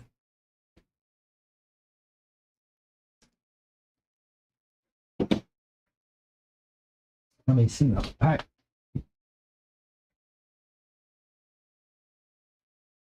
that spot's quite a bit smaller than the camper. It's not bad. It's actually, it's just laid out differently. The camper was, you know, rectangle. This is a big square. And I don't know, it's maybe, let's see, maybe 10 foot by 10 foot, 12 foot by 12 foot. I'd say, yeah, about 12 feet. 12 feet by 12 feet. Maybe a little bit wider than it is. Yeah. It's maybe 12 by like 15 or something like that. It's good enough space for 4 people. And yeah.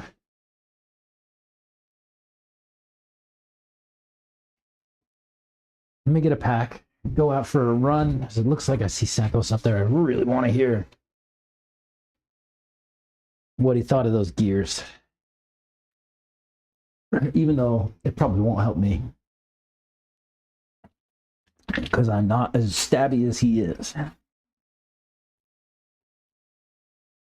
Allison told me yesterday that he thought that all of these guys come from old school nitro cars where they had to constantly clear them out to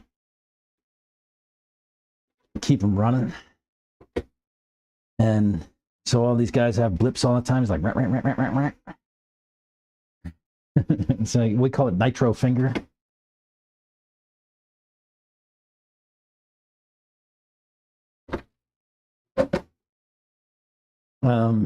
Some of the electric guys that are nitro guys will even drive their electric cars like that. Stabby inputs like rah, rah, rah, rah, rah. It's so funny. They make it work though. I don't know how. I can't do that. If I put stabby inputs, my car's spinning out.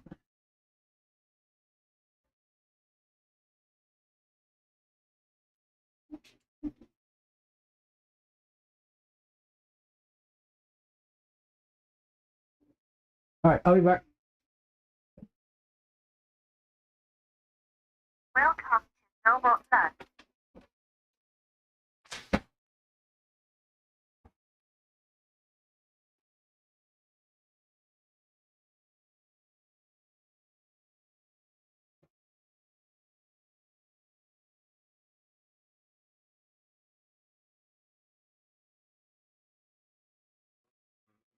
Again.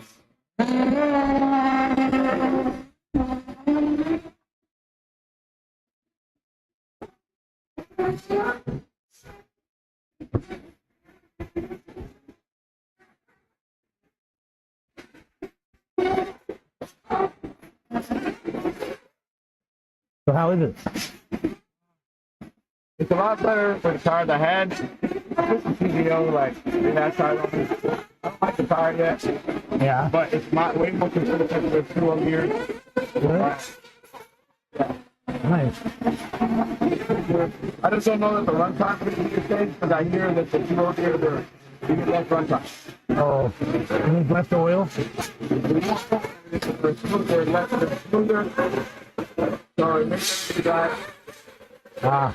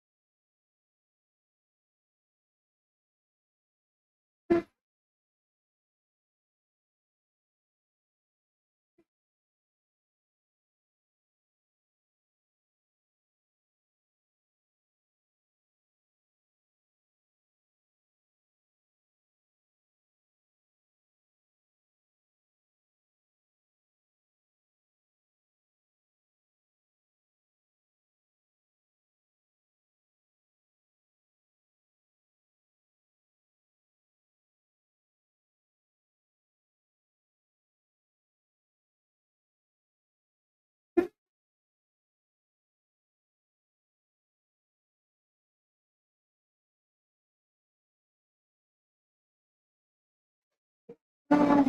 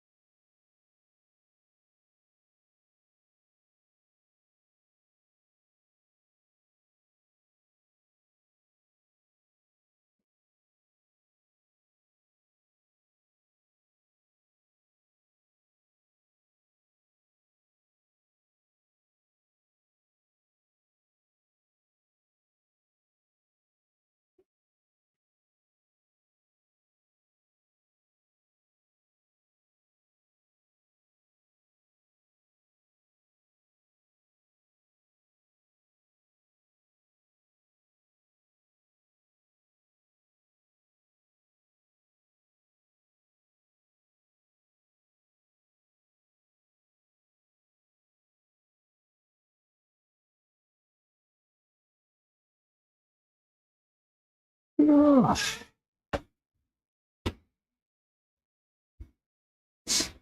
These guys are loud.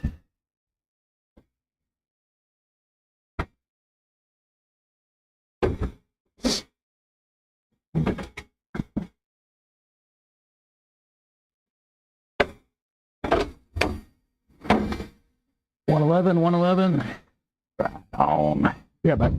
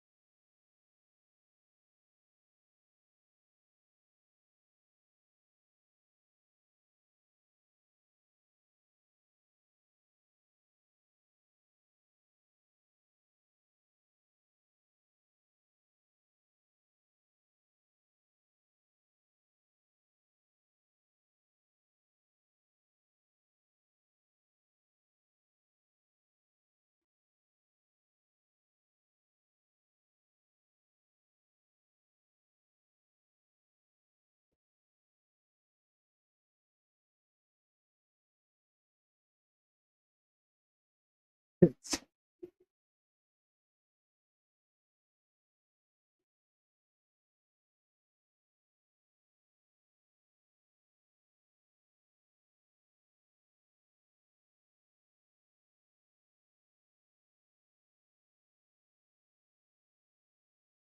Oh.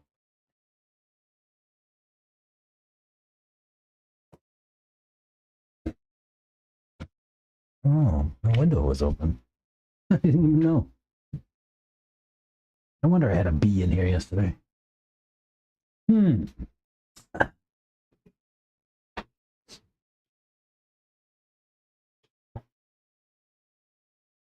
Yeah. Gotta get smoother.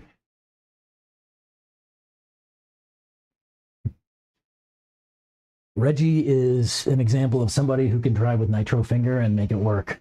Um, you know, pro level driver. And he drives his electric with nitro finger and he makes it work. I'll say, having bought his cars in the past and tried to run with his setup is very challenging. I tried his setup. Like I just took his truck and put my motor and my electronics in it and didn't change anything. And it was brutal to drive. What was funny, one day we had a big race here and Jared Wiggins was here and his wife Katie. They're massive in the techno development side of things, right? And at the time Reggie was still driving a techno, and Wigginses came out and they were driving Reggie's car, and I listened to them, and they both were like, "Man, that car is hard to drive." I was like thinking to myself, I'm like, dude, Wiggins is telling you that your car is hard to drive. That's something.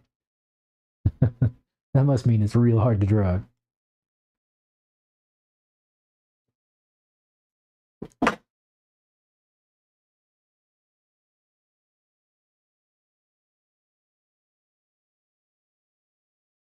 me get my pack out, put it on charge, and run one more, and then I'm getting out of here.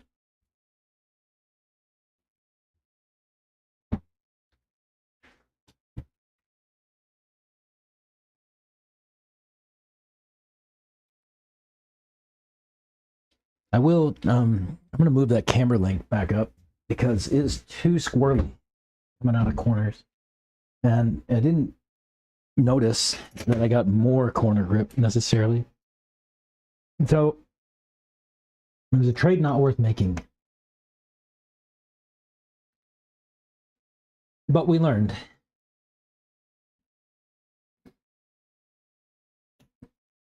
Maybe for a different layout that would work. But this one, no. I'll put it back up one hole.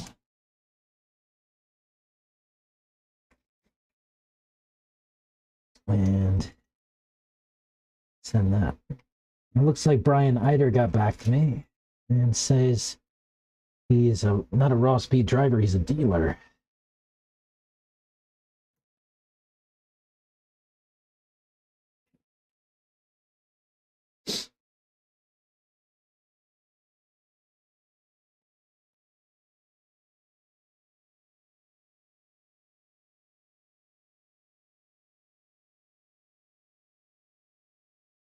He's not a raw speed driver, he's a dealer.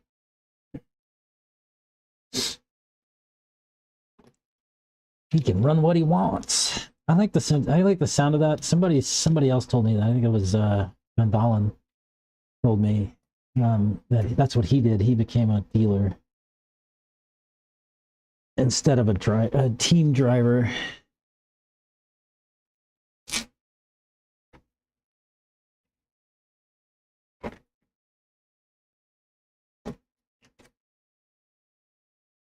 Maybe that's the way. But then I have to sell stuff.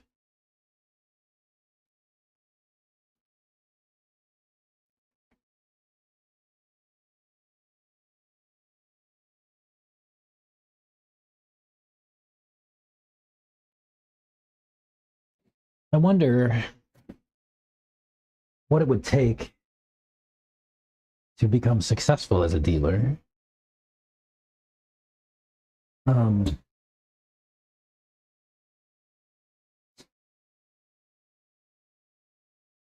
Like,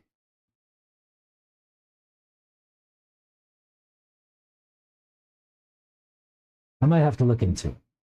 Maybe Doofus's bench will become a shop.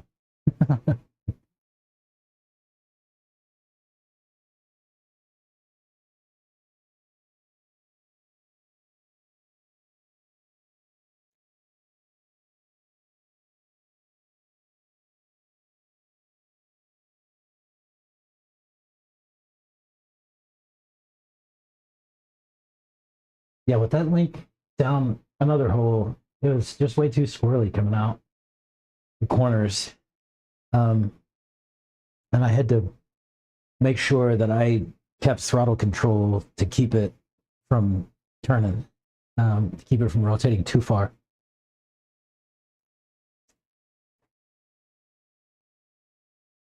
I'm okay with that, but it's not ideal.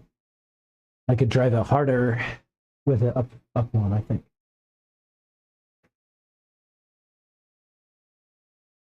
Yeah, the camber link change is one that you can make just trackside too. What the guidance that I was given was to go take your car out to the track, run like 2-3 laps, bring it in, make the change, then take it back out for 2 to 3 laps, bring it in, change it again, right? Like, so start at the top and move down as you go, or start at the bottom and move up as you go, whatever you like. And just see what feels good. And, you know, like you could pretty well test all 4 holes on a single pack if you do just 2 or 3 laps a piece. But it's all about getting a feel for where it grips and where it doesn't. Like I said, as you go down on the inside of the tower, so as you go down, this is counterintuitive, I guess. As you go down, the roll center goes up. Roll center is a theoretical point that exists somewhere beneath the chassis of the car, like, I don't know, some millimeters below the chassis of the car, kind of thing. If you're looking at the car this way, basically the lines out from each of these the arms and the links, you basically kind of draw a line out into space with them, and where they kind of like, and then you draw a line that intersects kind of all of them. There's where the 2 points meet on the far side and the 2 points meet on the near side, draw a line, and then your roll centers, you know, it's like somewhere here. Right? It's like maybe an inch, a half an inch below your chassis. And then you can adjust that up and down. The thing with roll center is you get a couple of things. One, you get if you raise the roll center, you get more weight transfer in turns, and the weight will transfer more to the outside tire, give you more grip on the outside, which you want. But when you're coming out of a turn, you want both rear tires to be settled so you can drive out straight. But with the roll center up, you maintain the roll through the turn, which does give you grip through the turn, but it does not give you grip coming out of the turn because your weight is still transferred off to the side. It's kind of the way I think about it. I don't know if that's right.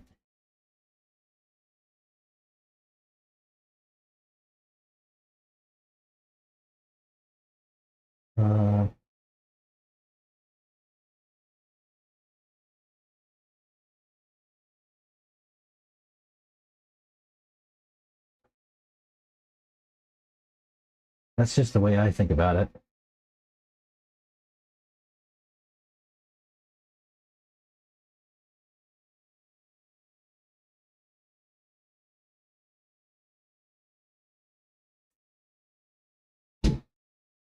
Oh, that's above my pay grade. Maybe. But yeah, that's the idea, right? Like if you can raise roll center, you get more body roll, more chassis roll, and in the corners, and the more weight you can transfer to the outside, the more grip you get on the outside and go. And then as you lower roll center, you have the opposite effect, right? You have less weight transfer side to side in turns, and more. You'll get more of the forward grip. Length, and height, I don't know anything about yet. Yeah, on the outside, and or you want to use the outside holes on the tower, have a shorter link, you get more camber gain.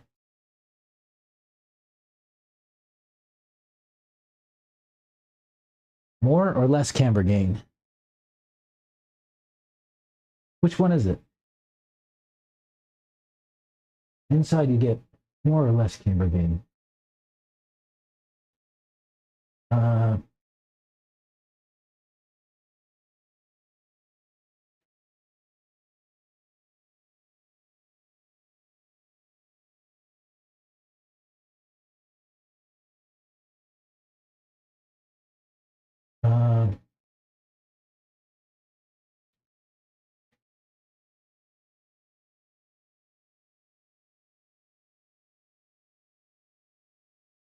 Let's see what the internet says. In RC cars, shorter camber links create more camber gain. That's what I said. I was right. I got it right. Yeah. Yeah, more camber gain. So as the what camber gain is, as the suspension compresses, this wheel, when I talk about gain,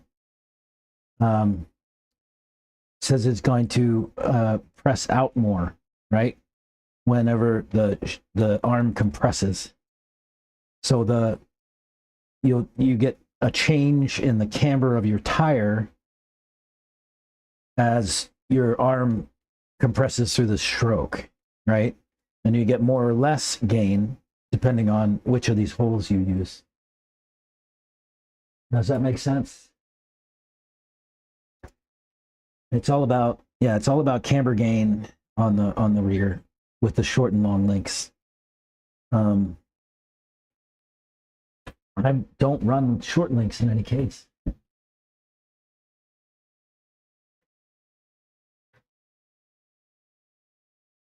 Yeah, camber gain. Camber gain is what is the name of that gain. And the front too, same setup. You're more or less camber gain with shorter or longer lengths. And it changes grip through corners and all that kind of stuff as you mess with it.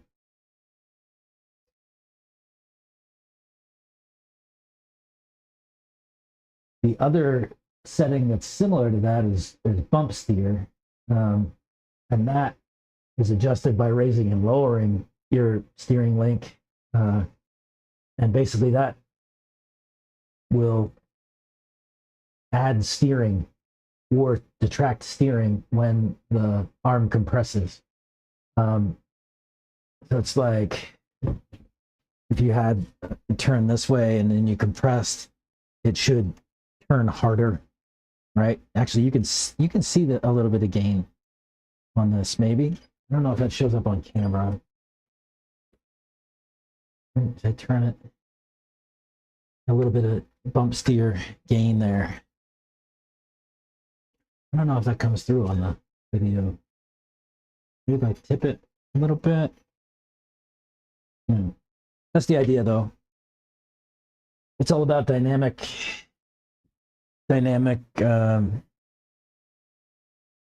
setup, right? The things that change while you get more or less compression and things like that.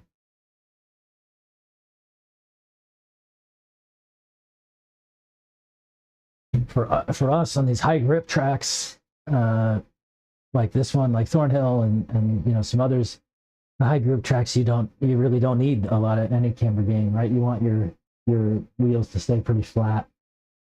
So we run long links all around on all of our cars here.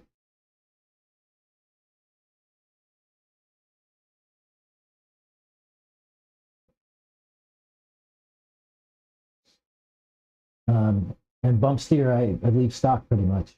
I don't mess with it at all.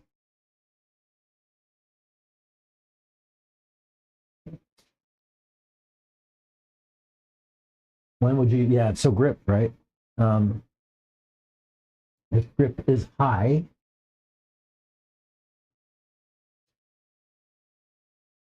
run longer links. If grip is low, maybe run shorter links.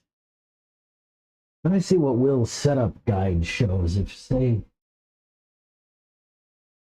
man, these guys out here are loud. They're having fun.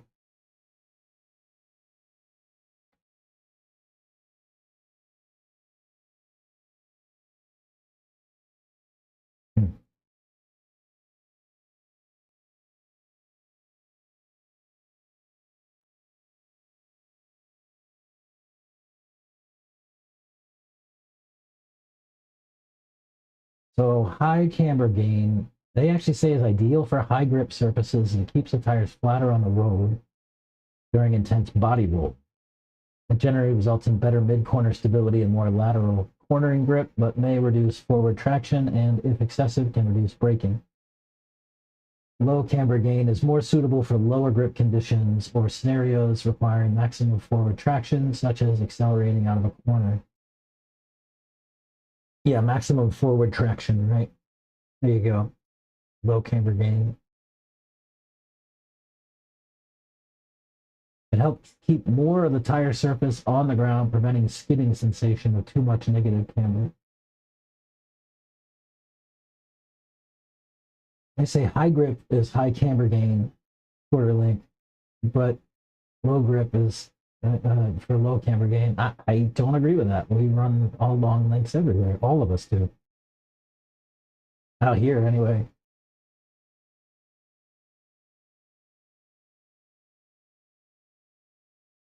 Why camber gain matters.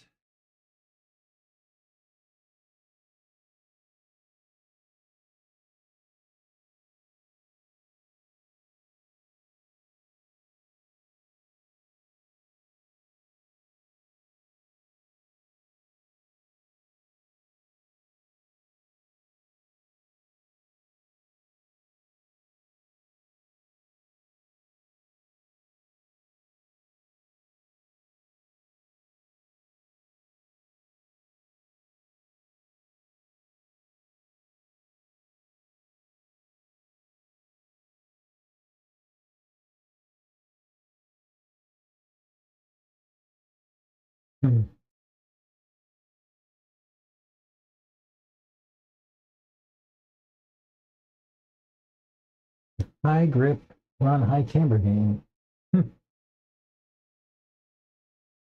Maybe I should try it.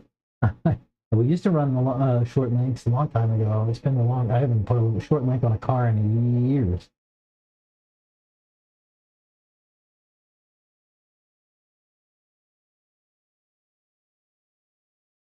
Yeah, we run inside link locations on the towers and outside link locations on the spindle carriers, at least in the rear. In the front, I think I'm in the middle spot on the outside. Yeah, it's middle. Yep, middle. Middle hole on the front.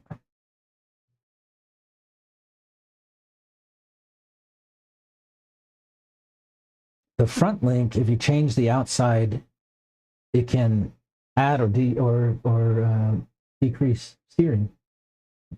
If you want more steering, go shorter link.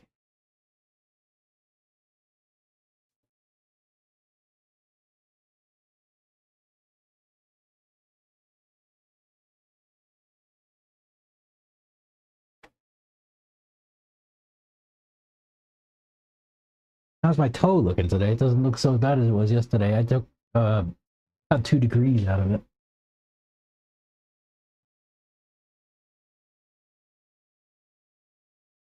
It was pretty extreme.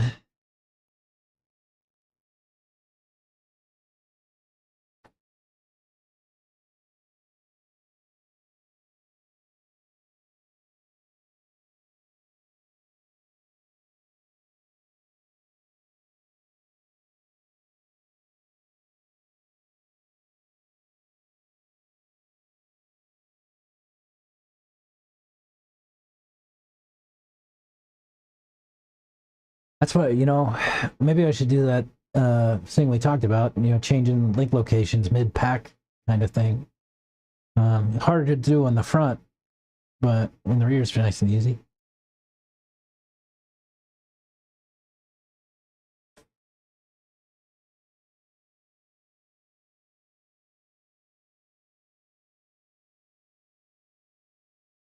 Lots of toe seems bad on tires. It is, as the tires try to pull apart as you're driving.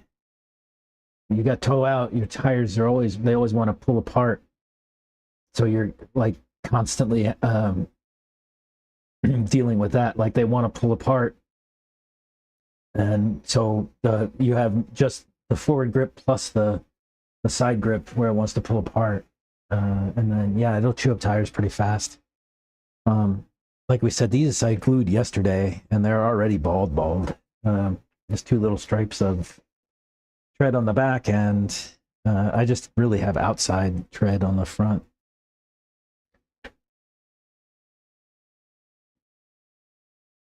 The tread is unnecessary. At least at this place on days like today.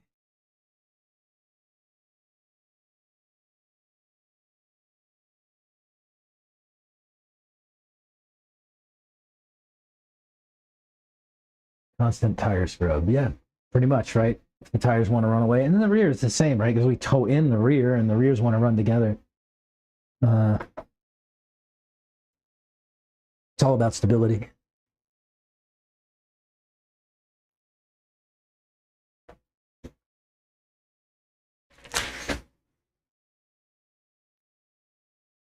And if you tow out the front, you get more aggressive turn in. Like the initial turn is more aggressive. Something like sport bike tire would probably be decent. I think a reverse bar. Yeah, reverse bar.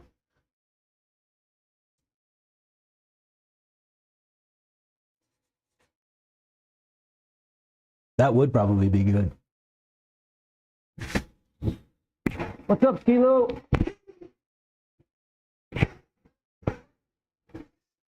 More people coming out. What's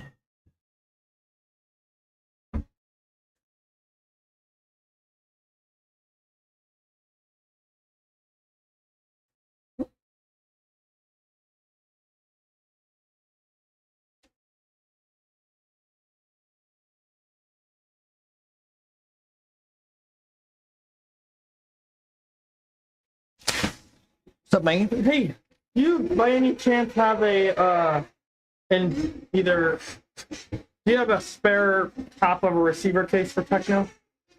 Good, dude. I should have. Like Charles has like 2 or 3 melted buggies. I figured one of them has a receiver case. I should. I don't know where though. Where is a different problem. Hey, I was looking for that yesterday.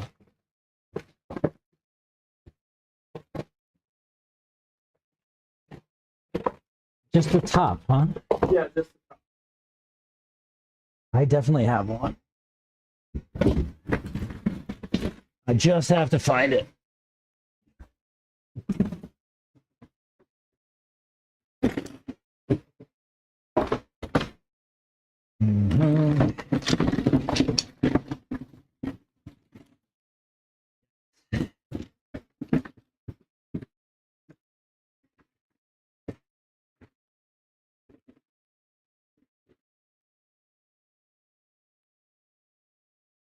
Well, not there.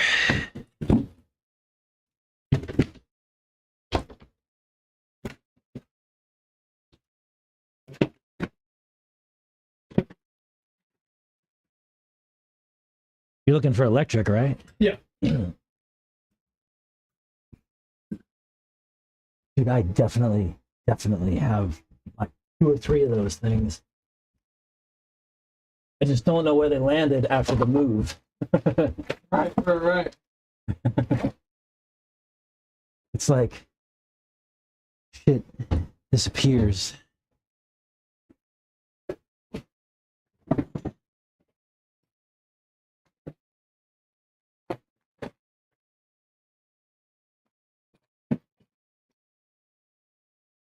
Where the hell would I put them? Because I had spares in the boxes and everything. Here, oh here, you can just take this one. You just need the lid. Yeah, just a little bit. And we can, once we find ours, we'll give it right back. Don't worry about it. I appreciate it. Not a problem. Not a problem. Glad I had the part. Always happy to help.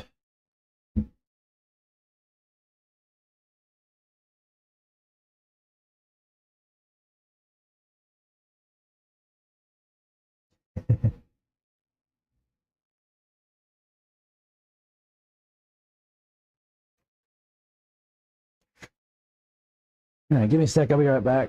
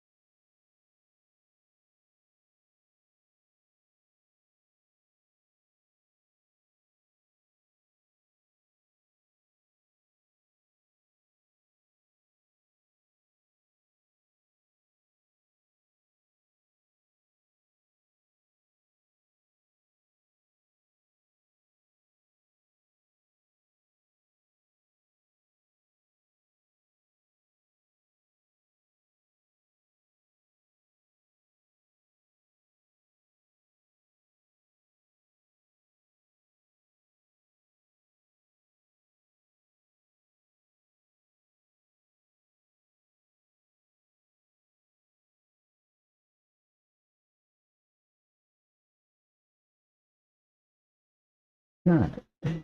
Where's my pack? Still going. Almost done.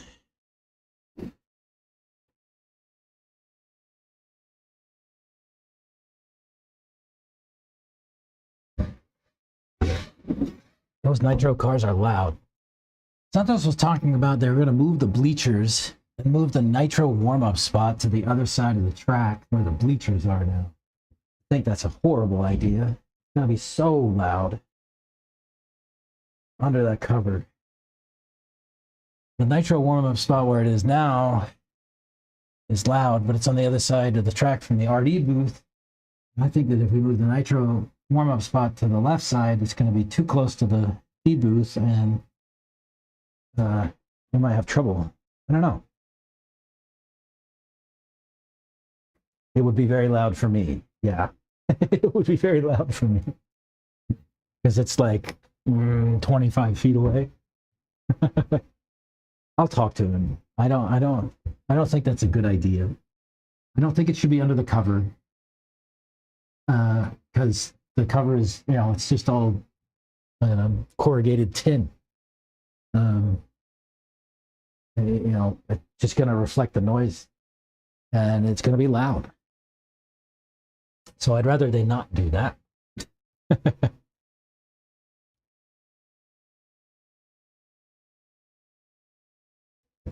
What could be sensible is actually to put it on the other side of the track. If you wanted to have it closer to the pit area, like where everybody works, like the pit benches and stuff like that, why not put it over there on the far side and have people walk around?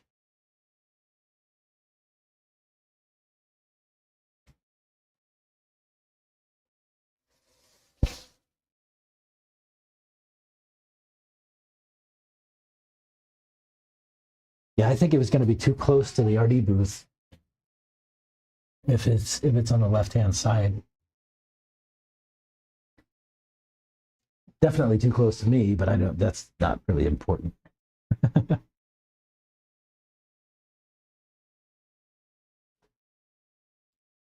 Someone at MSM had a really good smelling nitro. It smelled like drag car race fuel instead of nitro, sweet like candy.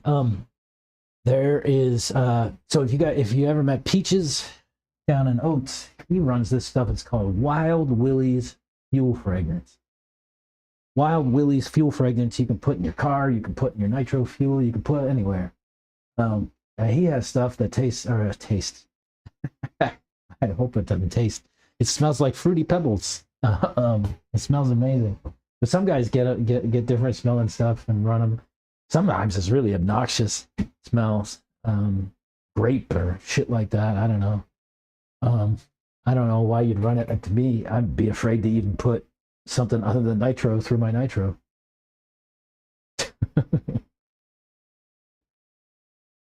These motors are expensive.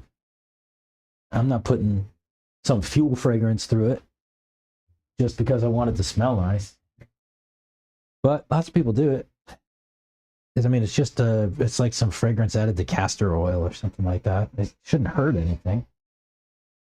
We run castor oil in the fuel anyway, but run VP Lutz mixture, which is castor oil.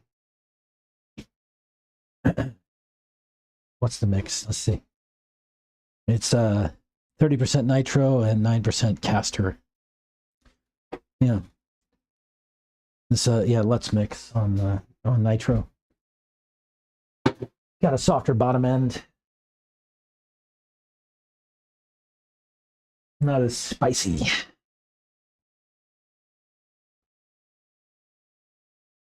Easier to drive.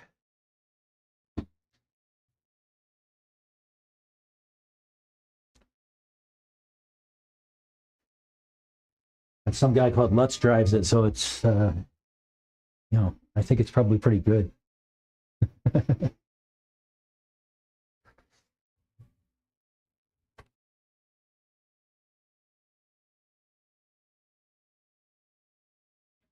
He put his name on it. It's probably good. Uh-oh.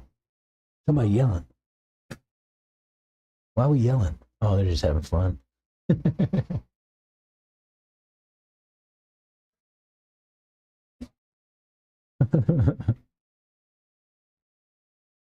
These guys are having fun.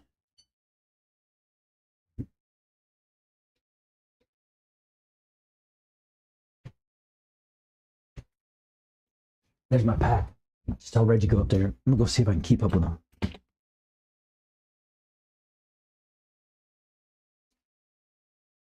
I doubt it.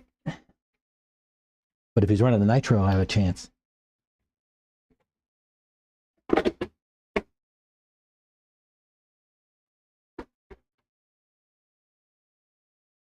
Electric is faster than nitro.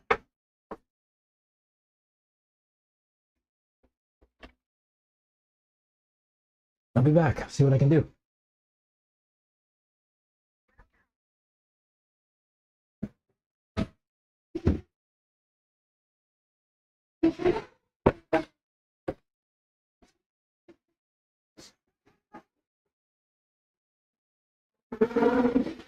You know.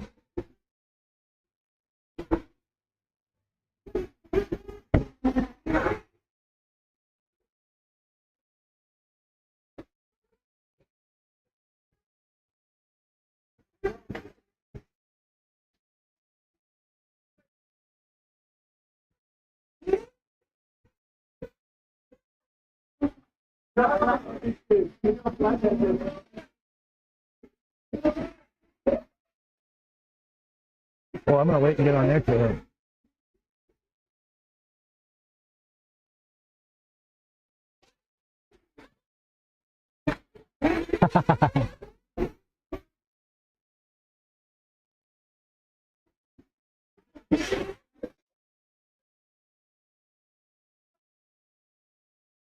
You got the mic? There you go.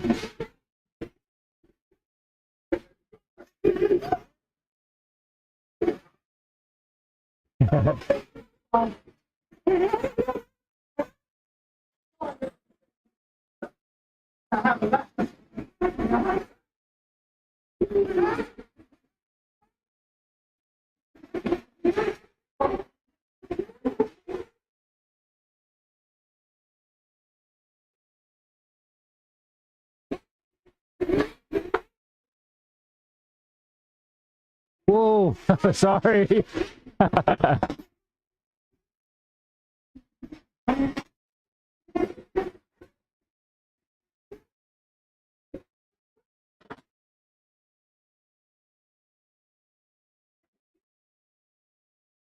Oh.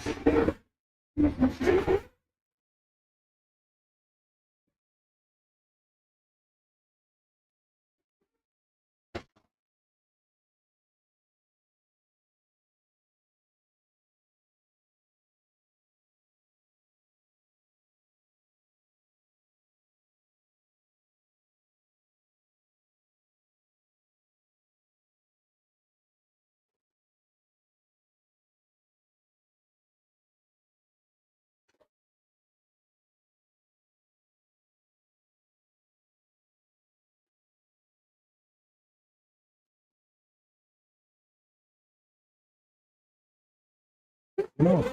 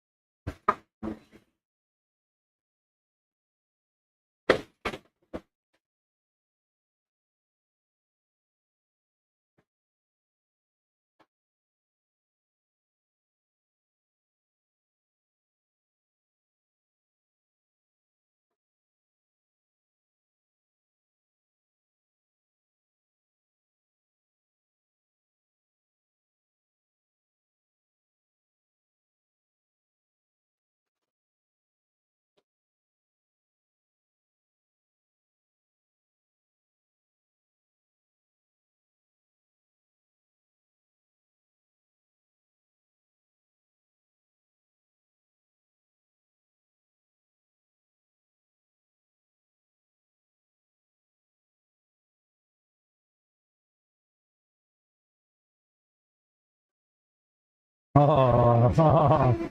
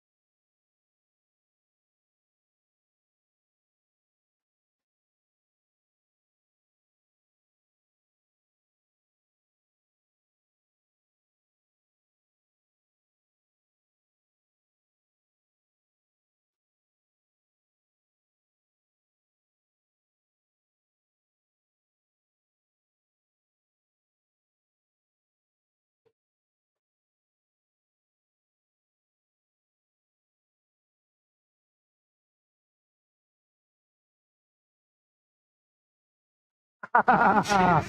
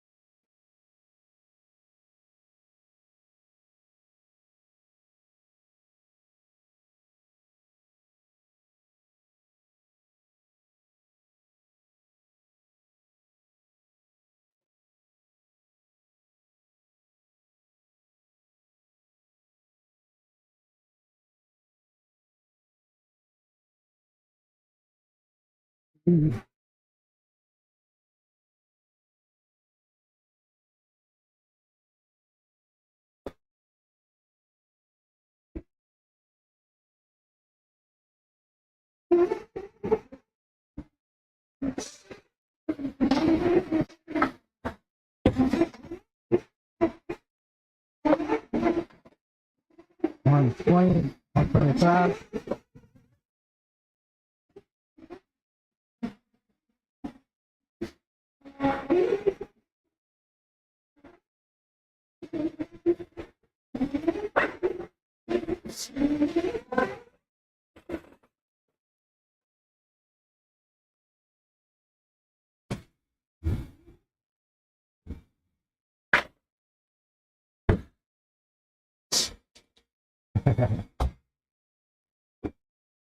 $120, $125 for temps. Pretty good. 110 now. We dropped 15 degrees just in my short walk from the track. Pretty good. Yeah, we know.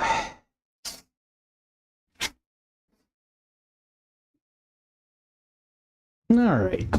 I think I'm going to put this one on storage. Pack up and hit the ROAD. What a strange word. Roads. Rogues. No, I don't know if anybody gets that one.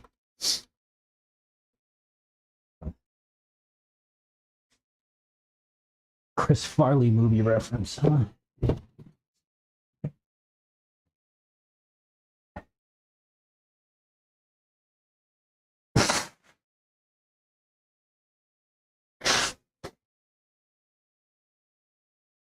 They accidentally get high on nitrous oxide and they struggle with the pronunciation of the word roads. Funny movie, Black Sheep. What we got? Chat. Some race fools just smell sweet. Yeah, that's the castor oil. Castor smells sweet. Especially when it burns, it smells sweet. It smelled like 110 race gas instead of methanol and nitro. Got it. Aviation fuel. Yeah, castor oil is a nice sweet smell.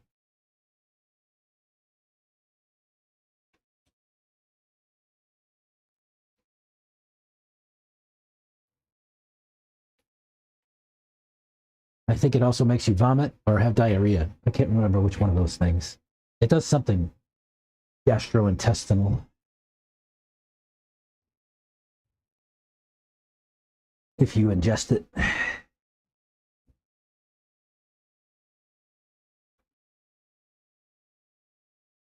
Black sheep, yeah. Like Tommy Boy Part 2 without the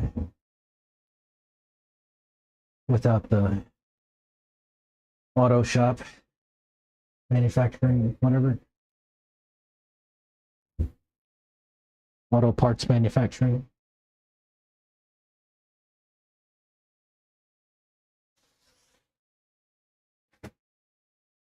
What's that? Oh, he left already. Mm-hmm.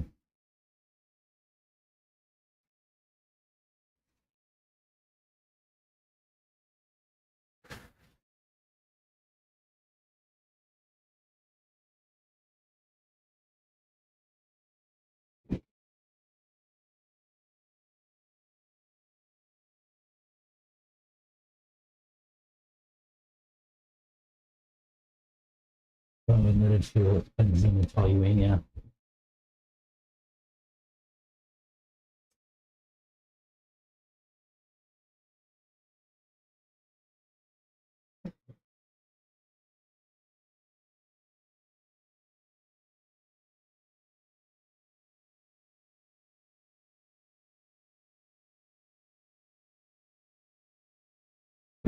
All right, I moved that link back up and I liked it there. Leave it there.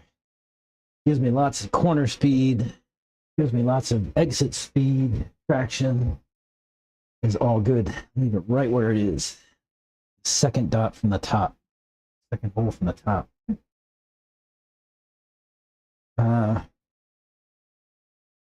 Question, do I go and put this setup on all my carbs?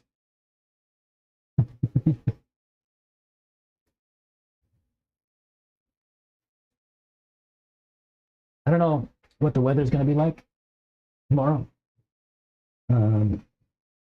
If the weather's going to be okay, it's not going to be too cold, I might come out and I can stream if I'm here. If it will be cold, I probably won't come out. And Saturday and Sunday, the track's closed on the weekends, again due to weather. I think we're supposed to get some bad weather Saturday into Sunday.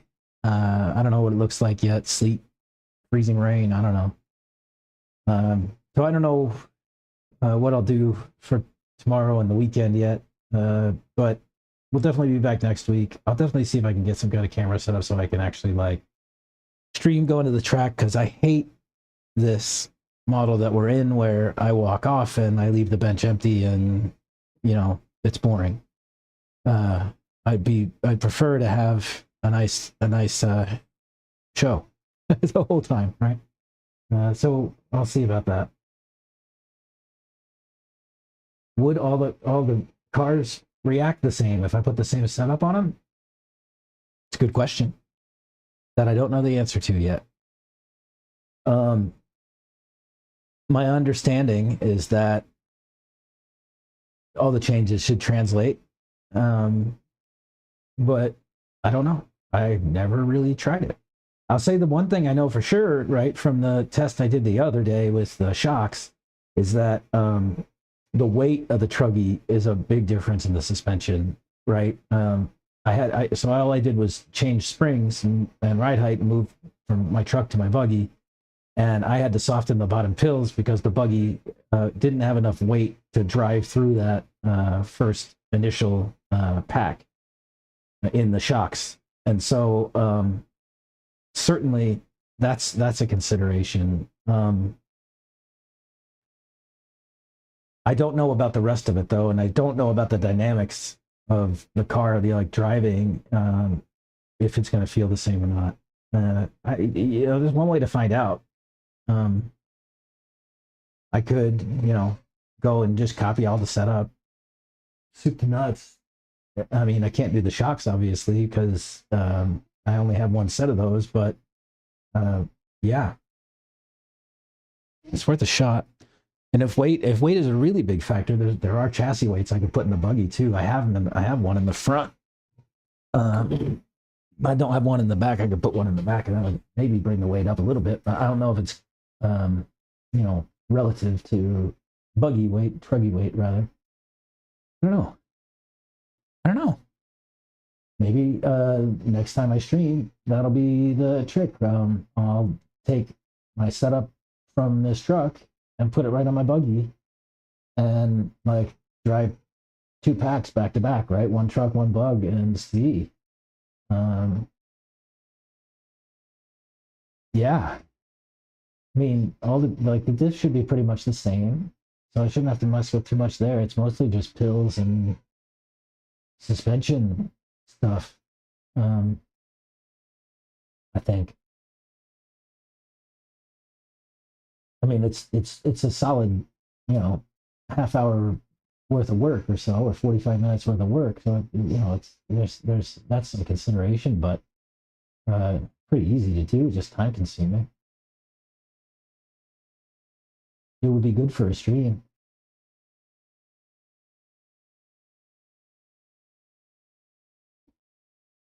I wouldn't keep adding weight to the buggy. Yeah. I mean, you could just tune it with springs, I guess.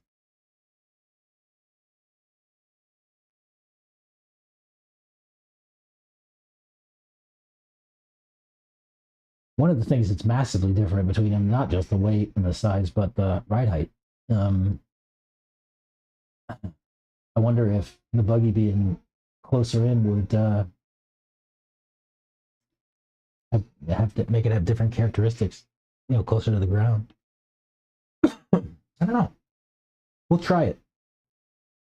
If not tomorrow, then next week. That's a sensible thing to try. That's a good experiment. I've always wanted to know, honestly, and I asked Santos one day. I said, "Hey, can I just copy my buggy setup to my truck?" And he's like, "You should be able to, and it should be just fine. Try it." And I never did. Yeah. Remind me next time we're together. I'll do that. I'll just take my setup from my truck, put it on my bug, and send it. The same basic setup. See what happens. Definitely worth a shot. I mean, they're both the same generation of vehicles, right? They're both 2.2. They all have this. They have the same everything, right? The same steering plate, the same spindle carriers, same everything. It'd just be a matter of moving things around, changing pills. Yeah, worth a shot. I'll do that next time we're together, for sure.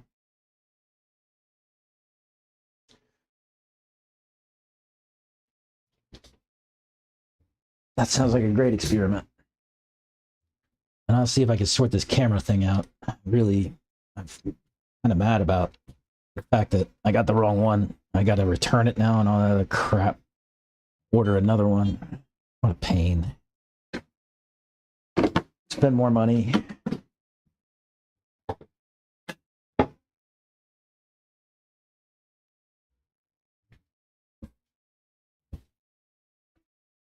Not looking forward to that. All right, I'm going to shut things down here. I'll let, I don't know how I'll let you know about tomorrow. I guess the weather, we'll see. If I show up, I show up. If I don't, I don't. But then next week, for certain, probably Monday, we'll be back. Monday or Tuesday, depending on the weather. If it's crappy, I probably won't. But if it gets nice, well, then I'll do something on Monday or Tuesday. So yeah, keep an eye out. Make sure to go over to the channel, watch some other videos, and like and subscribe, all that stuff. And we'll see you in the next video. Thank you.